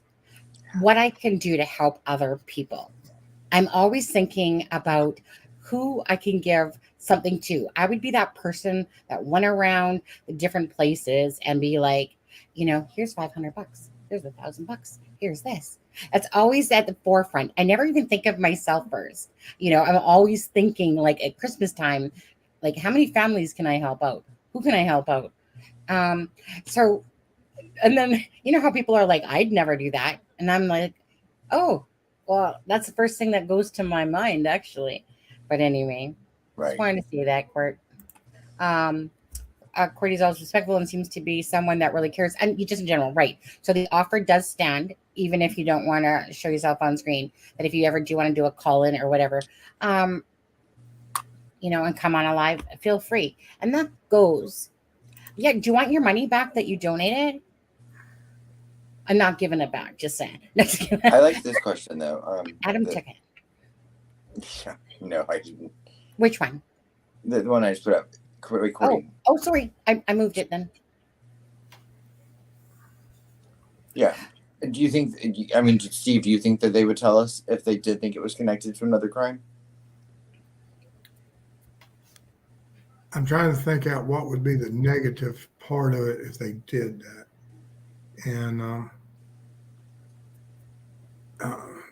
I think they would, for the fact that if they absolutely knew for a fact, for the fact that you have to make people aware that this is what's happening, and failure to make the public aware of a threat is a failure on law enforcement. That if we do have someone out there that he's in your neighborhood and that you don't just rely upon smart people to do what's the right thing. Right. Because that was made in that statement was made. I would never allow that information to go unpublished. If I thought it was a serial killer, I most certainly would make it aware. Because it even always struck me how quickly they came out and addressed, that they had talked to people in Iowa about Evansdale. Mm-hmm. That was very early on in the case that they were like, this case has already taken us to speak to the investigators in, Iowa. And I'm going to be looking at that one probably in about 2 weeks. Right. But I just thought, I feel like they were transparent right off the bat with that they had looked into that. They hadn't concluded anything yet at that point, other than they didn't think it was connected. But then again, they also would then said, oh, there's a killer on the loose, but we don't think there's any threat to the community. Yeah. Right. Okay. I never. That was Kim Riley, I think, but. Yeah. Right. Yeah. That's what I was literally just thinking about that question in my head, going, so these two girls are murdered and no threat to the community. No. Right. People, and then the one answer from like Kim Riley or whoever it was like, I think people are smart enough to make up their own thoughts and and do the best thing. Shut the hell. Shut the front door. You could be your brother, your father, your neighbor. But yeah, I thought that was very, those are when you're searching for those safe sentences to say, Or you take into account, or you think like, oh, they know who it is, but then Yeah. but they didn't. Right. Oh yeah, but after 5.5 years, they still, of course. Well, you Of see, course that's the confusing thing about the Evansdale, that they say, okay, we know it's not connected. Okay, well, who did Evansdale? Okay, well, who did Delphi? Right. And if you don't give me a name for at least one of them, then why couldn't they be connected? Mhm. Right. Not saying that they are connected. I'm not jumping to that Correct. conclusion. Right. But if you can't identify who, you most certainly can't say that it's impossible. Right. I know that a lot of people think that the Evansdale are connected to Delphi. Now, I think there's great potential, because in Evansdale that there's great potential leads in that case from where the bodies were recovered. Right. You don't drive 30 that minutes. far of a distance. There's certain rules about victims and locations and dump sites that have been that have traveled over great distances. Why were they taken that far away? And to that particular place. Is that how far is it? 3 hours, something like that? How far is it? From where they went missing to where they found the bodies, it was like 30 miles away, 30 or 40 miles. Something miles. But there's certain rules about that in profiling that they tell us that back in the day it was like a 10-minute or 7-mile limit, that if you had bodies recovered, that there's a ticker within the human sight that that if you're transporting a body, that you won't do it but over a certain amount of distance. Right. And that may have changed since back then, but that at that time, that's where the studies indicated. So if you draw the 7-mile circle around where the body is recovered, and then look at the residents within, that is where you start at on list of suspects. Right. Even with serial murders, if they can pinpoint the first murder, that's usually where they can find the area. There's a lot in that geographical profiling. There's a lot to it. Right. They'll start closer to the home and start moving out. Right. A lot of times, yes. And it may not be the exact crime of murder. It may be those peeping toms. It may be the burglaries. It may be some sexual offenses. It may be the cruelty to animals. But there'll be a little crime spree within a certain geographical area. And I most certainly would look, and I'm going to look at Evansdale, and I hope I can make a contact out there and that's near where the Seven Bridges is, that they can go do some research for me.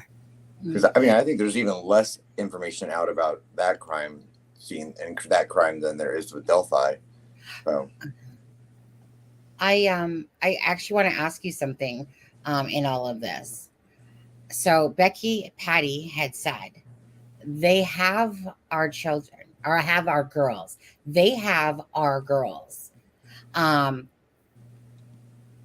Who's they? Right? Everyone never forgets that comment. They have our girls. And she said that on an interview.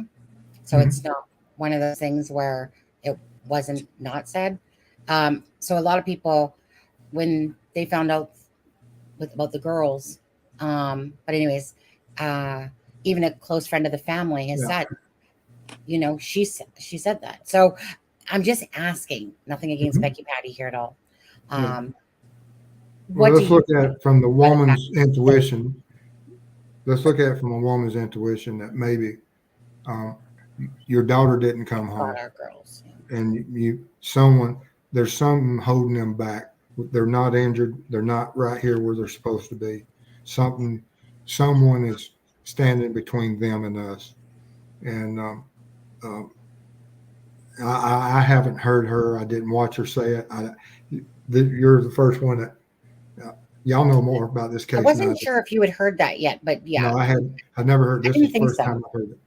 Yeah. This is the first time I've heard that. Mhm. And but I would look at most certainly that as a mother with her child, they know what that relationship is. That if you look, whatever your child is, what would keep your child from coming home to you? If and it would probably, you wouldn't think that he would just run off or something. It would be, oh, we were having a great day, and now we've got this, and so maybe that's what she was referring to. I don't know. I know nothing about it, but that's one possibility that you have to look at. Yeah. I mean, I say all the time, just for the sake of it, though. I mean, I say all the time when I'm sometimes talking about my son, like, I loved my son so much. It's not that I meant to say I love my son so much, but it's kind of like there's words I do use where, like using the word loved, it's almost like, what do you mean loved? Is he gone? Is he this? No. In my head, I'm thinking because our relationship has been, one of those things where he hasn't really allowed me in his life for, like very little for the few, for about 9 years now after the divorce. That it's, I use the word love like it's past, but I don't mean to. Right. I notice that I catch myself using the past tense sometimes, and it's just almost like my memory's telling me because he's not in my life right now in a sense. So I use it as past because I think back to the past of how it was. And it's like, I loved my son a lot. It's not that I don't not love him, but I think back in my head at the time I'm saying it to when my son loved his mother. Little boy. Right. And I think it could be something as simple as her using just a casual phrase, meaning they found the girls, meaning they got them. Like they've been found.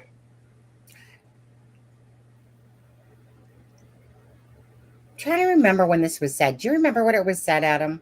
It was said on video. It was overheard on a video. I think when around the time the bodies were found on the 14th. Yeah. Someone And said I'm not that they saying were that I'm there. not saying that for certain. I'm saying, but I'm like I can see where that would just be a very natural, especially myself growing up in the Midwest. That would be something that I would see anyone in my family saying, in relation, meaning they found them, they got them, they're back, but not knowing the state of things yet. That's why I've never thought there was anything malicious or anything deeper in that. I take it as deeper myself personally. And that's why we're discussing it. Yeah. Right. Exactly. I felt like Steve hadn't heard that. And because it does put an extra little question mark there when somebody does say, and of course it just could mean nothing. Right. I think it means something personally, but then that's based upon my And I thoughts. Process. Yeah, I mean, there's other possibilities, and if you think that she's possibly thinking of what has our family been involved in, and then and she's starting to point fingers. Who knows what was in her mind? And you can't under that stress. Your kid's missing, and your mind is shooting in how many different directions. Correct. Yeah. And so I've never put a lot of weight when the people is under that much stress that you can never prove anything either way in court. So yeah. And definitely on that one. I just like I said, we all know that Derek German by no means is an innocent victim, and in just in his regular everyday life, and every family, like most in Delphi, or I shouldn't say most, but a lot, have drug issues. Everyone that I pretty much look up, it's always drug, meth, and either no license, seatbelt charges, drinking while driving. Meaning I'll say there's maybe 2% of the people that I ever look up have of nothing. It's very rare. Usually, every person I personally looked up has at least 6 Right. to 30. Right. We're also looking at true crime, though. Yeah. So, Oh, exactly. But like I said, I fully admit that I go to people's Facebooks, Instagrams, and whatever because I'm looking for the connection. I'm not looking, I'm looking for the connection about who was there and possibly what the story is to tell there. So Yeah. for If me, y'all have a link to that video, I'd love to look at it and watch it and hear it but that still wouldn't mean much for the fact that, is it accusatory or is it, right. right. I mean, Mhm. I don't know. Like I said, I heard that much stress, and people Yeah. handle stress And extremely. and you know what though? Like let's just say that they had an inkling. I had an inkling of what possibly could have happened. Like maybe possibly. No one's probably going to outright be like, "Hey, here's some information for all you web sleuths out there and the public." This is more private information that shouldn't be shared regardless. So let's just say hypothetically that the comment did come out because possibly there was knowledge of hey, maybe this is a retaliation, maybe just saying, right? Hypothetically, but at the end of the day, no one's, Becky or Mike's not going to go in there. Yeah, we do believe this had something to do with our son and did it. No, But they would have done even if it. it did, they wouldn't say it. But they would have done it to law enforcement. To law enforcement, Every one of those absolutely. names, they would have said it to law enforcement. And those people would have been thoroughly investigated. Right.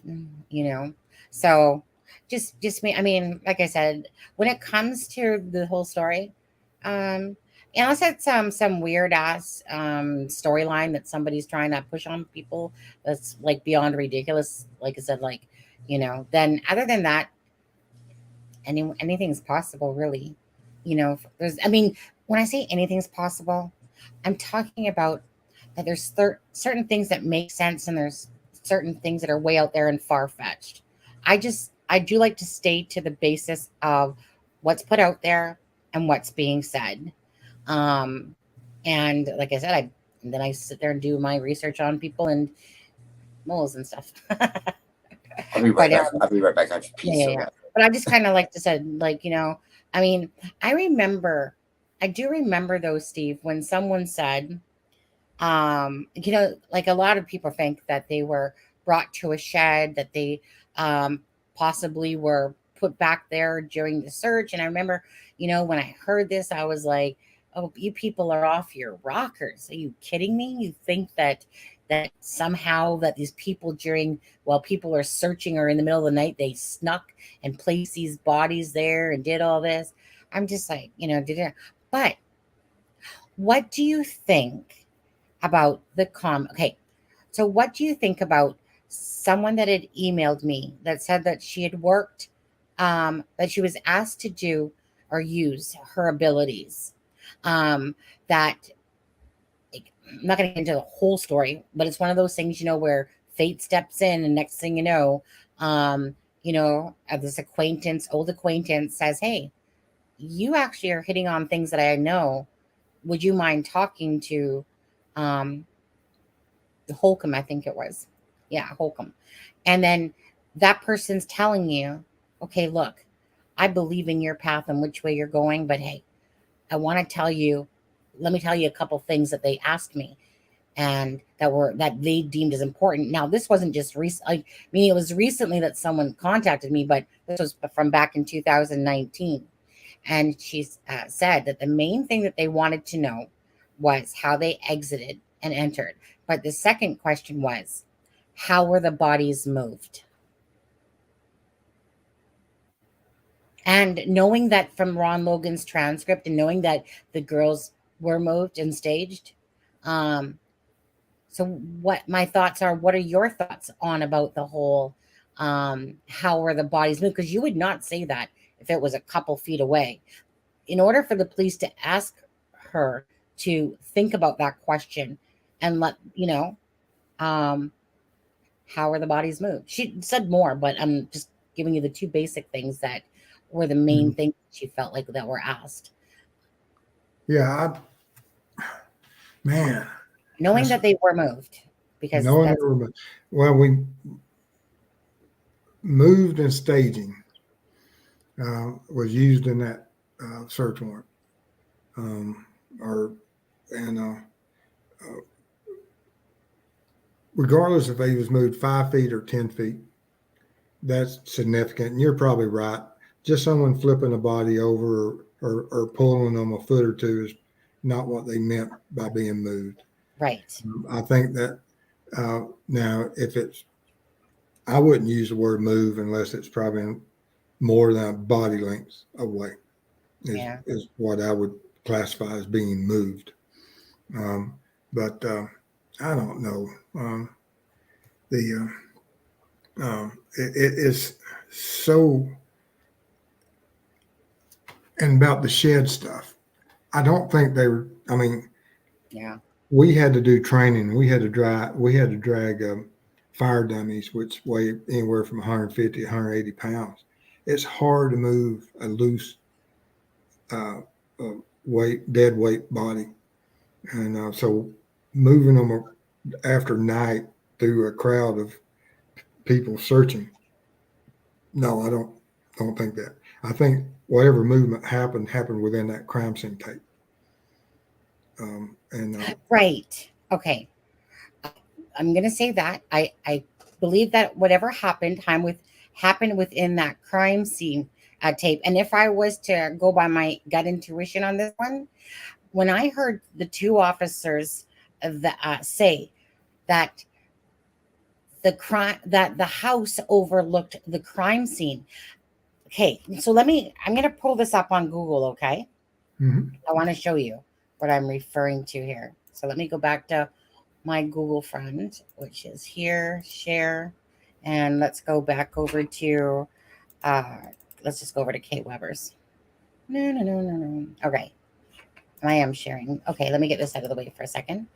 And according, I went to actually talked about that in another video. Don't ask me what video it was. I lose track of that stuff, but I can go over it again on perhaps another live soon here. Okay. Just because it would, I mean, we're already at the 4.5 hour mark. Poor Steve. Too bad, Steve. We were just simply trying to beat last one. Like how long can we actually keep Steve? He said, where he's like, you know what, guys, I gotta go. Yeah. Okay. Okay, wait, we don't want the cryptic note on there. That's fine. We'll go back over here. So if okay. So this is, I just gotta get myself oriented. Okay, I need to get this. I need to hide this. Hold on. Is it down here? Ah, my God. I got too much. This is a hide cryptic note. Oh, there we go. Nice. Okay. So there's the bridge. This is the house that overlooks the crime scene. So two people in interviews that were LE said, I can't believe it. Like the house literally overlooked the crime scene. Well, we know the crime scene was like here, right? Okay, this is where the crime scene was. This is the coordinates for the crime scene. Right. Well, it depends on what you consider the crime scene. Because if you listen to Doug Carter, the crime scene is from the bridge all the way to where the bodies were found. Correct. They said it was like a bigger than a football field or whatever. Right. So going back to that was that the way that they said it, my gut said to me like, oh, that maybe it wasn't just like that. And maybe it was more like this, to where the area of crossing, I'm just saying, I'm not for sure. But the way that they said it, I just couldn't help but keep picturing, because two of them said it, was that they said like the house is virtually overlooking the crime scene, almost as if to say that it was around this area, and that would be part of the, say the crime scene tape. I'm not sure where all the crime scene tape was, but it was just the way that they worded it. And I just, as soon as they said it, and both of them, I was like, hey, that other LE guy said the same thing. There must be something to this, because the one guy mentioned like the window, like the window like the house, like the window literally looks over, something like that. And that's why my thought went to, how were they moved? So to me, if they were killed over in this section, how are they moved? That's just a plausible thought, just based upon the wording that 2LE officers had said. Because to me, this isn't overlooking. Yeah, it's overlooking it.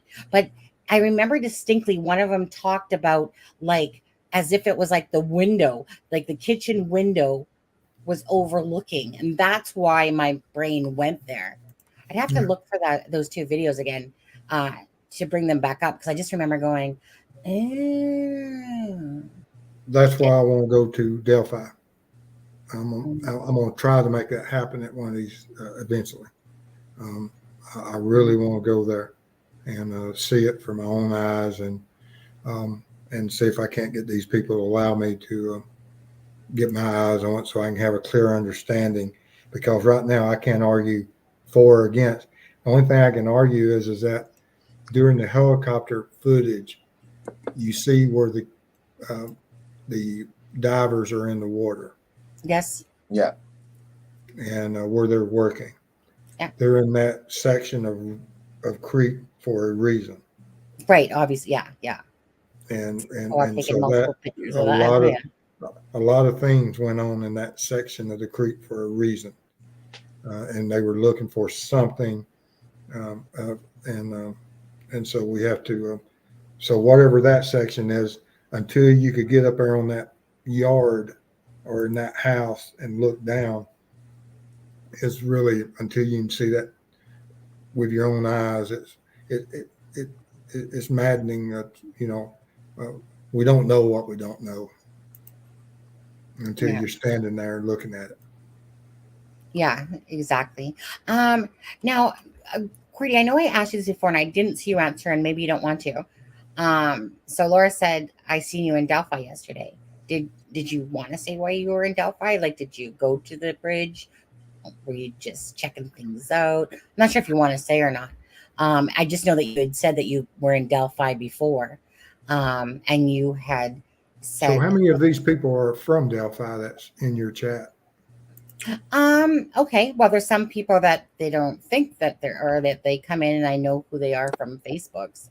And some people kind of come in that, most people around that area are mostly silent. And then I'd say it's about half and half. Some people come in here that are from Delphi or the surrounding area. So if you are from Delphi or the surrounding area, Frankfurt, Kokomo, well, whatever the vicinity, let's say, what should we say, all of Indiana, or just around that maybe 50-mile radius or something that are in the chat right now? Hopefully at some point I get to meet some of y'all there, because like I say, I'm really interested in getting there. Mm-hmm. Don't know what good it do, but most certainly is satisfied with my curiosity on several things that's been brought up. Right. I'm right there with you, Steve. I want to go too. Well, so you're in Carolina. Me and you are about the same distance. We'll carpool. Carpool. There you go. Save on that gas money. Oh God. Adam. Yeah. Can you do me a favor? Can you put the coordinates back into the chat, into our thing, into our messenger?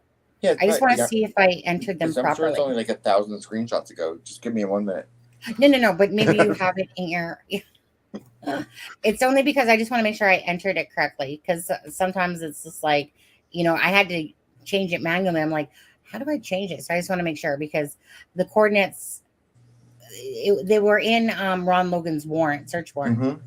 So, so I just want to make sure that I entered them correctly. It's virtually the same area spot. Yeah, it's a little bit, yeah. I live about an hour from Delphi. Okay. I live about 3 hours. I wasn't in Delphi, but I've been to the crime scene. That coordinate is off. That location is not where the crime scene takes. A lot of people say the coordinates are off. Greg Hughes says the coordinates are off because he's done the whole, Oh, are you talking about from the actual warrant? Yeah, if you do the coordinates from the warrant, they're off from where the crime scene tape is. That's what a lot of people say anyway. That Mark But it's put not them. far. Yeah, I'll drop it in the messenger again. Okay, and can you just read them out to me? Actually, I just want you to read. Yeah. Yeah, it's 40 degrees. Yeah. 35. Yeah. 21.4. Yeah. North or in, and then Okay, 86. Oh, 1 second. Only because I'm going to bring this right back up. Okay, because you're saying it so far right, according to that. And then 86 degrees, 38, 23.3 west. West. Okay, so that's exactly what was put. And so this is, I mean, the thing is that it was always pretty much in line with this. Where whenever you watched other creators or whatever, it was always pretty much in line with this. I think possibly I had it right here originally, like just maybe a little bit forward until, like you said, the coordinates. But so you're saying that like gray hues, because obviously Anna says she has it on her arm, right? The coordinates on her arm. And so are you saying that the ones in Ron Logan's search warrant are a little bit off, Cordy? That it should have been a little closer. Anyway, let's see here. Bring us back. Because I mean, it was always said about 50 feet from, the water's edge, basically. Right. And it was 1,400 feet from Ron Logan's property, or Ron Logan's house, is what it says in the search warrant as well. I'm just curious because that was the one from the search warrant, and I just thought maybe did I enter it wrong because I was doing it by hand. Right. Yeah. It's in the general. What was that question or comment about? We got to wrap it up here. I think Steve there is probably going. Not quite yet. I'm just reading stuff. Okay. Well, my husband's going to be kicking me off here soon. He hasn't said something already. No, not quite yet. I'm probably sure I'm going to get a message, ding ding, or else he's watching the live. Sometimes he watches the live and I don't know it. So what was that about the crime scene tape? Someone said something about the crime scene tape that it's not near. But if people, I mean, like I know on Gray Hughes' channel, and I think other people have. If you look at the news footage of when Ron Logan took them down there the day after with and you could see all the crime scene tape, and if you look at the actual like video of where they're at the creek and everything, and then you compare it to where the coordinates are, everything doesn't match up. The curve of the creek and everything are just a little bit off, which is how I think like a lot of people got the original coordinates, and why they think they're a little off from where the coordinates that are in the search warrant are. And remember, this was just a search warrant that was done to get a search warrant for the for a judge. So I mean, they might not have been exact. Okay. A 50 feet difference is not gonna be make or break thing when it comes to a search warrant. Okay, so on this map, if you were to go like half an inch to the right, maybe, and that I think a lot of people think it's a little bit more to the right, like probably like half an inch, like a little lower and like half an inch. So a little lower, and then half an inch to the right this way. To the right, if you're looking at the screen. Yeah, I am.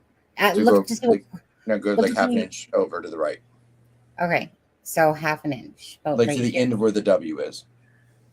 Oh, this one? Yeah. Okay. So it's like kind of like I think so. A lot of people like to say that's more like where the crime scene actually was. Well, that's where we had it originally. Yeah. And like that's where it was always originally. And then when those coordinates came out, and then I remember, you said it was a little bit like according to the coordinates, it was a little bit over more, Yeah. but we kind of originally had it more so here. Yeah. So that's why a lot of people think the coordinates are just a little off. And a little Yeah. bit closer to the water. Yeah. Yeah. Yeah. Oh, hey, is Because that there's that? the bent tree, and there's Whoa. there's different. Hi. Whoa. Oh. Whoa. Enter ground level view. Exit it. Wow. Okay. I know. I'm thinking it's right here. Because I remember, I know in the crime scene photos, supposedly, that there is this. Ask Cordy. Cordy, you think it's right about here? Or you think it's closer? Because I remembered distinctly that there is this, it looks like a tree hugger. There is this thing that looks like it's hugging a tree. And I can't decide if it was something that was put there or if it was an actual, you know how things can deform and you kind of can make things out, right? But this thing looked like it was legitly hugging the tree. Oh, sorry. Or there we go. It looked like it was doing this. And you're just like, and it looked like what I call, when you draw a flathead pancake man and you stick some eyes on it, and it looks like it's sitting down. Am I doing a bad job at saying this? No, I get it.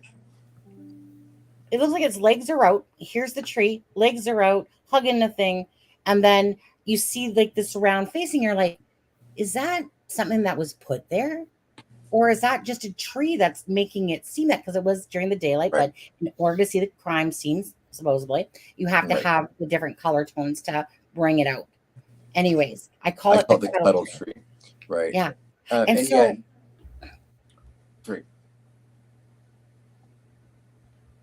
it's a cluster of trees right to the right of the white tree by the creek. Right. Mm-hmm. And I think if you do the topographical, like if you change it on Google Earth, where you do like you can see the little gulch, like Libertarian is saying. And Cordy's right. It is the cluster of the trees. Okay, do you want me to pull it back up again quickly or no?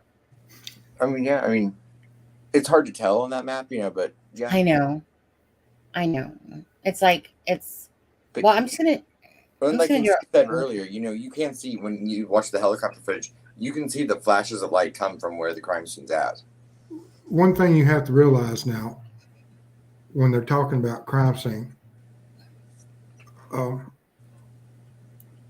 that they may drive a pin into the ground.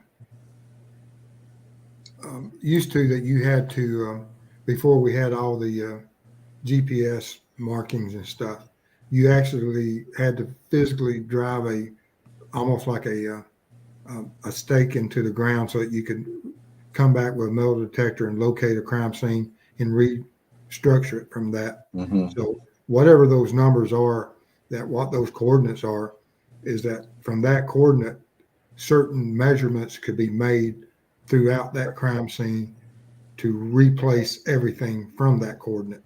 Right. That doesn't mean it's exactly where the bodies were at. That's correct. Has nothing. Yeah. No. It could be that this is our standard point, and everything comes off of this one point. Right. I feel like it was here. Am I correct? Just going by what I'm looking at, I would say it was here, right here. This looks about, for me visually, if I was to remember that person looking thing, or it's a little closer to the creek. Yeah, but like for a little further. I know that there's two trees that looked like a guy actually literally thought a dump truck dumped him off there. So I remember that there was distinctly two trees that were almost as if you could hang laundry. Let's see here. I don't know. I mean, and we're in. I mean, it's the general area, so I mean, it doesn't. You know, Yeah. A white tree, a sycamore tree. You no, know, birch or aspen. I didn't even think about my name being that. oh, right. Yeah. Right. Okay, you guys, we're going to wind it down here in a sec.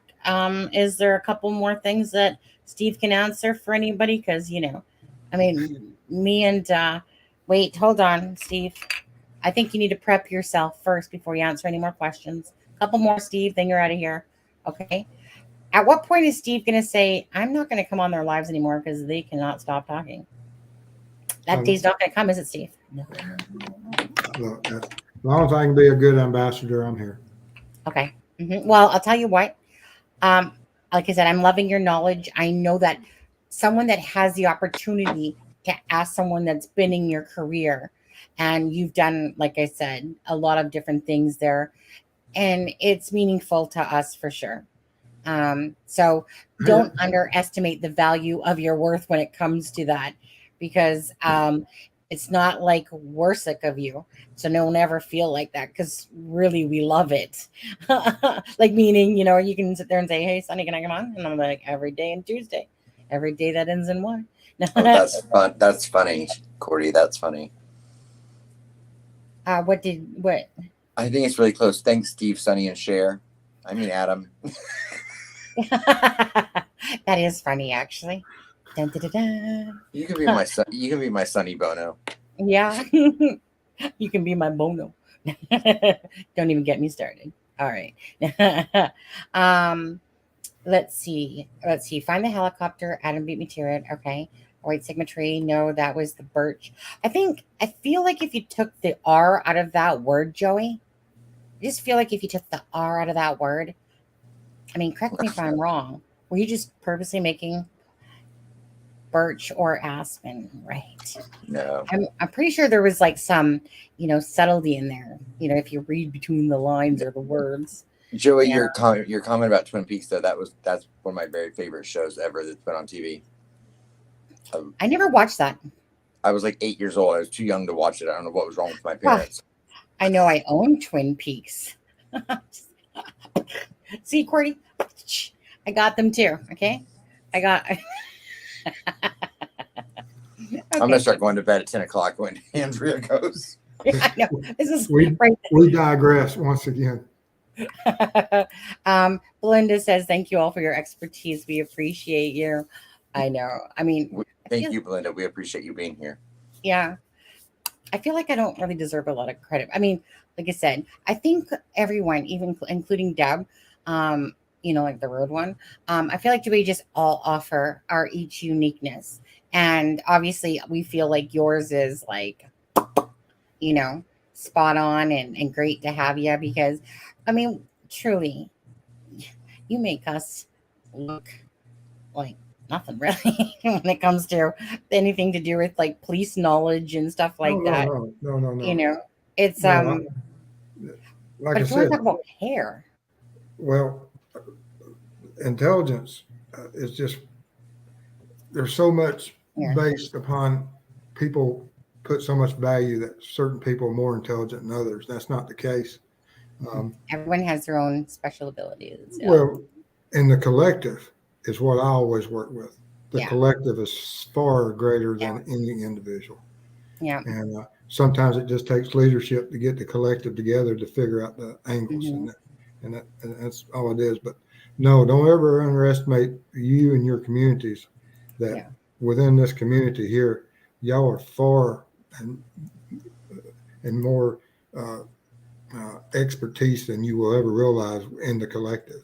And like I said, I think I said this to you before. When me and my husband were running the hotel, we used to like to use people to what they were good at doing. Why would I put somebody in a position for them to fail instead of succeed? If I knew you were a great talker on that phone, if I knew you were great in the kitchen, if I knew that you were a list doer and stuff like that, great. That's what I'm going to use you for, because that's what you're good at. Now, and I'm saying this from, again, the people that thought that they were better than others, and the one that might have had the handicap. And again, it's kind of like, no. Like, again, everyone has their strong points. Everyone has their weak points. And it's just a matter of you utilizing as a collective those strengths together. Because again, I have my certain attributes, right? Like I said, let me look at some stuff to do with legal. And I'm just like, what? I'll slowly understand it. But then in my head, I'm going, God, I wish I knew someone that could explain this to me a bit more, you know? Whereas, like I said, I can tell you about people, I can tell you about certain things, right? Because I'm good at that, certain things. Adam's great at his certain things, and he's great at doing hair. You know, Deb's very knowledgeable. She's a deep diver too. We all are kind of deep divers, you know? We all look for that. We all like to dig beyond that surface. But anyways, yeah. So I think they're going on my hairstyle now. I was gonna say, it's okay. Well, Steve is an incredible hairstyle. I mean, clearly the dude's suave as hell. So I don't even have to comment on it. He knows it. Do you know what the hairstyle is for? The comb over, of course. No, No, just kidding. I'm kidding. What? He's got good thick hair. Yeah, I'm just kidding. That was a joke on that one. It's a toupee. I'm kidding. Yeah, tell us. Do tell. You keep it short. If you've ever been in close quarter battle, what you can do once you get a man's head wrapped up in your hands, yeah, you own them. Right. And, I know. You grab me by the hair, you're not going to control my head. Or if you've ever had a toddler, same thing. Yeah. they get hold of it. But you know, and I've been there in those battles and had people try to pull my hair, and when I had a real good handful of theirs. I've tried to pull your leg, not your hair. Just kidding. Another good one. Okay. Steve, what time is your live tomorrow night? Yeah, go on. 8:00. Okay. Because we're ending this before we hit a 5-hour mark. We're having we've got a 2-part going this week. We got part 1. I'm trying to the subject matter we're addressing is, of course, the transcripts, but part 1 is more of a public service message that we have to learn from this case, and it's a great opportunity for us, that the legacy of what Libby and Abby has allowed us to do and will do for a long time, and it's a lesson that should be learned by a lot of people. Yeah. But no, I appreciate it. I appreciate y'all having me, and I look forward to anytime y'all need me, I'm here. I don't know how long your lives normally last, but yeah, I think Devin, we're scheduled, I think, tomorrow at 9:30. So I mean, if people maybe can head over here after you leave yours. Mm-hmm. No, we're done anywhere between 9. We run an hour to hour and 15 minutes. Well, that'd be perfect. So I still want to overlap. I didn't want to start before you guys were done. What 2 days are you doing your show? Are those lives that you said? This week is Monday, and maybe Wednesday. Okay. But we've been doing Wednesday, and we may still do Wednesday this week. It just depends. There's other family issues that Andrew may have to take care of on Wednesday, so we may have to change Wednesday. Okay. Well, we want to say, because I swear we're not going to go over this for 15. It's 5-hour mark. So, thank you. And anytime, honestly, hey, can I ask you a question? Do you have Messenger? Do you have Messenger? No. No. Okay. Just because because it's a kind of a special. I may have it. I just don't know what. No, it's one of those things. Meaning, if ever you wanted to come on, and because we have our group, me, there's a few of us in it, about 5 or 6. But anyways, it was one of those things that if you did, we could easily, when we drop the link. Meaning, if ever there was a time you said, "Hey, I'm going to go join them," then you just click that link. Right. Just like if. CD or whatever sees a link and they want to pop on, then it's kind of like, hey, there you go. You did. And then Wednesday night, I think it'll be the first night that Deb and me and Sonny are reunited, right? Reunited, yeah. Reunited, wow. We stand. I don't know, unless we have an argument. Unless things fall apart. same thing. Yeah. You know, Before next we go, thing, go ahead. I was saying before we go, will you play the video for Braden one more time? Just Yes, as we exit absolutely. tonight, All right, we'll do. and for Chris. Yes, absolutely. Thank you very much. Okay. So you guys, thank you. Thanks everyone for coming. Please hit the like button. Please hit share. Remember this live started off, well, obviously with Mrs. Steve, and then not too shortly after, Chris had come on in search for hopefully finding some answers to where his son is. And so again, please share to your social media. It's, like I said, great to do unselfish acts because it's so meaningful to others. So you guys have a great night. Thanks to, I think it was Laura. Oh, Jenny for her donation, and Laura for your donation with the 69 ending. Thank you guys so much for joining us tonight. You guys have a great one. And Deb and Adam will be live tomorrow. Right. And Sunny, I don't know. I might be a great mod. I might not. I'll see. Let's give Steve the last word. Yeah. Oh, nothing. I appreciate the opportunity. I want to thank everybody for everything they've done for me so far. Y'all have been welcoming me into this community is something I've never experienced. And but as always, let's try to do what's best for these victims. That no one's standing up and speaking for them unless we do it. Right. Sunny, where are you? And Kelsey's wedding 6 days from today. So. Oh, yes. Okay, there's so much going on, isn't there? Joey, to answer you, you can email me at acrimingshame@gmail.com if you want my Facebook link. Other than that, we're going to roll on out. Thanks, Deb. Thanks, everyone. Peace Not Silent. Again, thank you to the mods that are helping out. We appreciate you. We appreciate that. Willie Billy, Steve, please come back. Oh, he will. Even if we have to hog tie him down, he's coming back. Just saying. I'm going to speak for you there, Steve, okay? You don't need, I'm just going by this. I'll go straight to Yeah. Yeah. Okay. Take care, everyone. And yep. And then we're going to hit this on the way out. Good night, Steve. Good night, everyone. Good night.